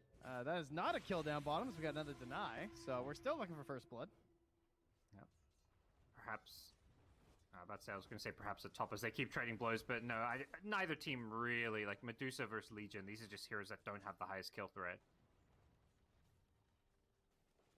But Ricky with the Orb of Corrosion and now Boots coming out, the kill potential is definitely there for 5ManMidas, and I feel like with the Void Spirit, you mentioned it is a Void Spirit plus a level 6 Ricky, they're going to have a lot of potential to start making some moves and getting some kills on the map. Yeah, and then Ricky has this, like, I don't know, this issue, some Ricky players lately, of, like, getting Battle Fury and participating too much. So I'm curious if Lies will, like, fall into that trap or if he'll just, like, try and be Medusa. Because, honestly, like, Ricky late game's terrifying right now. And another TP out. TP out, yeah. Just Veno things. Playing that 5-position Veno, trying to get kills. He did not salve up or anything, though, so he actually comes back still kind of low, and of course they saw him walking here, but Lies not able to regen up in time for, like, a counterattack or something, so won't be punished. Top lane, they almost got a kill on Loose Fizz, but he gets out of there. Husky finally picking himself up a creep and has a couple of different neutral camps to play around with now. And level 7 Gunner mid, though. Still, is he not even holding the point? Nope. He is just farming. Not going to go for any sort of a cheeky play on the Void Spirit. Monster's kept up, though. He's level 7 himself, so he's not being that... Like, he's only slightly behind an XP, and that's against a Bat Rider who's farming up jungle camps as well. And it looks like Monster's going to make his first rotation towards the top lane. I believe it got spotted by a Dire Ward, unfortunately, so they should know this is coming. Husky's going to scout him out and then just back off, perhaps just throwing away his life. Yeah, I think he's got him, though, so... Yeah, I'm not sure if that ward... Maybe that ward didn't see him with the angle he took until he got, like, right to the top of the stairs or something, because, yeah, he looked a little caught off guard there. It might have been a little bit too late, and it was a first blood, so it's a decent chunk more gold, but also what it does, it secures him this top tower. Husky secures the last heat using the Wildwing Ripper. Wait, Nicely what? played, so. I can't believe. Okay, I just assumed that when the Medusa back, I didn't even look at the tower. Wow. All right, that's Yeah. nuts. An 8-minute I tower guess- with Medusa Edge. Yeah, that seemed. I guess that's why he just hung around there to Yes. happily throw away his life because he wanted to keep the pressure on that tower. I think you're exactly right. That's definitely worth. Man, clearing that Yeah. tower this early from Medusa, it's gonna be so hard to get into that jungle now. I mean, Lies takes the opportunity though and says, "Well, I mean that tower's gone. They're pressuring me, so I'm out of here." I feel like you never see teams take the safe lane tower. It's usually what you're seeing now, which is 4Zumas pressuring the off lane. So, yeah, very interesting turn of events. It really shows how badly that Rubik plus Legion lane was doing, unfortunately. Now Lies is just on an island up here. You better hope he doesn't need any sort of assistance. No. That's for sure. They're going in on Gunner in the mid lane, but they can't even pick him off. That was a big... 4 heroes rotated towards the mid lane to try and get that kill, and Gunner just travels his way out of there. Look, guys, it's a 6-minute Necronomicon. Would you believe it? That's a little bit scary. That's the patch. I think it was here by 6 minutes. I'm just gonna assume it was by the time he popped it and everything. Yeah, I feel like this Legion's probably thinking, man, I probably should have leveled up overwhelming odds at this point. Tier Yeah, 2 I tower guess bottom taking damage. Didn't want to just get like Wow. poked down by the Medusa constantly. Yeah. It doesn't really help you in lane, I get that. Boots travel in. They're going to come look for the kill on the Rubik. Onto the board. Gunner's there. That's going to be an easy first kill. Can he get more? He's kind of low. He goes in for the lasso. The Resty attack already coming out here, but Lucifer's Dance is in a bit of a tough spot, surrounded by four Zumas heroes. And the rest of 5ManMidas can do nothing except scurry the hell out of there. Looks like he thought they had a lot more damage to throw in there if he jumped in, but not quite. I mean, Shu is still just level 4 in this Veno. Not that that's surprising. He's playing like position 5 here, so. Same boy basically Collapse on bullying Monster out. Now, yeah, they're just in the mid lane. What are you guys gonna do about it? Ocean's guarding with the Fisher. He's gone for the 2 points in the Fisher, not the Aftershock points, actually. Well, I've seen some take 2 in Fisher and then max Aftershock, so maybe that's all he's doing.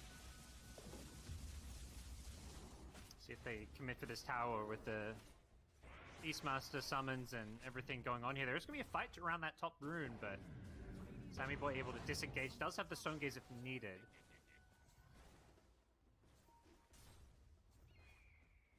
Now the siege creep coming in, so we'll see if 5Midas can deal with this one. It does look like 4 Zumas are going to kind of back off a little bit and not hard commit with the siege wagon. Yeah, it's like, how many of their heroes can we tie up mid while Gunner still farms? Or maybe Ocean gets a little bit of farm? Like, Ocean sees this bottom lane. He's an Earthshaker coming up to that 11 to like 15 minute mark. This is where you want some free gold on Earthshaker. Yeah, he's not been that greedy Shaker. Like, we saw Crit getting, like, at this point, Crit had like 700 gold the other day when he was playing Earthshaker, but Ocean going a bit more team-oriented with the Tranquils, the Windlace, even picks up some other, Raindrops, Sage's Mask. He's getting a lot of smaller items, so we're looking at a later Blink Dagger, but a much higher early game impact. Yeah, I think he envisions himself hanging behind a core a lot of the time right now. Just lurking. Well, things are not looking great for 5ManMidas. It's well, Sammy, yeah, I'm guessing you saw that too. Hey, you gotta tell those creeps his boss, that's all. Yep. Didn't actually get the Stone Gaze onto them, I don't think, so. But, yeah, what do you do? Are you looking to try and invade and get the Medusa, or are you just trying to win the fights away from the Medusa right now, do you think? Well, what is our big helper? Probably the Yules, right? I guess the question is, can Monster just get like 1 kill without the Yules? That would be great. I think hunting Brax is kind of tempting with at least 1 smoke, just because like Beastmaster kind of relies on you like running out of smokes in some ways, right? With like the Hawks and stuff, so he's kind of juicy because he's gonna be playing next to Lucifer the whole time. At the same time, Husky though is 700 HP. So here's the smoke, and looks like Husky will be the prey. It's not the kill you want to get, but it's the kill that presents itself. I'm sure Husky's, he's saying like, great guys, I tanked the smoke gank. This is good for us, because if that smoke gank went bottom and got Brax and Ocean, I feel like that would have been a much better pickup for 5ManMidas. And now Shu actually is the TP top to assist Lies versus Gunner, who did pop a dust. Fissure bottom into a roar. They're going to TP in with the Bat Rider, and they're going to get the kill with Gunner, TPing in just for some XP. That means he's not going to be able to become mid, though. Sammy's getting pressure. I don't think they have the damage. Yeah, everyone else is backed away from here. They don't know the Stone Gaze is on cooldown, so. That's true. Yes. Aha. Oh, Gunner does a really cool play. He grabs the creep wave from behind the tier 1 tower here, too. Unfortunately, the Hulk kind of messes with it, but That's going to help keep some of the pressure off that tier 1 mid tower and allow 4Zoomers just to stay more in this bottom jungle rather than defend the mid lane if they can just pull that creep wave. Ooh, Monster does a good job of pressuring. Very bold walking up there. I mean, I guess with no lasso, he's feeling a little bit safe, but... Yeah, no lasso, no roar for now.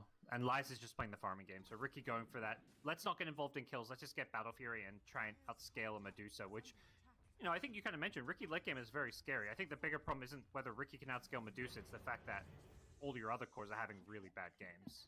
Yeah, I mean, all 3 Dire cores are ahead of all 3 Radiant cores, which is obviously a very unfortunate situation at this point of the game. But kills are the best way to come back into it. Kills, objectives, shrinking the map, and a tier 1 tower will do that for you. They're getting this with pretty minimal resistance right now. Can they escape will be the question. It seems like 4Zoomers happy to not force this too hard, but they are going to look for the kills in the side lane. Ricky, it's, you know, we talk about they're all in on this. Ricky just outcarrying Medusa. Well, and, that is not the outcome you want. Sometimes you trade your tier 1 mid for a tier 2 bottom, an outpost, and a Ricky kill. So just more advantages here for the 4Zoomers. Yeah. As much as we sometimes hype up the importance of these tier 1 mids, that is a cost probably not worth it. Lasso top. Gunner could be in some trouble. Nice flame break. Pushes Aegster away, who was about to lasso him, I want to say. The stolen lasso. And it looks like 4Zoomers going to go back mid. Yeah. Yeah. Necro 3 already up. Oh, swing and miss on the Remnant. Another tower bites the dust here. All 5ManMidas. It's not looking so hot. Yeah, it's looking like a stomp. It's a 4 kills to 2 stomp right now, but what is it, do you think, that kind of sets these teams apart? Like, why is 4Zoomers just doing so much better right now? Like, I think the top lane was pretty brutal. That's like, just Husky kind of destroyed 2 of their heroes. You know, like they could not get anything on this Ench, even though they played some of the parts really well, like the creeps and everything. Like the fact that he didn't even have creeps and still bullying that hard, it's pretty brutal. No, Husky going to run in looking for a bounty rune. He gets baited by the Ricky, who tries to turn him, but Husky with a lot of heal. He's got a hood as well. Husky, he's still alive through all of this, and with the stolen lasso onto Brax, it looks like Brax is going to go down, throws out the roar. It seems like 4Zoomers, the only play here is to maybe back off out of mana on the Earthshaker. They can't really force this fight. They don't have Medusa here, and hey, a nice little pickup for 5ManMidas. Yeah, I'll take it.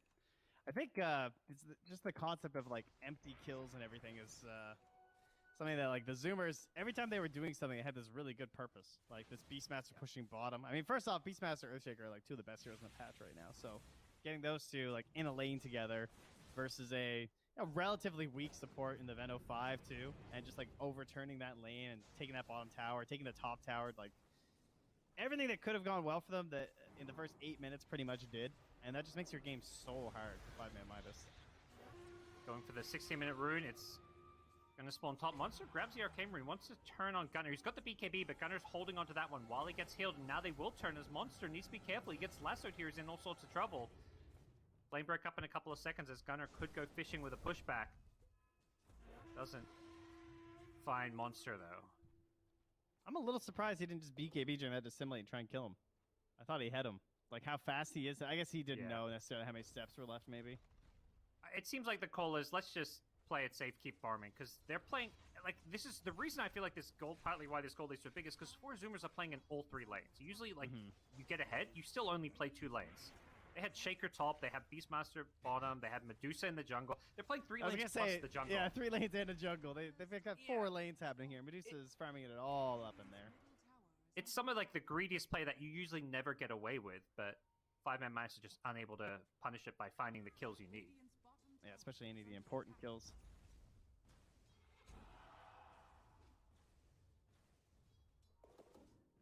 Alright, they're going to TP and Toppy.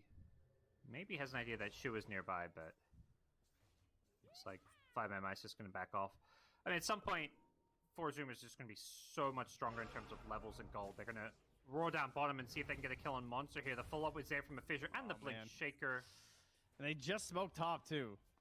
Underneath the Hawk, I think. Yeah. Yeah. I mean, they just saw it as well. So.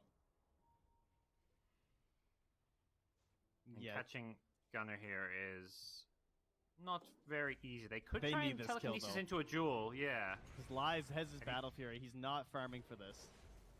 Gunner just BKBs. Even if they got the jewel there, though, I don't think they have much damage to go through it. And he's going to look to turn and fight. Doesn't have any teammates TPing in. All right, he's Gunner. still, you know, Okay. Gunner's...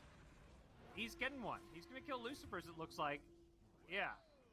1 versus 3. Meanwhile, his team is pressuring a tier 3 tower bottom. Yeah, this is starting to look pretty dismal as Blink Echo. Yeah. Okay, turnaround. Shu shows up with a kill. He went in. Monster, yeah, he's just going to go in aggressively. I like this guy. And it's working. He's manning up with the Stolen Fissure as well. Great play from Aexter. The Rubik's helping turn this one around. Shu gets off a nice ultimate as well. The Poison Nova just wreaking havoc, and 4Zoomers perhaps biting off a bit more than they can chew here. Well, I think they are, Mad Husky. That's the problem. The old turn and burn from Monster. That was very impressive. I mean, sure, perhaps it's like a little bit, oh no, oh Monster, no. Come on, man. You know, he's got more there's jump. just enough time for Gunner to show up, and Monster, yeah, does get away from that one. Okay. All right, just further baiting more plays of the Zoomers. Excellently done, Monster. Well, it's a little, you know, obviously it's not great. Sammy Boy is still farming the entire time. 0-0-0 Medusa, 230 last hits. This is Sammy Boy's dream. This is every carry player's dream. What's wrong with you guys? Just go play Diablo. Do you think every carry player likes these games? So don't you feel like you want the game to be closer so you can have an impact? It feels like you're going to win the game. It's like 80% of carriers just want this to be their game. They literally just want to hit creeps until they have like 4 items and they show up and they go, oh, don't worry, guys. I've got it covered. Wait, where's my Aegis? Okay, now I've got it covered. But you're going to get 0 credit for the win because they managed to get this 10k gold lead and basically, you know, they haven't won the game yet, but put themselves in a position to win the game without it. Hey, I saw Sammy Boy drawing some lines. All right, you know, this is the thing, but when you're captaining sometimes as a carry player, you can just jungle the whole time and still direct your team. Okay. Next level strats.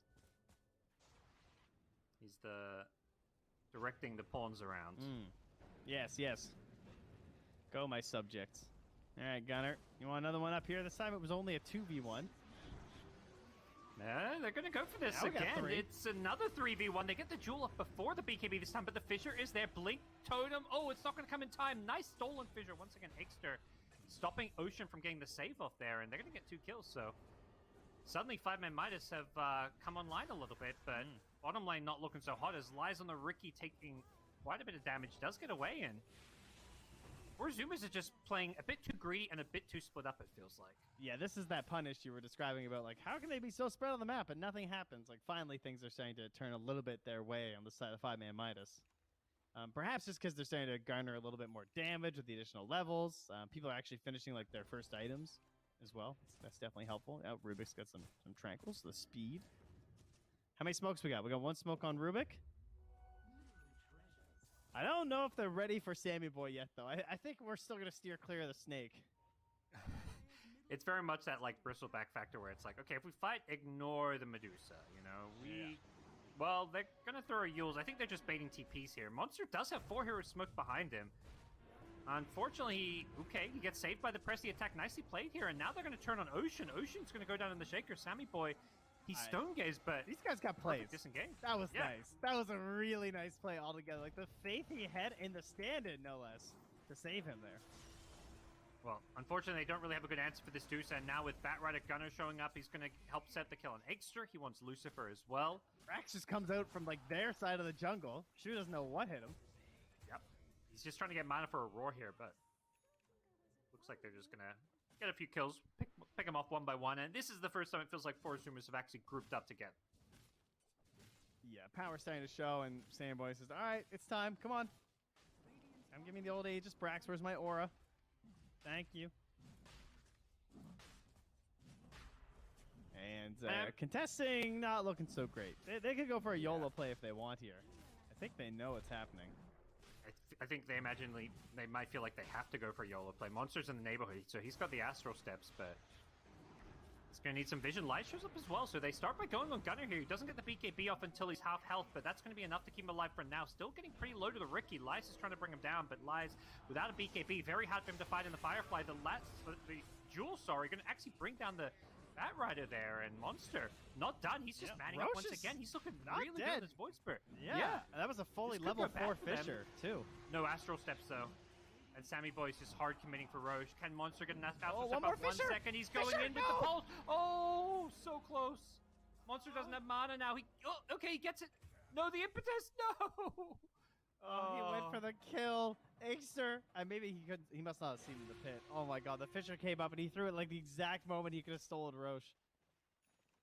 So That close. was close. You know, it looked like this was over, but they're definitely putting up a fight now. I kind of wish we'd seen this kind of 5ManMidas like 10, 15 minutes ago, but how they're playing the game now is exactly how they needed to play this game. Are they West Coast? Do you know these guys? I do not know. I don't know either. I mean, they might just be waking up. You know, these are Dota, NA Dota pub players. You know, let's be real. They probably are just waking up. Every time we roll on this broadcast, Jenkins looks like he rolled out of bed about half an hour before. So, you know, it's what, like 3:30 on West Coast. That's basically what we run by for the NA pub service. So these guys have just gotten out of bed. They're warming up. Probably going to have some coffee between game 1 and game 2. I've heard Jenkins talk about how he needs to get himself a hairdryer so that he could sleep in 15 minutes longer in the morning. That's morning in air quotes for him, by the way. Yeah, exactly.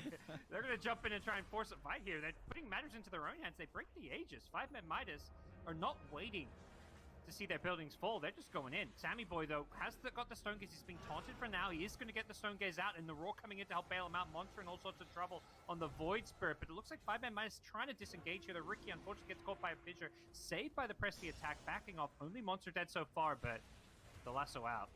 Surely, that's a second kill, and they want more. Gunner trying to chase onto the high ground here. Won't successfully get the Rubik, but they will get the Ricky. And we'll be able to tell by how fast they GG and the likelihood of getting their player back for game 2. You know, maybe the exam. True. Maybe he's got some time here. So if they can just hold out a little while longer. Yeah, the instructions are to. They should have picked like a really late game, you know. Oh, we got a defend high techies ground pick today, guys. Yeah, that's weird. Well, Zoom is seeing opening to go high ground. They're going to start hitting this tier 3 bottom tower with Sammy Boy. Oh man, this Batrider's so terrifying at this point. This is what Ricky wants, that Octarine core. I gotta say that's the fresh meme, man. These late game Ricky Octarine cores, that's a 10 out of 10 build right there. And your hero's got a real problem. Any Agi hero's buying that. An issue. Oh, for sure. 5ManMidas smoke up. Perhaps one of their last big plays they're going to be making. It looks like 4Zoomers seem to have an idea of this. They are grouping up. Brax is going to pop it. Haven't we all done this move? Yep. 5-man Desperation smoking. They do get the jewel off on Ocean's Earthshaker, but he's still alive for now. Is going to end up going down a Monster who's committed his second Astral Step. He's going to be careful. No Astral Steps left from Monster on the Void Spirit, but it looks like they're chasing other heroes. Gunner doesn't actually catch Monster there. Instead, it looks like he's going to find Lucifer as well as Shu on the Venom. So a couple of kills likely to go for Masuma's way with the Raw coming out. They've caught Monster, who did manage to re-engage here. Have they got an answer to this Medusa? It looks like Sammy Boy's just holding his ground and right-clicking his way through this one. Lies, unfortunately, on the Ricky is going to go down. That's the big carry Ricky. That's really the hope for 5ManMidas to turn this game around. And Gunner on the backlines is just wreaking havoc with this Octarine core. There's no answers. The real hero there, by standing next to the Medusa, she just life sealed through that entire Venom ulti. Yeah. Like, basically lost nothing. Way to go, Brax. Give those auras. Quality Dota 2 right there. Well, yep, it's things have gone as expected from the 10-minute mark, but again, as you pointed out, you know, they had some actual plays here from like 15 to 25 minutes. They had moments where they definitely outperformed the expectations I would have had from them, judging by how things had started out. So, yeah, we're probably going to a game 2 pretty soon. But these guys, they got something. Perhaps they could find some heroes that are a little easier to like enable pushes and stuff too, because we saw the ease at which Zoomers took their towers. They didn't even have that option on 5ManMidas. Oh yeah, those tier 1s drop so incredibly fast, and that's definitely I think got to be a point of emphasis for game 2 is just how did we get crushed in the lanes so hard? Like Enchantress is probably the #1 reason, so I wouldn't be surprised to see that fanned out, but it just felt like this game was too straightforward from the lanes for Zoomers. Yeah, giving like Enchant Beastmaster like that is a big recipe for disaster. Enchant Beastmaster and Batrider too. Like I feel like that's a hero that once those first couple towers go down and he gets that Boots of Travel, the game's just over. That's like there's like nothing he likes more than that, right? That's so much space to farm on the map for him. So much space in the lanes. Can they bring down this Medusa? They go charging in. They get the jewel off. Sammy Boy getting very low here. Does have a stone gaze, but he gets lassoed by his ally. Oh, the save! The flaming lasso save. Sammy Boy All right. gets pulled out by the axe shard. I've seen it all. Well, that's the first time I've seen that one actually utilized. All right. Very nice. Yeah. For a second, I was like, oh, where's his Rubik flying in from with the stolen lasso? But no, it's just Gunner. Well, now he's going to go aggressive. That 20-second cooldown on the shard allowing him to follow up with a kill. Even less the cooldown, I guess, with the Octarine core. So 15-second cooldown with the lasso save. All right, same is coming for the ender. Found a DD. Gonna keep Brax a little closer to himself this time. No life steal there. You can see the difference. Yeah. They actually had a chance of killing her. Of course, there's no Spirit Vessel charges right now either, unfortunately. That would be huge for them right now if they could get that. And maybe making go on Sammy Boy once again. It feels like he's going to be the high ground boss. He's just going up high ground 1 versus 4, it looks like. He's split-shotting down the Ricky. And yeah, that's a problem. That's going to be GG, I can only imagine. Extra on the Rubik, doing a good job just sitting back, getting some good spells off. He's definitely played well, but things were just a bit too unwinnable after the first 10 minutes this game. Yeah, they were pretty stagnant for the first, 10 minutes. You know, they basically just had to react to everything that the Zoomers did because their heroes were so much faster. And their own opportunities, maybe there were some modes for them to try smoke plays and everything, but they at least couldn't get on the same wavelength for that. So, just looked a little bit rough. I mean, that's perhaps a Legion issue too. You know, this hero, hard to make those plays before the first item, but then the first item tends to just be either mobility or the blade mail, which is like, on the one hand, if you get the mobility, then it's like, okay, now we can get duels, but then they're lacking damage because they're so far behind. If you go blade mail, then you still haven't really solved the actual initiation problem. So the Purge is great of the Legion Commander, but she's not really an actionable hero here, and there was a lot on the shoulders of Monster this game. Well, they're going to go running in. 5ManMidas. Same. It feels like deja vu. It's once really again does. Sammy Boy getting jumped. Where's the Bat Rider with the save?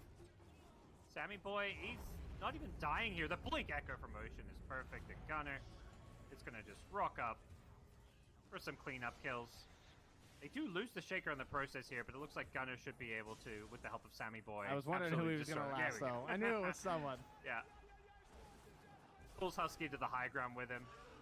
And you can see, 4Zoom is definitely having some fun, playing with a bit of swagger, some cockiness. That was fully tactical. I mean, yeah. just like this one. Oh, Here we go, yes. Brax. Yes. He buys the Ghost Scepter. He was ready. I've played an NA Dota for There's years. another lasso in 5 seconds. He's going to lasso some more teammates here. As I think they might be waiting for the exam. Just a thought. Oh yeah, they're not GGing even with 5 dead. Oh no. Husky, get the Ghost Scepter. He doesn't have the gold. GG. Wow. Lucifer is a stand-in of honor. Didn't even take the dual win. Nope. That was free. No stat padding here. No. Oof. Happens to the best of us.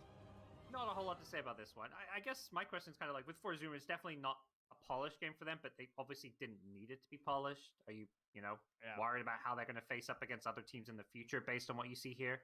No, I mean, we kind of discussed their problem a little bit before in terms of like they've already played a lot of the bigger teams, and unfortunately some of those didn't go so well for them. So outside of those matchups, I mean, they looked really good here. I think they knew they had such a massive lead that sure they made some mistakes, right? They were like a little bit too spread out perhaps at times, but they always knew that this game was going to be in the bag. So I think 5ManMidas though, I just want to see like them enabled a little bit easier for movement at the start of the game, because they looked like they were just like walking through mud through most of this one. Yeah. I'd like to see him also go to one of like 2 extremes. Either go all in on doing something cheesy and gimmicky, or just play like super standard normal Dota. Like pick meta stuff, play the most standard lanes. You've got to stand in. You can't do anything like unique, I feel like, unless it is full on cheese. So right. We'll see what they have for game number 2. Right now, things not looking too hot for them as we head back to the panel after a quick break. I actually have a theory on this that I want to run by you guys with like why that often happens. It's not just this year. It's like, guys, you see that happen a lot where teams will start having fun after like the laning phase against these like, let's say, lower echelon teams. I think it's because like individual skill wise, these like random pub stacks that come together like 2 weeks before the tournament, or these like even a team like 5ManMidas, individual skill wise, even with the Stan and Lucifer stance, like these guys are fully capable of winning lanes, right? Because that's like an individual thing. That's like 2 people in one lane, 2 people in another lane. It's much easier to coordinate these small groups. Whereas whenever you're talking about the mid game, if you are a team that has been playing as a top tier team for a long time, then it's like you have all of these strategies and rotations and all of these like team based things where it's very unlikely that a less experienced team is going to be able to beat you there. So it's like the only place you really, really have to try is the laning stage, because that's the place where like literal individual skill could actually carry you, and then there's no recovering. That's my theory on why this happens. I think teams have like consciously or subconsciously identified this, where like that's a pressure point where they could lose to anyone, and then after that they can do whatever they want, basically. Yeah, definitely hard to pull back in a game when you lose the laning phase for sure. I don't think that's a very bold statement, Jenkins. You made it sound like we might disagree with you. That's just like saying the sky is blue, Dota is hard, people are toxic. Okay. Any differences? The EU broadcast will go 30 hours. Yeah, okay, these are all constants for sure. I guess not. That's true. All right, we do have a draft. Give me a quick reconnect there, my friend. Just a quick reconnect onto Discord. Your microphone is doing that thing again. The troubleshooting that I provided you as a great really tech hates support. him, man. I don't know. Nah. Yeah. I don't know what I had this issue as well, and it's really annoying to fix. Dakota like bullied some guy in high school, and he's working at Discord now. Yes. So there's a screw Dakota button. My name was Dakota Cox, and I bullied people. That's how the story went. Let's put that out there and retell it. We have Earthshaker. We have Morphling coming out pretty early on the 4Zoomer side. Morphling, Earthshaker out of the gate. I mean, this was a specialty for 4Zoomers just last week, and for them to be able to grab this duo early really says something. It gives 5ManMidas the full draft to prepare. Let's see what they go for. Maybe something like the Rubik might be a 4 position to pull out, but they've already committed now for Mirana and Enchantress. Early Mirana. Dakota, if you could give me a quick reconnect there, that'd be go ahead and reconnect. Dude, it's the bully. It's Dude, the bully. You guys could be lying to me, and I would still do it because I have no idea when my voice goes to shit. Oh, wait a minute. No, we're good. We're good because the nobody hears Discord. That's just us. So we're good. We're good. Oh, that's probably true. Yeah, my bad. My bad. For God's sake, oh Shannon, my God, trying you're to right. Ruin the broadcast. Well, in fairness, I need my ears to be filtered with good noise, please. When No we did have static. Mike as a producer and he uses the Discord sound, the audience would have heard it. Whereas we have Pythian in today and he has an alternate route. The stream thinks we're just crazy right now. Yes. Dude, fair enough. Fair They enough. are For actually- God's sake, fix your mic. Jesus. They're just Anyway, they're just speed drafting. We actually don't have time to like fuck around here. I know what the hell's happening They're actually here. speed drafting. I mean, Zoomers have some crazy. We talk about the Morphling Earthshaker combo, but also the Ember Coddle eventually. Like, just the Searing Chains constantly is crazy. How many So these are duos like can 2 we draft? really good combos. Okay, what's another like combo with these heroes that can like duo with these 2 duos? Let's see. Pudge. Morphling can turn into Pudge, and Ember Spirit can set up for Pudge Hook. It actually could be Pudge. So if you turn into Pudge, then it's really you're playing 3-on-5, so that gives the other team a chance, correct? Because it's the literal worst hero in the game, according to many pro players. Yeah, well, it'd be playing like 4v6 because Pudge is essentially on the enemy team, right? So I see. He's Now, an when you actual turn into detriment. Pudge as Morphling, do you get any advantages? Not like Rubik gets a quick hook, right? There's yes, no you animation. do. Yes, you do. Oh, you get do. extended hook range, and I believe a lower cooldown. Which I like how Ice Frog just puts that in. He's like, you know what? This is what Pudge could feel like, but we're not going to actually do that for Pudge, but for other heroes, just so you have a little taste of it, what you're missing.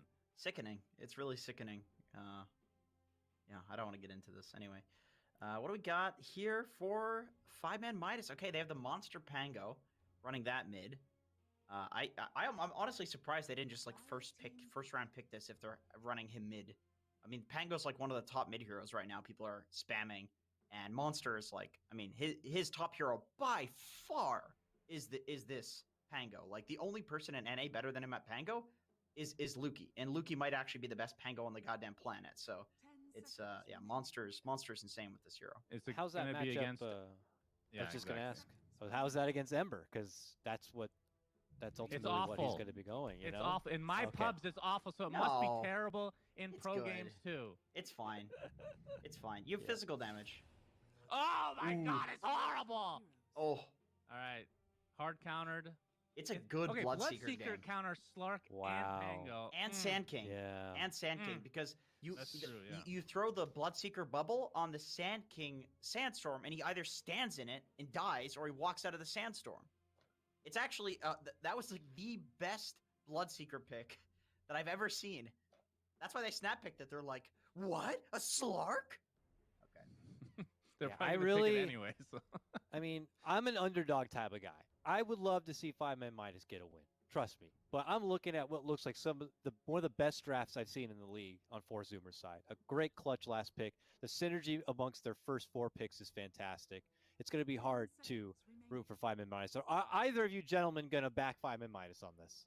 Absolutely not. No, Four right. Zoomers, game No. 2. Yeah, we're gonna go Zoomers here. This one will be even quicker than the first. Let's see what our commentators will have to say about the expected Game 2 matchup. We head to a break first, but when we come back, it's time for Trent and Gods. Well, it's here. We've got ourselves a game 2, and unfortunately, according to the panel, not a whole lot of hope for 5ManMidas. Oh, they don't know what they're talking about. Just because Exactly. they instantly picked that Bloodseeker, and there's a lot of heroes that Bloodseeker really likes playing against, it doesn't mean anything. Don't worry about it, okay? We're not going to panic. It's important that you steal your nerve right now as 5ManMidas. It's going to be fine. No, they're the ones who could walk away and crush some lanes here. They've got the Enchantress on their side. If they secure Slark a good lane, you know, Slark's playing up against a melee core, things could go a bit better. Yeah, and Sammy's already hyping up Monster. He said Monster equals Lukey Lukey, so, you know, big props to his Pango. Yep.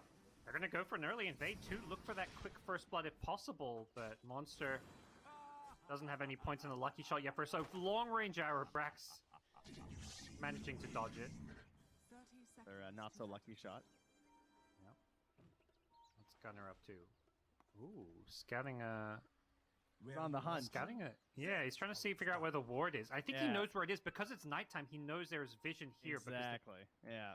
So Very ever since sneaky. nighttime got put it back into the prior to 0 minutes, then you can scout much easier. You don't just do that little tree trick anymore by the Radiant Tier 1. Ooh, that's a big hit. Yeah. Illuminate. Fissure Illuminate. Shu has a salve. We may have to pop it early. Monster's hard committing for this rune. Unfortunately, he doesn't get it. Husky, the fastest clicker in the USE server. I'm guessing he's playing from the East Meanwhile, Coast. down bottom, though, Lucifer's and Sammy Yeah. duking it out, and he already broke strike. He's hard committed for this one. He's going to have a second bar strike, which will get in the room, but Sammy... Okay, he's not going to be able to chase down any sort of a kill here. Does have an arrow coming in. Unfortunately, yeah, there was no bar strike to set it up. It was still on cooldown, so Yeah, they're going to look to get this kill. They're going to have a bar strike, though, and they can get some more damage, even if not a kill, but they're not going to go for it as Husky TP's in. Yeah, a little unfortunate they couldn't just sync that up. Might not have been enough damage anyway, honestly. Just because Ace just still been pretty far by the time you hit the arrow. It's level 1, so... But yeah, some interesting lane matchups here. We're back with the mid gunner Morphling, a staple of the 4Zoomers game plan, utilizing this for like quick movements around the map, even though it's a Morphling, and you sometimes end up with like 2 harder carries. But in this case, they've gone for a much more active hero out of the traditional position 1 role in the Sammy Boy Ember Spirit.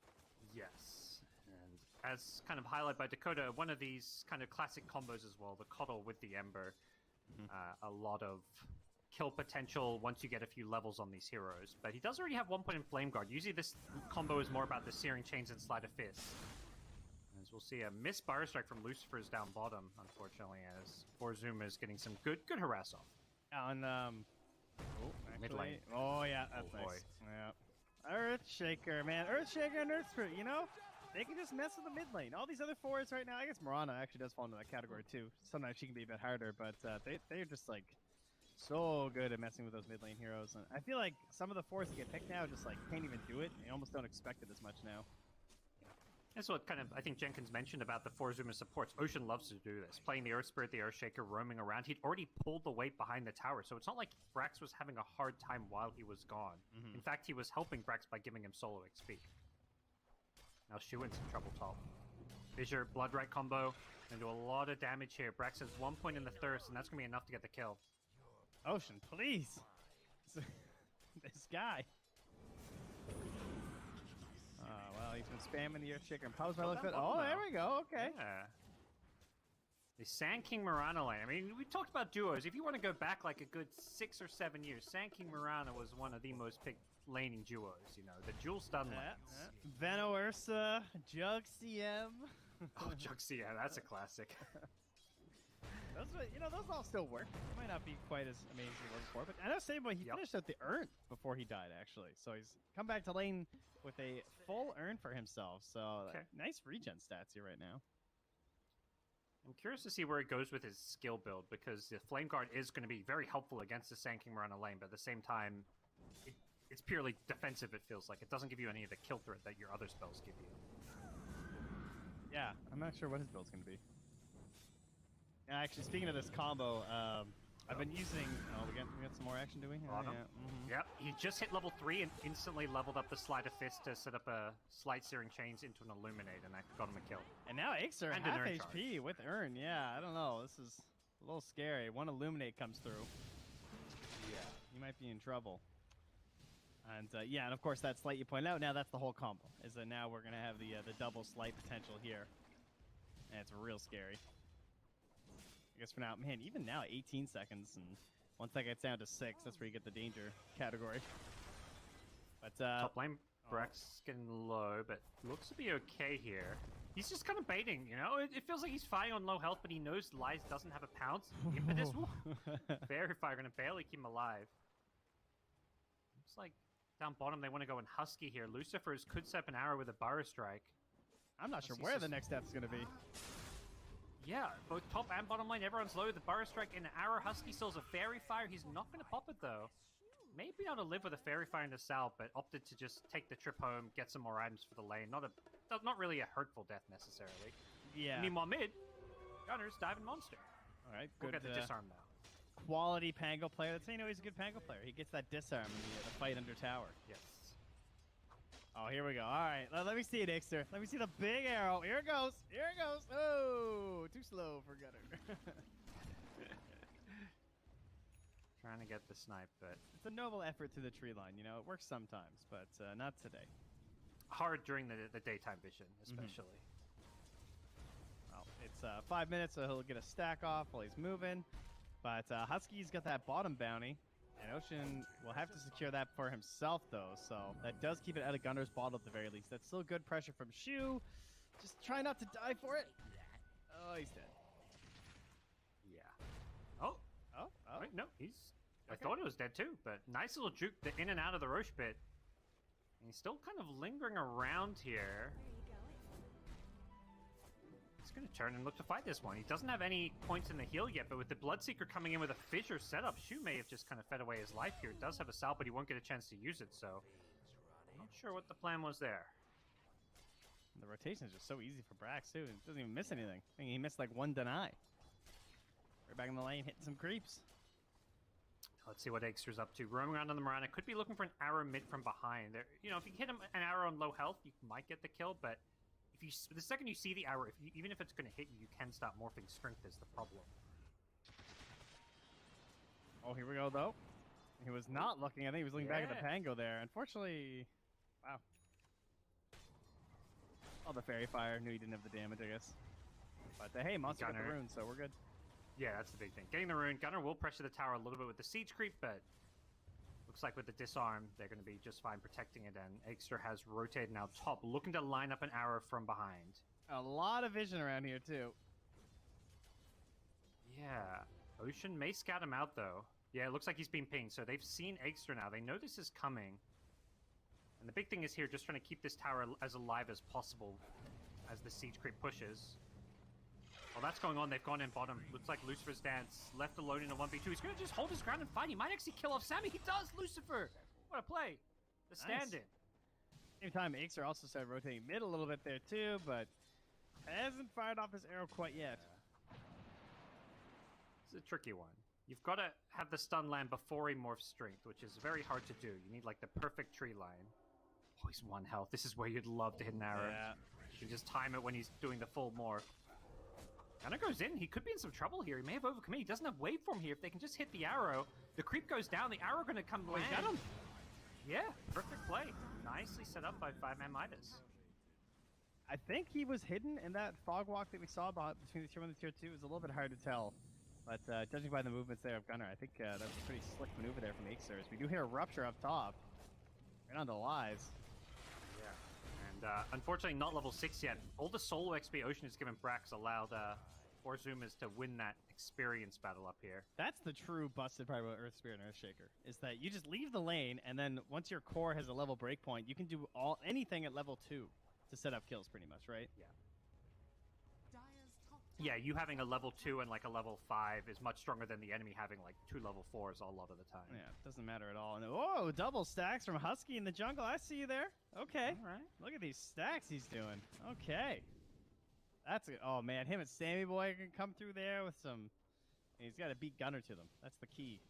And actually, they really just got to beat Lucifer, right? If he finds these, those are easy pickings. And yeah, don't lead him there. Husky, go south. They've defended them with double observer wards. Usually you see wards be planted much more aggressively at this stage of the game, but they are all about protecting these stacks, and they may just give up this bottom tier 1 tower to make sure they can secure them. This was the last time Drought was really broken. We did this all the time, right? We had these big stacks in the jungle for Drought. She came and one-shot them all. There were Ancients here. People would TP to this outpost. We'd have big fights. Oh, good times. That's when this was all warded up the last time I remember. Now Sammy Boy just getting rich. That's helping him out, because he's not had the best lane. I mean, he's doing fine. He's out. Like, the top 3 cores right now, net worth, are all on the 4Zoomer side, but it has felt like, you know, at times they've been outplayed in this lane. We saw Gunnar get picked off mid. We saw the Sand King solo kill Gunnar. Sammy bottom, so some nice catch-up gold going his way. I feel like they got a lot of heroes tied up bottom trying to find Slark. He's like hitting the small camp right now on the dire side. They better get this tower quickly. Get some value out of this here as they try and make use of the Ench themselves this game. And oh, unfortunately their ward. Oh, he couldn't save it in time. Oh wait, no he did. He got the design. Okay. Mid lane, meanwhile, Sammy Boy's showing up with a slight searing chains for Gunnar to get the kill and the double damage room, which will secure the tier 1 mid. There's a glyph, but no dire heroes around. Looks like Lies almost got picked off. Sammy Boy actually going to show up. He was ruptured previously. He's trying to burn him down, and Lies with a dark pack. That's going to be even lower. Illuminate will finish him off. That's a Slark down, and the tier 1 mid tower down as well. And Lucifer went in. Lucifer, yep, he's being rooted now as well. Sitting in the sandstorm, he will get dusted up, and the Urn Treasures are there. Another Slide of Fist in a couple of seconds. That's going to secure that, as Sammy Boy is just... He's online now. This is less the items and more the levels is what you need on this safe lane Ember. You want to have that double Slide of Fist. With the Rupture, they get some kills. Now he's diving in on Shu. Relentless aggression for Zoomers. Another Slide of Fist about to come back up, and that's going to keep Sammy Boy alive with the Searing Chains as well. The tower hits, maybe going to bring him down. Self-earn isn't going to be there, and Monster rolling in. I don't think he can get Husky here. And might actually with the disarm that could help him out. And Gunnar steals the Penguin form, tries to disarm Monster himself, but get a couple of kills going 5ManMidas' way. Nice, nice. Okay. Husky says, why couldn't you save me? Whoa, okay. Yeah. All right, got it. He tips him. He's like, nice try, I want to say. We get disarming him, but he has not had the same RNG as Monster, perhaps. Yeah, Sammy Boy maybe in there a little bit too deep, though. But, you know, he doesn't care so much about the Dispel this game, because he has the Keep for the Light, so he's maxed out on the Slight anyway. It would be nice to keep your Flame Guard going, but I don't think he's going to sweat it too much. Straight into the Deso. So the double Slide of Fist with Deso is going to basically delete like half the health pool of a lot of these heroes. Top lane, they've gone on Brax. Going to throw out an epicenter here. Brax getting low, and he's going to go down with Monster showing up as well, so... Not bad. It's 11 minutes in, and once again, it is the Zoomers cores on top, but it's not as bad. At least it definitely doesn't feel as bad. Numbers-wise, I think it's still a little bit better than the previous game. Unfortunately, that's a Midas. Which is a good item on Slayer. And it is catch-up. You know, it's attack speed, but it's like... I mean, you gotta fight, right? Like, don't you think that that's how you're gonna beat these guys? I guess the question is like the diffusal Slark timing like a big power spike to you? Because that's kind of what you often see is the diffusal rush, and then you try and fight, but Yeah, I don't guess the hate the problem is I Midas. just don't like the hero that much, honestly. yeah, exactly. I've Top lost lane. a lot of hope for him lately. Lucifer gets out of top with a TP while ruptured. Narrowly escaping. Now looks like got a they're recall, huh? gonna pull in the Ember. I think Ember was kind of looking to get aggressive bottom, but yeah, he's gonna get recalled top. But Zoom is gonna play this top side of the map.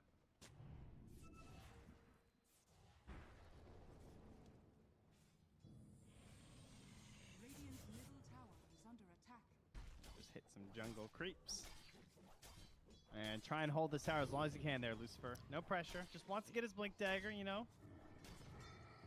That could be, you know, that could be go time. Like, definitely the pressure is on Monster to fight. If you have a Slark Midas, all 4 other heroes have to be basically making space for this Slark to kind of come online. And easier said than done, as 4 Zoomers are on the warpath. They're camping around this top lane. They have the Morphling mid, but can always be pulled in once that Spirit form is up. Alright, there's the Blink. Now it's not going to be very hidden, I don't suppose. Shoot comes in, we'll purge off the Flame Guard and to bully Sammy Boy back a little bit. So, yeah, 5ManMidas, you know, holding this tower, just bringing the numbers, and the problem is, 4 Zoomers... They're going to smoke in Moonlight. That's got to be your plan here, right? With this Blink Dagger on Sand King. Yeah. I like the idea. Even bait Monster here, potentially. If he walks out, there's the Moonlight. He's hiding. I don't think they saw anyone Radiant yet. Sentry, though. Oh, I that'll do you. think it's daytime, so I think the Shaker saw the Invis Marana there. Yeah, drops the Sentry right there. Husky's ready. Come on up, he says. Oh, and yeah, Lucifer goes charging in head first, but his teammates, they can't go running into the Blood Right, really, so the Echo Slam going to cancel. Well, the first attempt at the Epicenter, he's still trying to get this Epicenter off, finally decides better off with the Rupture plus the pushback. He's going to die to this Blood Right. He has to Burrow Strike out. The Rupture wears off. He's actually still alive. Meanwhile, the rest of 5ManMidas taking a lot of damage from the Slide of Fist Spam. Sammy still alive with the help of that Flame Guard. The waveform in from Gunner, he's just looking to clean up as Sammy gets the last kill and 4 Zoomers.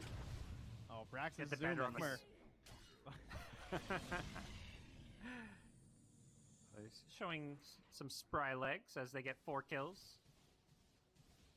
Good bait from 4 Zoomers. You know, they saw it coming. Had the sentries ready and just kind of baited them in. Man.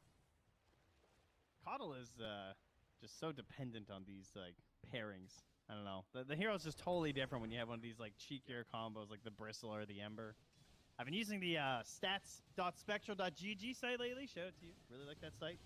Where one of my favorite stats is this like expected matches versus like actual matches. So like based on the percentages for like combos of heroes. Coddle Ember is like so far by and away the biggest like always picked together. They've got 24 matches together across the DPC. Sub 50% win rate. It's not going so hot. But they also get first phased a lot, so you kind of understand it in that regard. Plus Nyx is a hero. Yeah, generally if you want to get them together, like you say, you have to pick them back to back. But, I mean, there's good reason why. Like, it's such a crazy combo with how much damage output you have in this Deso. And, I mean, he can actually just buy whatever he wants. He's like Arcane Blink queued up. But, hey, there we go. Ocean. It's a combo. Yep. Gets the pick on the Shaker. It is always interesting, because, like, these flat cooldown reduction, it's like, it reminds me of when they reduced all the talent effectiveness by, like, 20 or 25%, which had a bigger impact on some talents than others, because... I remember people talk like there was a lot of talk around like the TB Sunder cooldown where basically he got like overly nerfed by that talent because it was a flat reduction, or a percent reduction as opposed to a flat reduction. Yes. Yeah, there were a lot of heroes like that too. Yeah. I mean, effectively you go from having a 6-second cooldown to 0 second, and it's just ridiculous. Well, they will get a tier 1 tower for that kill in Ocean. So finally getting rid of that stalwart. Earthshaker's been holding mid and pretty much any other spot they want to fight, but can they hold top at the same time? They've sent a Monster. He's lurking. Blood Rage to cover, though. He's coming in. He's going to set up. Oh, they're already disengaging, though. They saw it coming. They had the Radiant Ward here, and they've completely disengaged. Lucifer's going to go fishing. Nice Burrow Strike into the trees. Brax is going to hit by the arrow. That's definitely a kill on the Brax. Perfect find from 5ManMidas.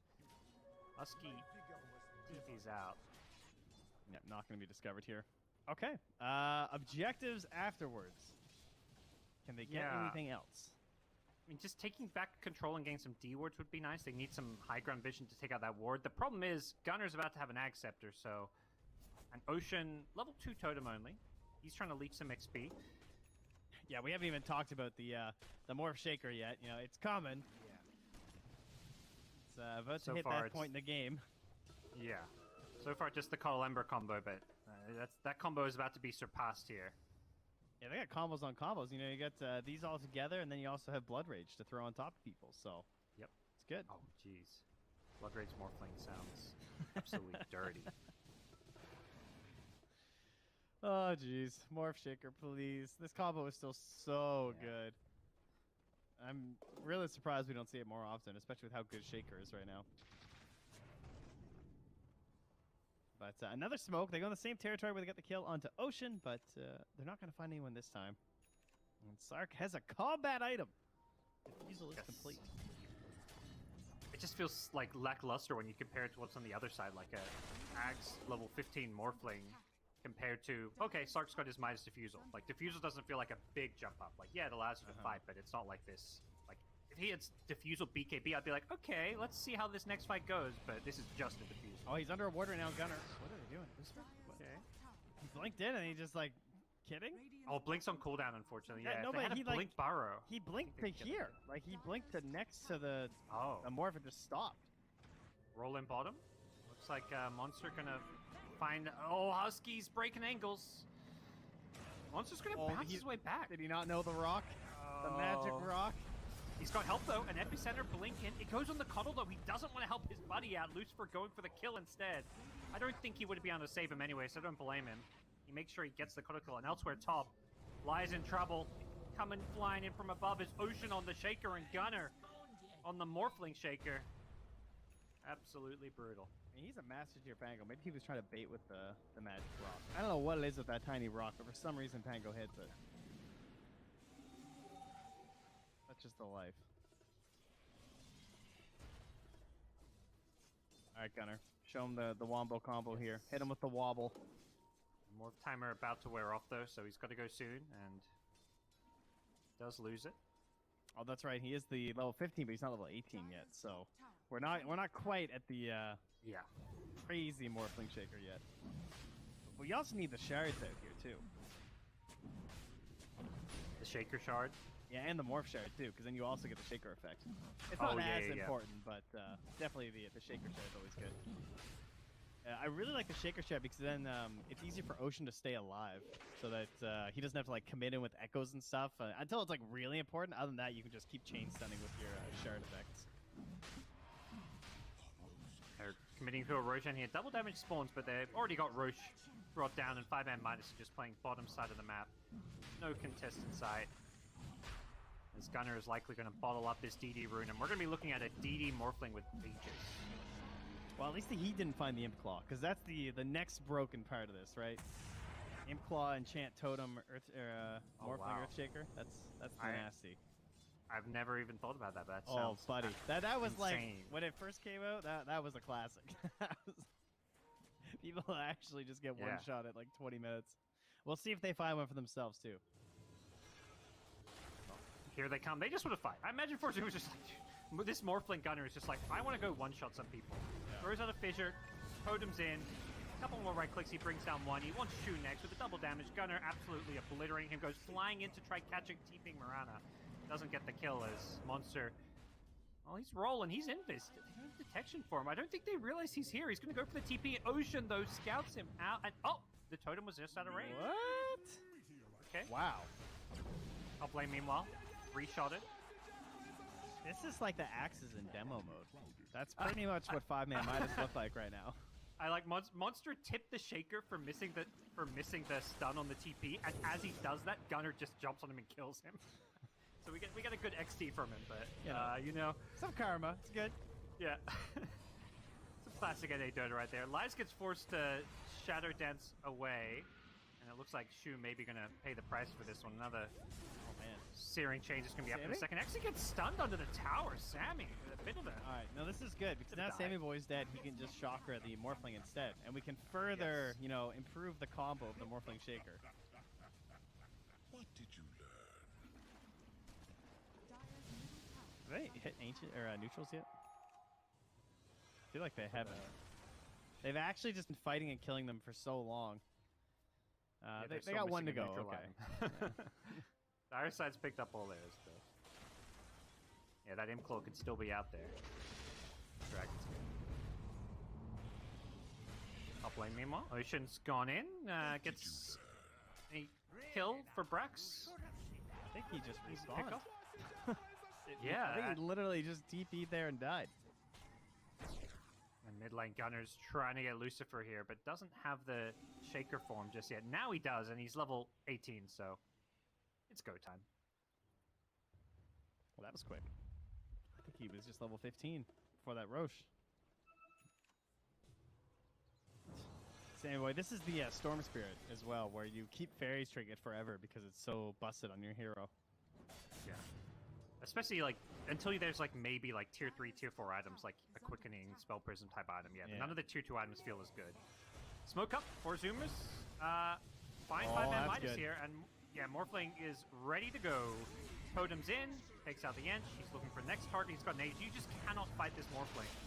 As Lies is going to be forced back. They're going to buy back here. I don't know if 5ManMidas have the tools to fight. Nice Totem in from Gunner. Going to find another, but they need a detection. Monster gets sapped. Brax with the Dagon pickup, and Gunner. Brax is just a dynamic duo chasing in forward, taking out hero after hero. Give him the whip. Gunner, there we go. He found them. 4 dead. 23.5 minutes in. It's looking a little bit over, unfortunately, for 5ManMidas. Most certainly. Nothing to really stall for this time other than attempted comebacks here. We'll see if they can try and find Lies another item. It's pretty high up in the gold.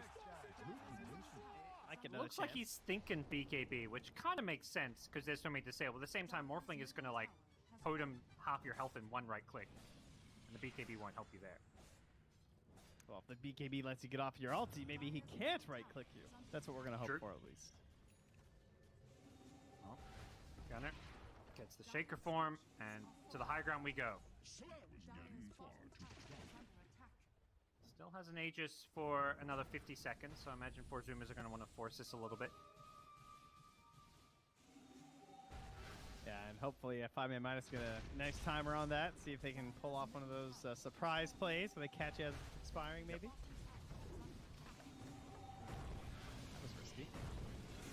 Yeah, he's just out of range of the sentry, I believe, but he's been kind of chain stun there. Good disarm. Just gotta be careful. 25 seconds on the Aegis, so he's still got some nice breathing room. The Rupture with the Dagon, and Lucifer, Illuminate, he's in the blood right. Oh, he's dead. Gunner actually tried to steal the kill, didn't succeed in doing so. They've lost a couple here as they're just going chasing in for more. Monster trying to roll on through. Finds Brax here, but it's Sammy Boy cleaning up with the Sleight of Fist, and they'll GG out. Nice showing from 5ManMidas. Definitely difficult playing with the stand-in, and I think 4 Zoomers, you know, showing that despite the bad start to the DPC, they are still in that upper echelon of NA teams. Yes, they are still a team that has been practicing a lot over the past year. Certainly well respected in the region. I mean, really, you know, they were number 2 or number 1 depending on the week for a lot of the quarantine era. Now, only with the return of EG have they essentially been bumped out of the top 2, and then Undying has shown up and they've looked really strong. So 4 Zoomers kind of coming in 4th a little bit in their region. So this nice little shellacking, as the boys on the panel would say, I'm sure making them feel pretty good. Yeah, I mean, as bad as it maybe looked for 4 Zoomers after their first 2 losses, they were against the basically 2 best teams in NA. Everybody would kind of agree coming in. EG and Quincy Crew are at least the 2 favorite teams to go to the major. So for all we know, 4 Zoomers could be looking at a potential 3rd place finish, or maybe with the help of some other teams, Quincy EG might even drop some games. So they're not completely out of the running yet to go to the major. Yep. They've got to win basically the rest of their best of 3s and hope for some help from other teams. That's kind of all you can do in the DPC league. You just win your games. You know, you're not angling for any playoffs or anything like that right after. Just it's major or bust. So, good luck to the Zoomers, and you know, good luck to 5ManMidas. You know, it's kind of sad losing the O2 and everything, but hopefully they'll start picking up some more wins for themselves in the league. Yeah, it does look like they may be on track for relegation. But, I think they're a team that will be very favored to finish top 2, top 3 if they do find themselves in the lower division. But still a couple of series left there. And also, every placement affects prize money. There's a lot of prize money here in the upper division. I think, it's 280K prize pool, and I think 210 or 215 of that is in the upper division. So even just finishing one place higher can earn you some cash. So not a bad thing to play for. But we're going to wrap things up here before we head on over to our lower division series, which will be coming up next. It was definitely a quick one, and probably the panel have a few words to say after a quick break.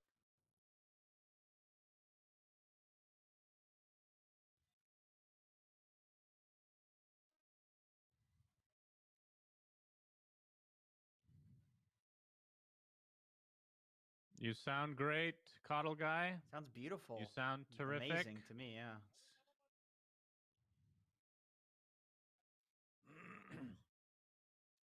All right, I'll take over from here. Thank you for joining us, everybody. Just this say is it. the Just say NA DPC shellacking series of a lifetime. Both games were a shellacking, ladies and gentlemen. Both games were not even remotely close. Both games went to 4 Zoomers, and I believe our host is back with us. Could not have said it any better myself. It was indeed a shellacking, the 5-man shellacking, unfortunately. I love my 5-man Midases. I love my 8 teams, my black and yellows, but as was said off stream, it's becoming apparent there is a bit of a divide between the top 5 and the bottom 3 here. But I would really hope that for these lower 3, they're really doing their best to kind of soak the opportunity and gain as much knowledge as they can from these matches. And I'll kind of pose that question here early on as we await for the interview there, Jenkins. For 5ManMidas, and there's some players that you know and you pub with, is there anything that they can try to pull away from this type of series to try to improve themselves for, the matches to come that are going to be super important against a team, for example?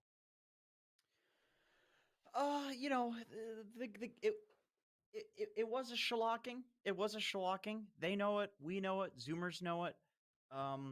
But you look at Zoomers, and they've had a tough entry into this season, playing in against a few of the best teams in the entire league right to start off. So sure, their score doesn't look that great, but this is still a team that is on the upper echelon. This was the number 1 team in NA at a point with this exact same roster. So the fact that there are even good plays happening where you see these individuals, Sammy Boy dying, for example, they killed him once, Monster was making some really sick plays, particularly in that Void Spirit game.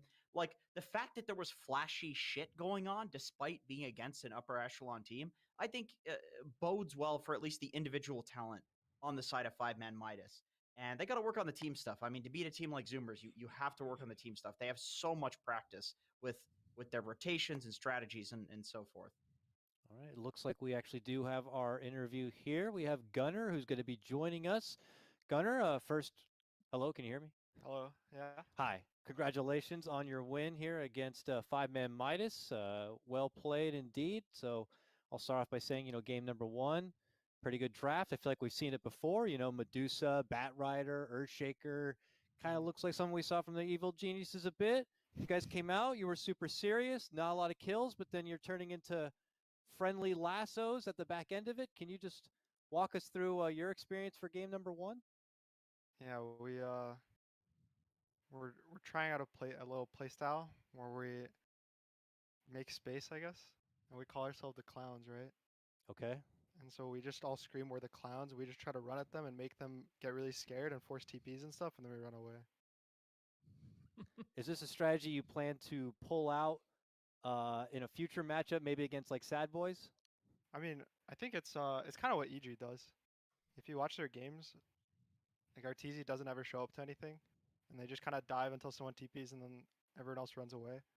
And Isis will kind of run down lanes for fun. So this is kind of our twist on it. We just call ourselves the clowns. Do you pick for that? Do you pick specific heroes that can get out and stuff, like Ember, Jug, that sort of shit? Not necessarily. It's more that you just have a carry that'll win you the game, and then the other 4 people can do whatever they want. Just any heroes? Yeah. In the game 1, we had Batrider, right? And I was just kind of running at people until they would TP. In game 2, we had Ember, Coddle. Anything that just runs at them while you have one guy that will win you the game. Let me ask you a real question, Uh-huh. Gunnar, since Jenkins already Oh, that's not shit my. the That bed doesn't. with that one. That doesn't Yeah. count. That doesn't count. That's you're 0 for 1 already. I know you're going to ask for a lot more mulligans. So I actually have a question regarding maybe your pre-DPC mindset and if it's changed at all, because the schedule, you guys had probably the toughest schedule of any team so far. The first 3 matches, I believe, were between two of them were between EG and Quincy Crew, arguably the 2 best teams, or the 2 teams that a lot of people are expecting to get that top 2 spot. Do you like, or did you like the idea of playing them right away, or do you like the idea of perhaps like the Undying route where you get a few easier matchups first to kind of build yourselves up, but then you leave yourself for scouting for the opposing I would have teams as liked. well. I like the EG one as the first one, but I would like Quincy as the later. Right. Okay. EG started only scrimming a couple of days before, the DPC started. Whereas, so it would have been good because I think they were kind of rusty at the time. They hadn't really all been together as a 5-man roster, but Quincy had been practicing for a long time. So if I had to choose the idea, it would be EG is the first week, Quincy is the last week. All right, Gunnar. Fair enough. Gunnar, Jenkins, this is your turn to recover. Just FYI, this is not a mulligan, Gunnar. This is not a Yes. mulligan. Are you This sure? is the official question. You're sure? Okay. Absolutely. Can you tell me what would you say is a primary difference, the biggest difference between like a tier 1 NA team like Zoomers Quincy and a 5ManMidas A team? Like what is the biggest difference? Is it team fights? Is it like rotations out of the laning stage? Like what do you think it is? Probably just individual skill, honestly. Really? I think a lot of the intricate parts of Dota don't matter if you're lower skilled than the other team. It's like you could take a bunch of like 7Ks, right, and place them against a bunch of 9Ks or 10Ks. Even though the 7Ks are practiced for months together, the 9Ks and 10Ks might just win because they're higher individually skilled. I think all the sort of micro stuff matters more when teams are more closely matched. Just a completely random, unrelated question. What do you think of Arkosh Gaming? I know they've been kind of this up and coming team in the lower division. Of course, I'm not bringing this for any particular reason. Hey, No Gunnar, why you relation here laughing? on the panel, or Very random. but No reason. it's just I just have an affinity for this team. I've picked them to lose every single game. They've Have proven me they? right most of the Yes. time. It's been off and on. What is your assessment of the Arkosh Gaming squad? Always gotta look out for Gremlo doing his crazy plays. I think he tries the clown stuff, Maybe he watches EG replays, wants to make space for Pale Horse, I watch their games from time to time. So they're entertaining then. Yeah, That's good. they're entertaining. The all chat gets me sometimes. I guess on the note of, and I'll tack onto this question for another lower division team, one that you may become more familiar with because they could end up moving into the upper division, it looks like, Simply 2 based, the Z Freak Monkeys squad. How do you think about their team? Because it looks like they're slated to come join in the upper division. I think they are probably. I think they're probably better than 5ManMidas and A team, or equal. I think because this roster didn't get made until the first 2 open qualifiers were over. Yeah. So it's kind of a shame how like the whole system worked out for them and how they lost the first 2.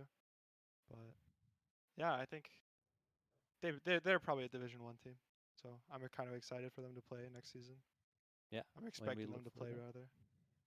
All right. Any closing thoughts you have, Gunnar? You guys have 2 more series here in the league now, and they're 2 pretty important ones. Sad Boys and